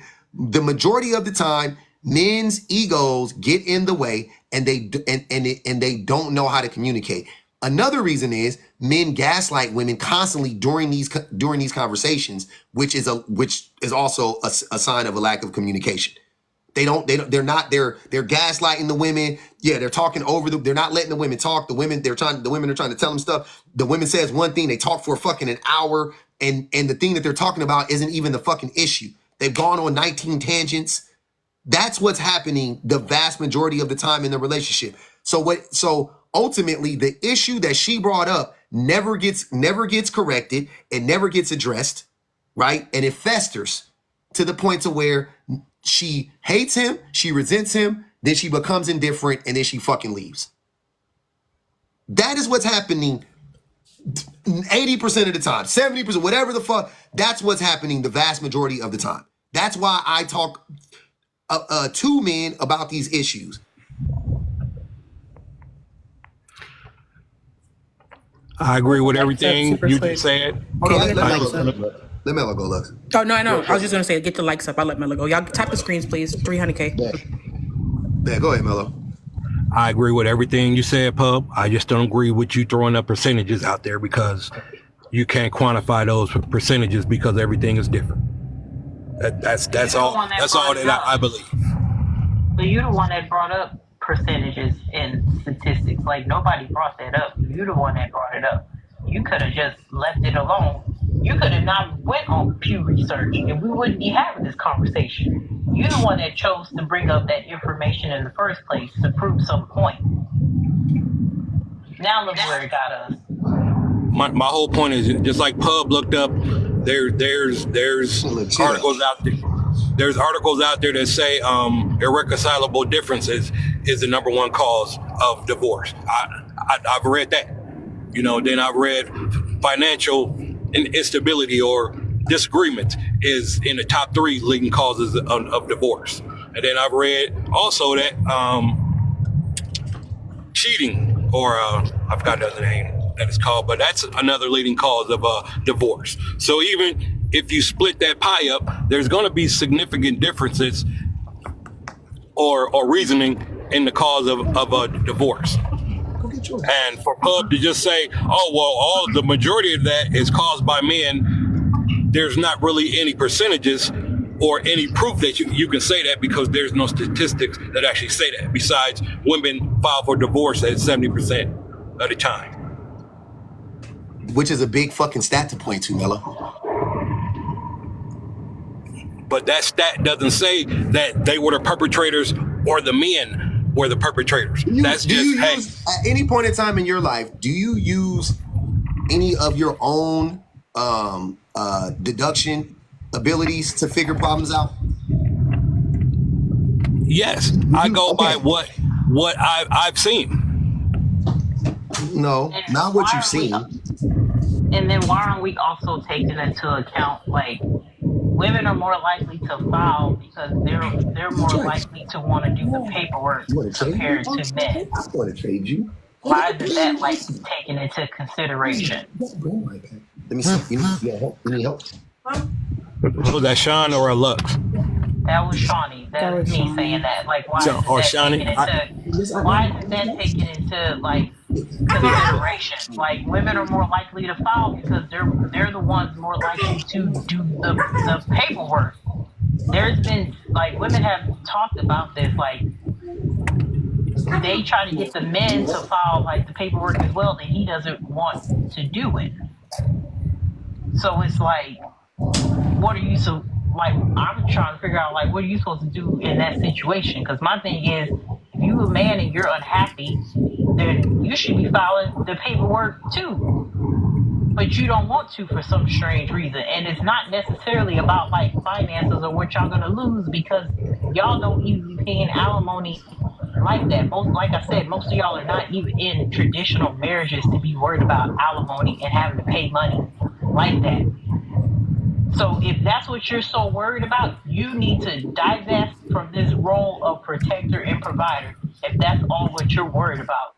You can't be sitting here asking women to give up a career or give up a job to stay home and do a bunch of unpaid labor, because let's be really honest, like I've said numerous times, most women are not getting paid to be no stay-at-home wife. Most women are not.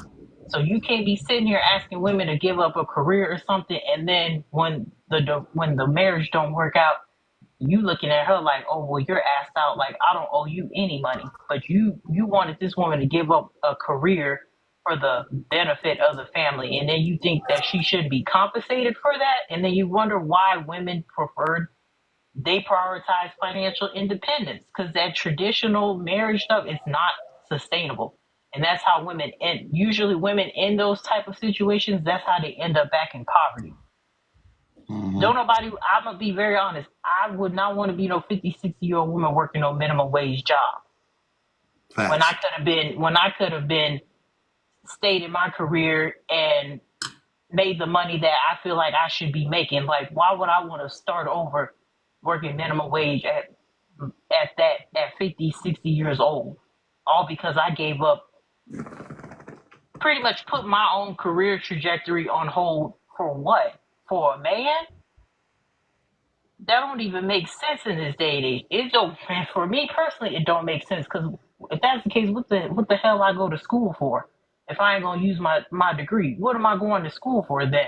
What did I go to school for then if I'm not gonna use it? The whole point of me going to school was to get a career. Why the hell am I gonna give that up for a man to stay at home and do unpaid labor? That's crazy.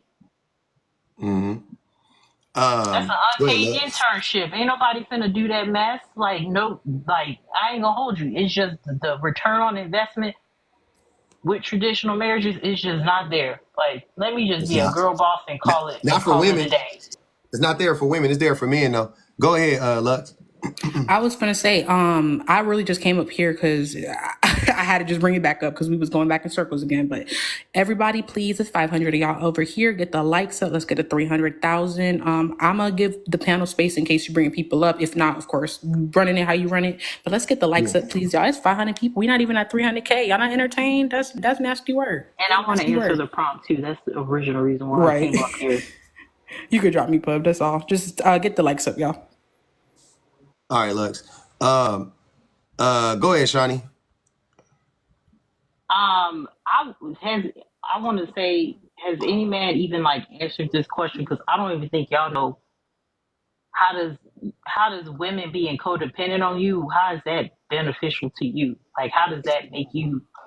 Why does that make you feel? I don't know, more like a man. Like, that's what I'm confused about. Why would you want a grown adult? Why would you want a grown adult being like codependent on you? You're not finna talk crazy to me because you won't be codependent on you. That's wild. It's to manipulate women, obviously. That's why they want women to be codependent. Well, now, Pub, let me say this. I wouldn't say it's to manipulate. I would just say more or less, we have to face it. I mean, I can't go all the way back in history, but somehow gender roles got intertwined with the nuclear family. And basically, we were taught to be... The nuclear family was built on gender roles. I'm basically saying the more traditional nuclear family that we're accustomed to, you know, which is man, woman, or, you know, man, woman, you know, children, that is, we were more that man and woman is going to be more responsible child work. And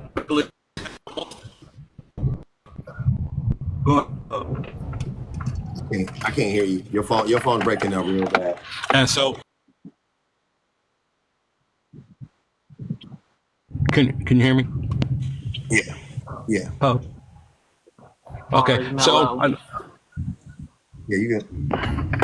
Hang on. Hopefully, it'll. How about now, y'all? Is it good? Nope. Still see the signal.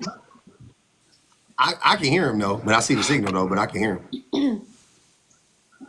So basically, I was just saying that our society was set up as far as us being codependent. You know, it was brought up on women being the primary child rearing while men go out and still earn, because there's going to be a point in time where even if the wife works, if she goes through, you know, child rearing, it's going to be a time where she can't work for a certain amount of time. So while all that's happening, that guy still has to go out there and try to earn as much as he can to try and provide for his family. So to tie it in, I would say it's for men to manipulate women. I would just say it's because men are used to serving a primary purpose, which is to normally be a Shout out Locks and Dimples, man.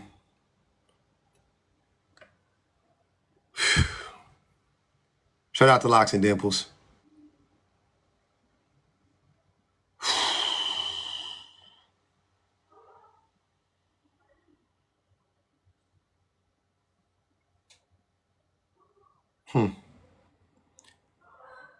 Y'all wore me out. I gotta go. Not the moment of I gotta silence. I'm screaming. You just had to appreciate it for a second, Shani.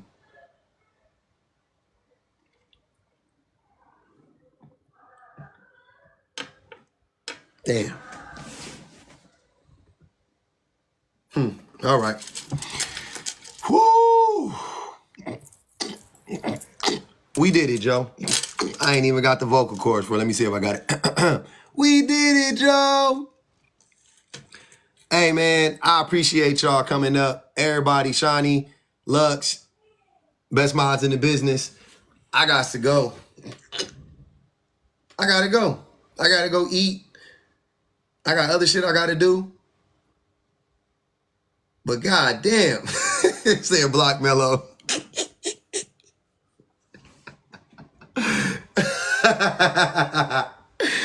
Nah, man, we not blocking Mello. Mello, come back tomorrow, man. Haters, come back tomorrow, man. The moment of silence tickled me too, Shani. I was like, God damn. Oh, man. I'm so mad about YouTube. My internet been down this whole time, YouTube. I'm sorry. Y'all missed out on that one. I apologize. I'm gonna have to post this whole motherfucking live on YouTube now. This whole live gotta go on YouTube. We're gonna throw it up.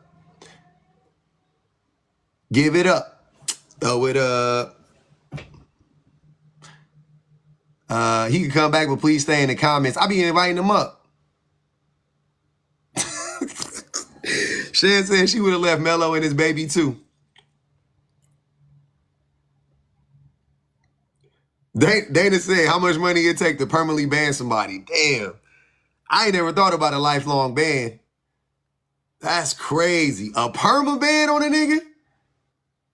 Fuck it, we go ban for ban. Fuck it. We go ban for ban, man. Fuck it. Ban for ban. We can go ban for ban. Nah, man, we go ban for ban, man. That's crazy. A month-long ban? I don't know. 200, fuck it. 200 sound about right for a month-long ban. This is crazy work for me. Listening to y'all have this, like, I gotta have this conversation with y'all. Y'all hate that man for real, huh?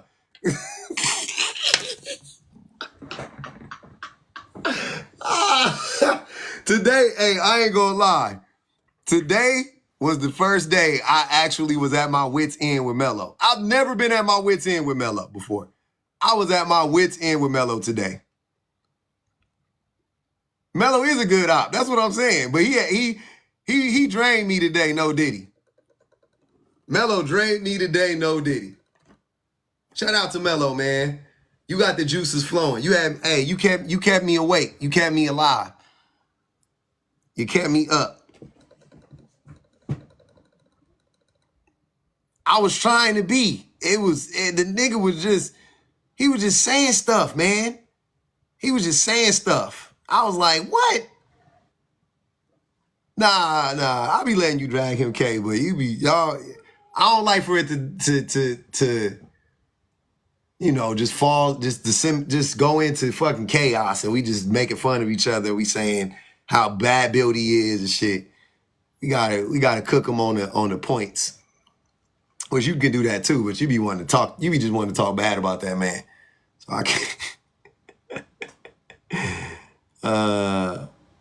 Not decomposition. What is it? Devolve. Devolve into chaos. You know what I'm saying? I don't be liking that shit. 200 to drop for a month? Yeah, you could drop that nigga for a month. 200, fuck it. Melo a good op, man.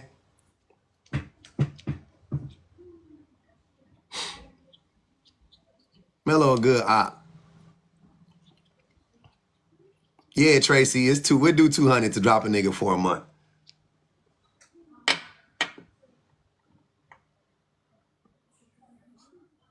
Hey, I won't ban him from the live. He will be in the comments. I just will not allow him on the panel.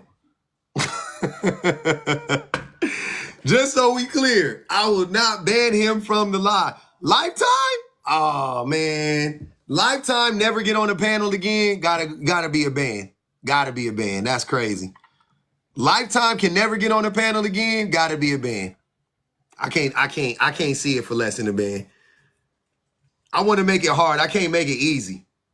I can't make it easy for you. It gotta be a ban to go lifetime. But 200 for a month. You get 200 for a month. You won't see him all of November. He got to say something crazy. Melo ain't said nothing. I mean, GV threatened somebody with violence or, wish violence on somebody, on a woman. I couldn't. That was a tough one. That was a tough one.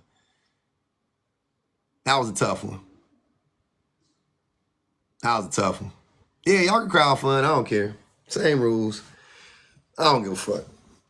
Just put it in the notes. Say this is the ban Melo for a month or whatever the fuck. I don't give a fuck.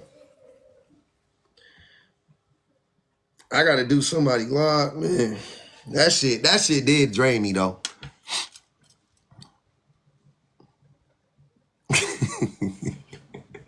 We did it, 300. Yeah, that's what GV did. We did it, Joe. Damn, I'm mad about YouTube, man. I'm all tore up about YouTube. That shit kind of had me distracted. Sean, I appreciate you. Thanks for the sub. And we hit 300K in this bitch. It was good thanks. It was good thanks. I said some hurtful things to Mello today. My Wi-Fi wasn't working, Shane. The Wi-Fi wasn't working, Shani. So on my computer been down this whole time. Yeah, people like GV. Shit, my wife missed GV, no Diddy. Not on no weird shit. She was like, you might have to unban GV. I was like, nah, man, you can't be out here threatening people. You know what? I'll let the homie decide. If the homegirl decide, the person who he threatened, if she say it's cool, I'll unban him. If she feel comfortable with him in the space, I'll unban him. But if she say no, I'll 100% stand by her decision. That's payback for all the shit you talk about, man. Nah, we got Georgia Wi-Fi today. That's what happened. Yeah, we got Georgia Wi-Fi today. And she ain't gonna say it's cool, Shan, so here we are. Here we are.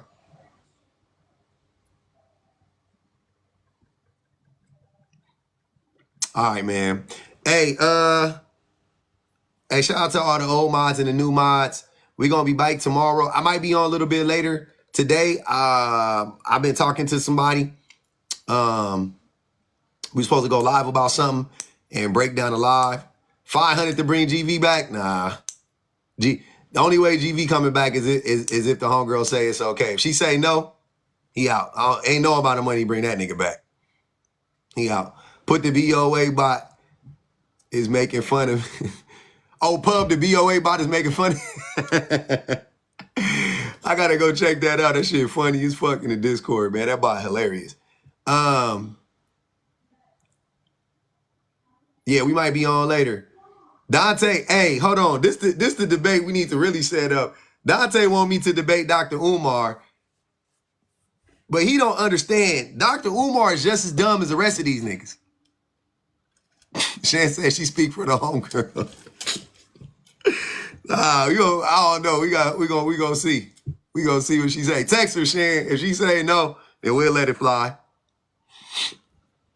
Yeah, y'all don't understand. When it come to this, I don't gotta say Dr. Umar and anything that got to do with the patriarchy or misogyny, that nigga gonna get flamed. Dr. Umar don't be making no. Oh, she said no. Okay, well there you have it.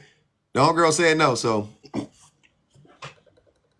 what can my hands are tied.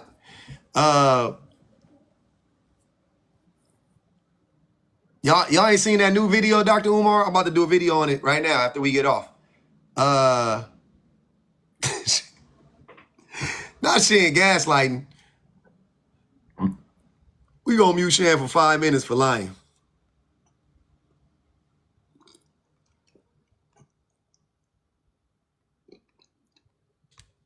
Oh, what the hell? That's crazy.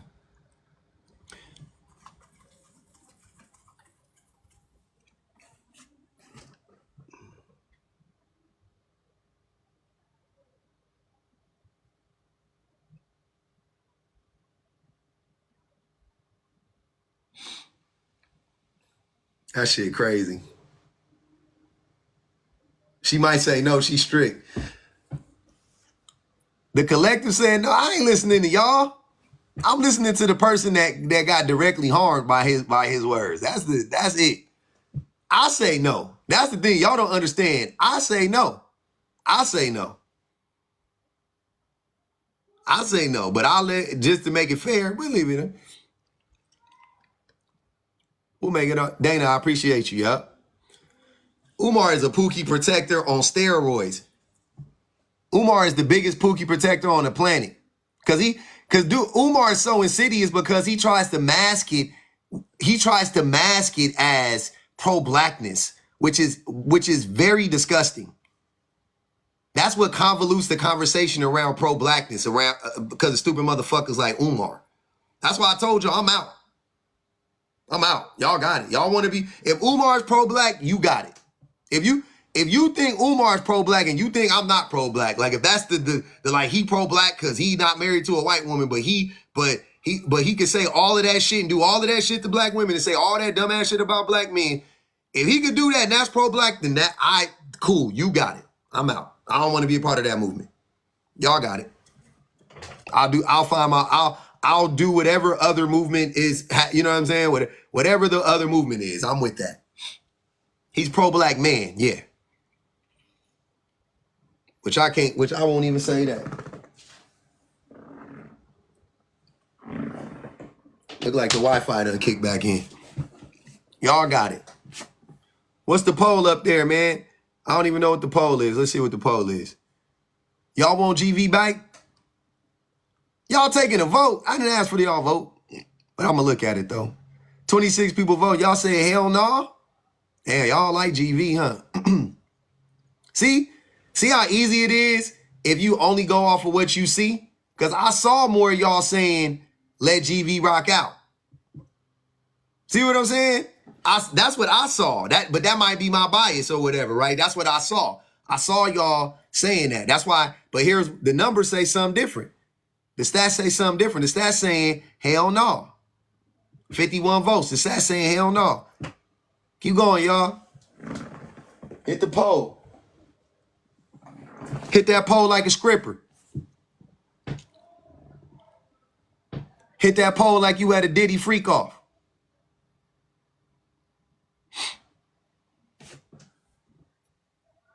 Hit that poll like you had a Diddy freak off, man. Yeah, GV is based on attraction, yep. Mm-hmm.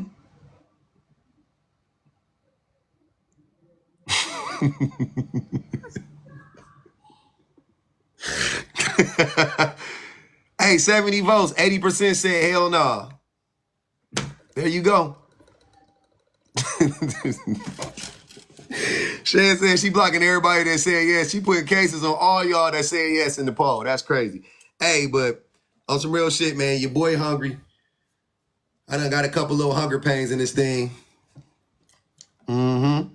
Y'all be careful out there. They having free. Hey, it might be a freak off going on in your city tonight. Be safe. Be safe. Somewhere, in some place around this country, it's a freak off happening tonight in your town. Somewhere. Okay? It's a freak off going on. It's a freak off going down somewhere. Classic game, Ravens Bengals. Oh, that's going on right now? It's definitely going on in NYC, definitely. Mm-hmm. I wish I could take a nap. I can't take no nap.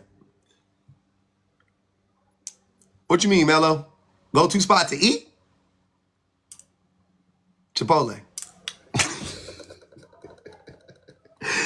My go-to spot to eat is Chipotle. Hey, but hey, on some real shit,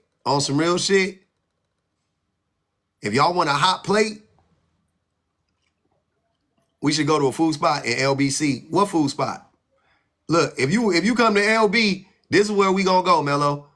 We gonna either go to Chipotle, motherfucking Sprouts, or if you want a hot plate, we gonna go to Whole Foods. We'll go to Whole Foods. Whole Foods be coming with the salmon. It be in the cold section though. You get the cold salmon, throw the hot mashed potatoes on top, throw the hot taters on top, and get your veggies. Throw your veggies in there. Easy. And it's cool. It's cool. A dub. It's a light meal, no tip. A dub. And we can eat it on the benches outside.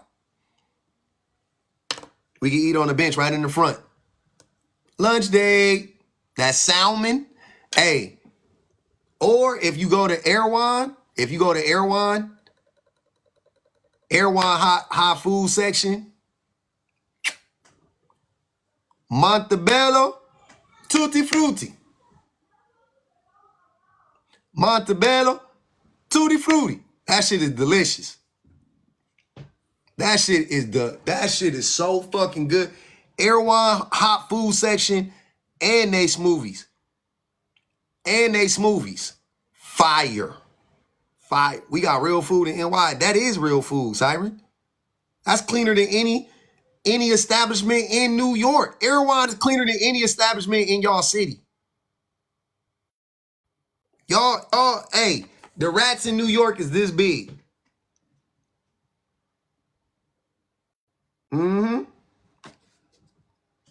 The rats in New York, they be having motherfucking backpacks on. She said I'm an elitist. I'm just, hey, I ain't gonna even hold you. I'm a New York hater. I ain't gonna even hold you. I'm a New York hater. Hey, the rats in New York the same size as Teddy. And they said the rats in New York the same size as a coyote. The medium coyotes in New York. I said that. So y'all don't got no coyotes in New York, but y'all got rats. You going to Erewhon? I missed it. What'd you say? What'd you say, Shawnee? $5,000 at Erewhon ain't that expensive. They size of small children. Hey, y'all got to watch y'all small kids in New York. The rats gonna take them under the sewer. Like the clown, it. Hey, Erewhon ain't that expensive, man. Don't do that.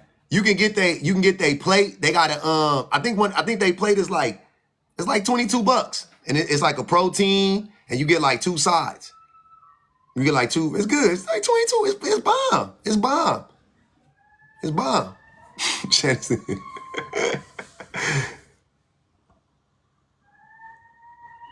It's bomb.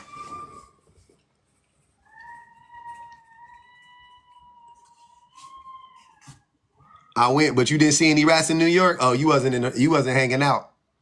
They come out at night.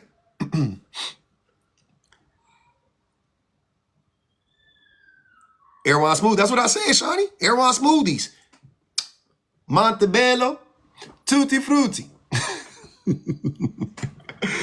Oh my God. Don't shop in the store. Erewhon don't go buy shit in the store. That shit is overpriced and stupid. You might as well go to Whole Foods. Look, Erewhon makes Whole Foods affordable. When you know what I'm saying? You go to Whole Foods, you like, Whole Foods is decent. If you leave Erewhon and go straight to Whole Foods, you'll buy everything in Whole Foods. You'll be like, oh, I can shop here. Erewhon, the products, don't buy none of the products. But the hot food, dude, they pizza slices, they pizza bomb. The slices be like it be at shit. Like the pizza at Whole Foods, cheap as fuck. Fire. Bomb. I'm telling you. It's better than the chicken there is better than El Pollo Loco. The sandwiches there is better than fucking Jersey Mike's. The hot food station, the mashed potatoes, the veggies. She said Manhattan for poor people. Yeah, downtown Manhattan is wicked. That's all I'm saying. Trader Joe's definitely. That's where I shop at most of the time. I shop at Trader Joe's. Trader Joe's is for the poor people like me. I won't say the poor people. It's for the working class people like us we got a little bit more money than to be shopping at Food for Less, but not enough money to shop at Whole Foods consistently. We got a little bit more. We don't got to shop at Food for Less, and we can't really, because it's expensive to shop at Albertsons and Ralph's too. It's expensive to shop at Albertsons and Ralph's too. It's just a little, you know what I'm saying? Got a little bit. We got a little bit more money than to have to shop at Aldi's. We don't got to shop at Aldi's. You know what I'm saying? We a step above Aldi's. So you got like Food for Less, Aldi's, and then you got Trader Joe's, and then you got like Ralph's and that, you know, Ralph's and the big chains, and then you got Whole Foods, and then you got Erewhon, right? That's how that shit work. But I'm gonna give y'all the secret before I go, because I gotta go. The secret to shopping at Whole Foods is you just buy the Amazon products at Whole Foods, and most of them are organic too, so you get mostly organic shit. If you just buy their products, it's like shopping at Trader Joe's. It's the same price. And most of that shit tastes better. Yeah, Vons, all that shit. Or Publix. So like Whole Foods and Publix is the same, right? Whole Food and Publix on the same level. But I don't know if Publix got like, you know, that 365 brand. Yeah, the 365 brand. If you or the 360 is 360. Yeah, I'm sorry, 360. The 360 brand, if you buy the 360 brand, you straight. You could get their crackers and cookies and milk and like I used to buy those drinks. They got those little sodas that are like what's those Italian drinks I used to drink all the time? Start with a P. Like the seltzer, it come in the skinny cans or whatever, right? But you get those. It would be like $7, $8 for like a pack of those, but it was half the price. It would be like $4. My ex shop exclusively at Publix, and that's when I knew he had money. Yeah, if you shop exclusively at Publix, you got a little cheese, you got a little money about you. It ain't Perrier. No, I'm sorry. It's Pellegrino or Pella something. It ain't Pellegrino. Yeah, Pellegrino. Yeah, the Pellegrino drinks. Yeah, San Pellegrino. Yup, San Pellegrino. Them shits is like $8, $7 or whatever. The Whole Foods brand is like $4 for 4, so it's like $1 a can. I was like, oh shit, done. It's $1 a can, easy peasy, super cheap. And they got bomb. They got like a tropical flavor. They got some fire shit. So yeah, it's fire. Blood fruit, yeah. Y'all know I was drinking like 4 of them a day. I had to stop. Too much sugar. But hey, I'm out, man.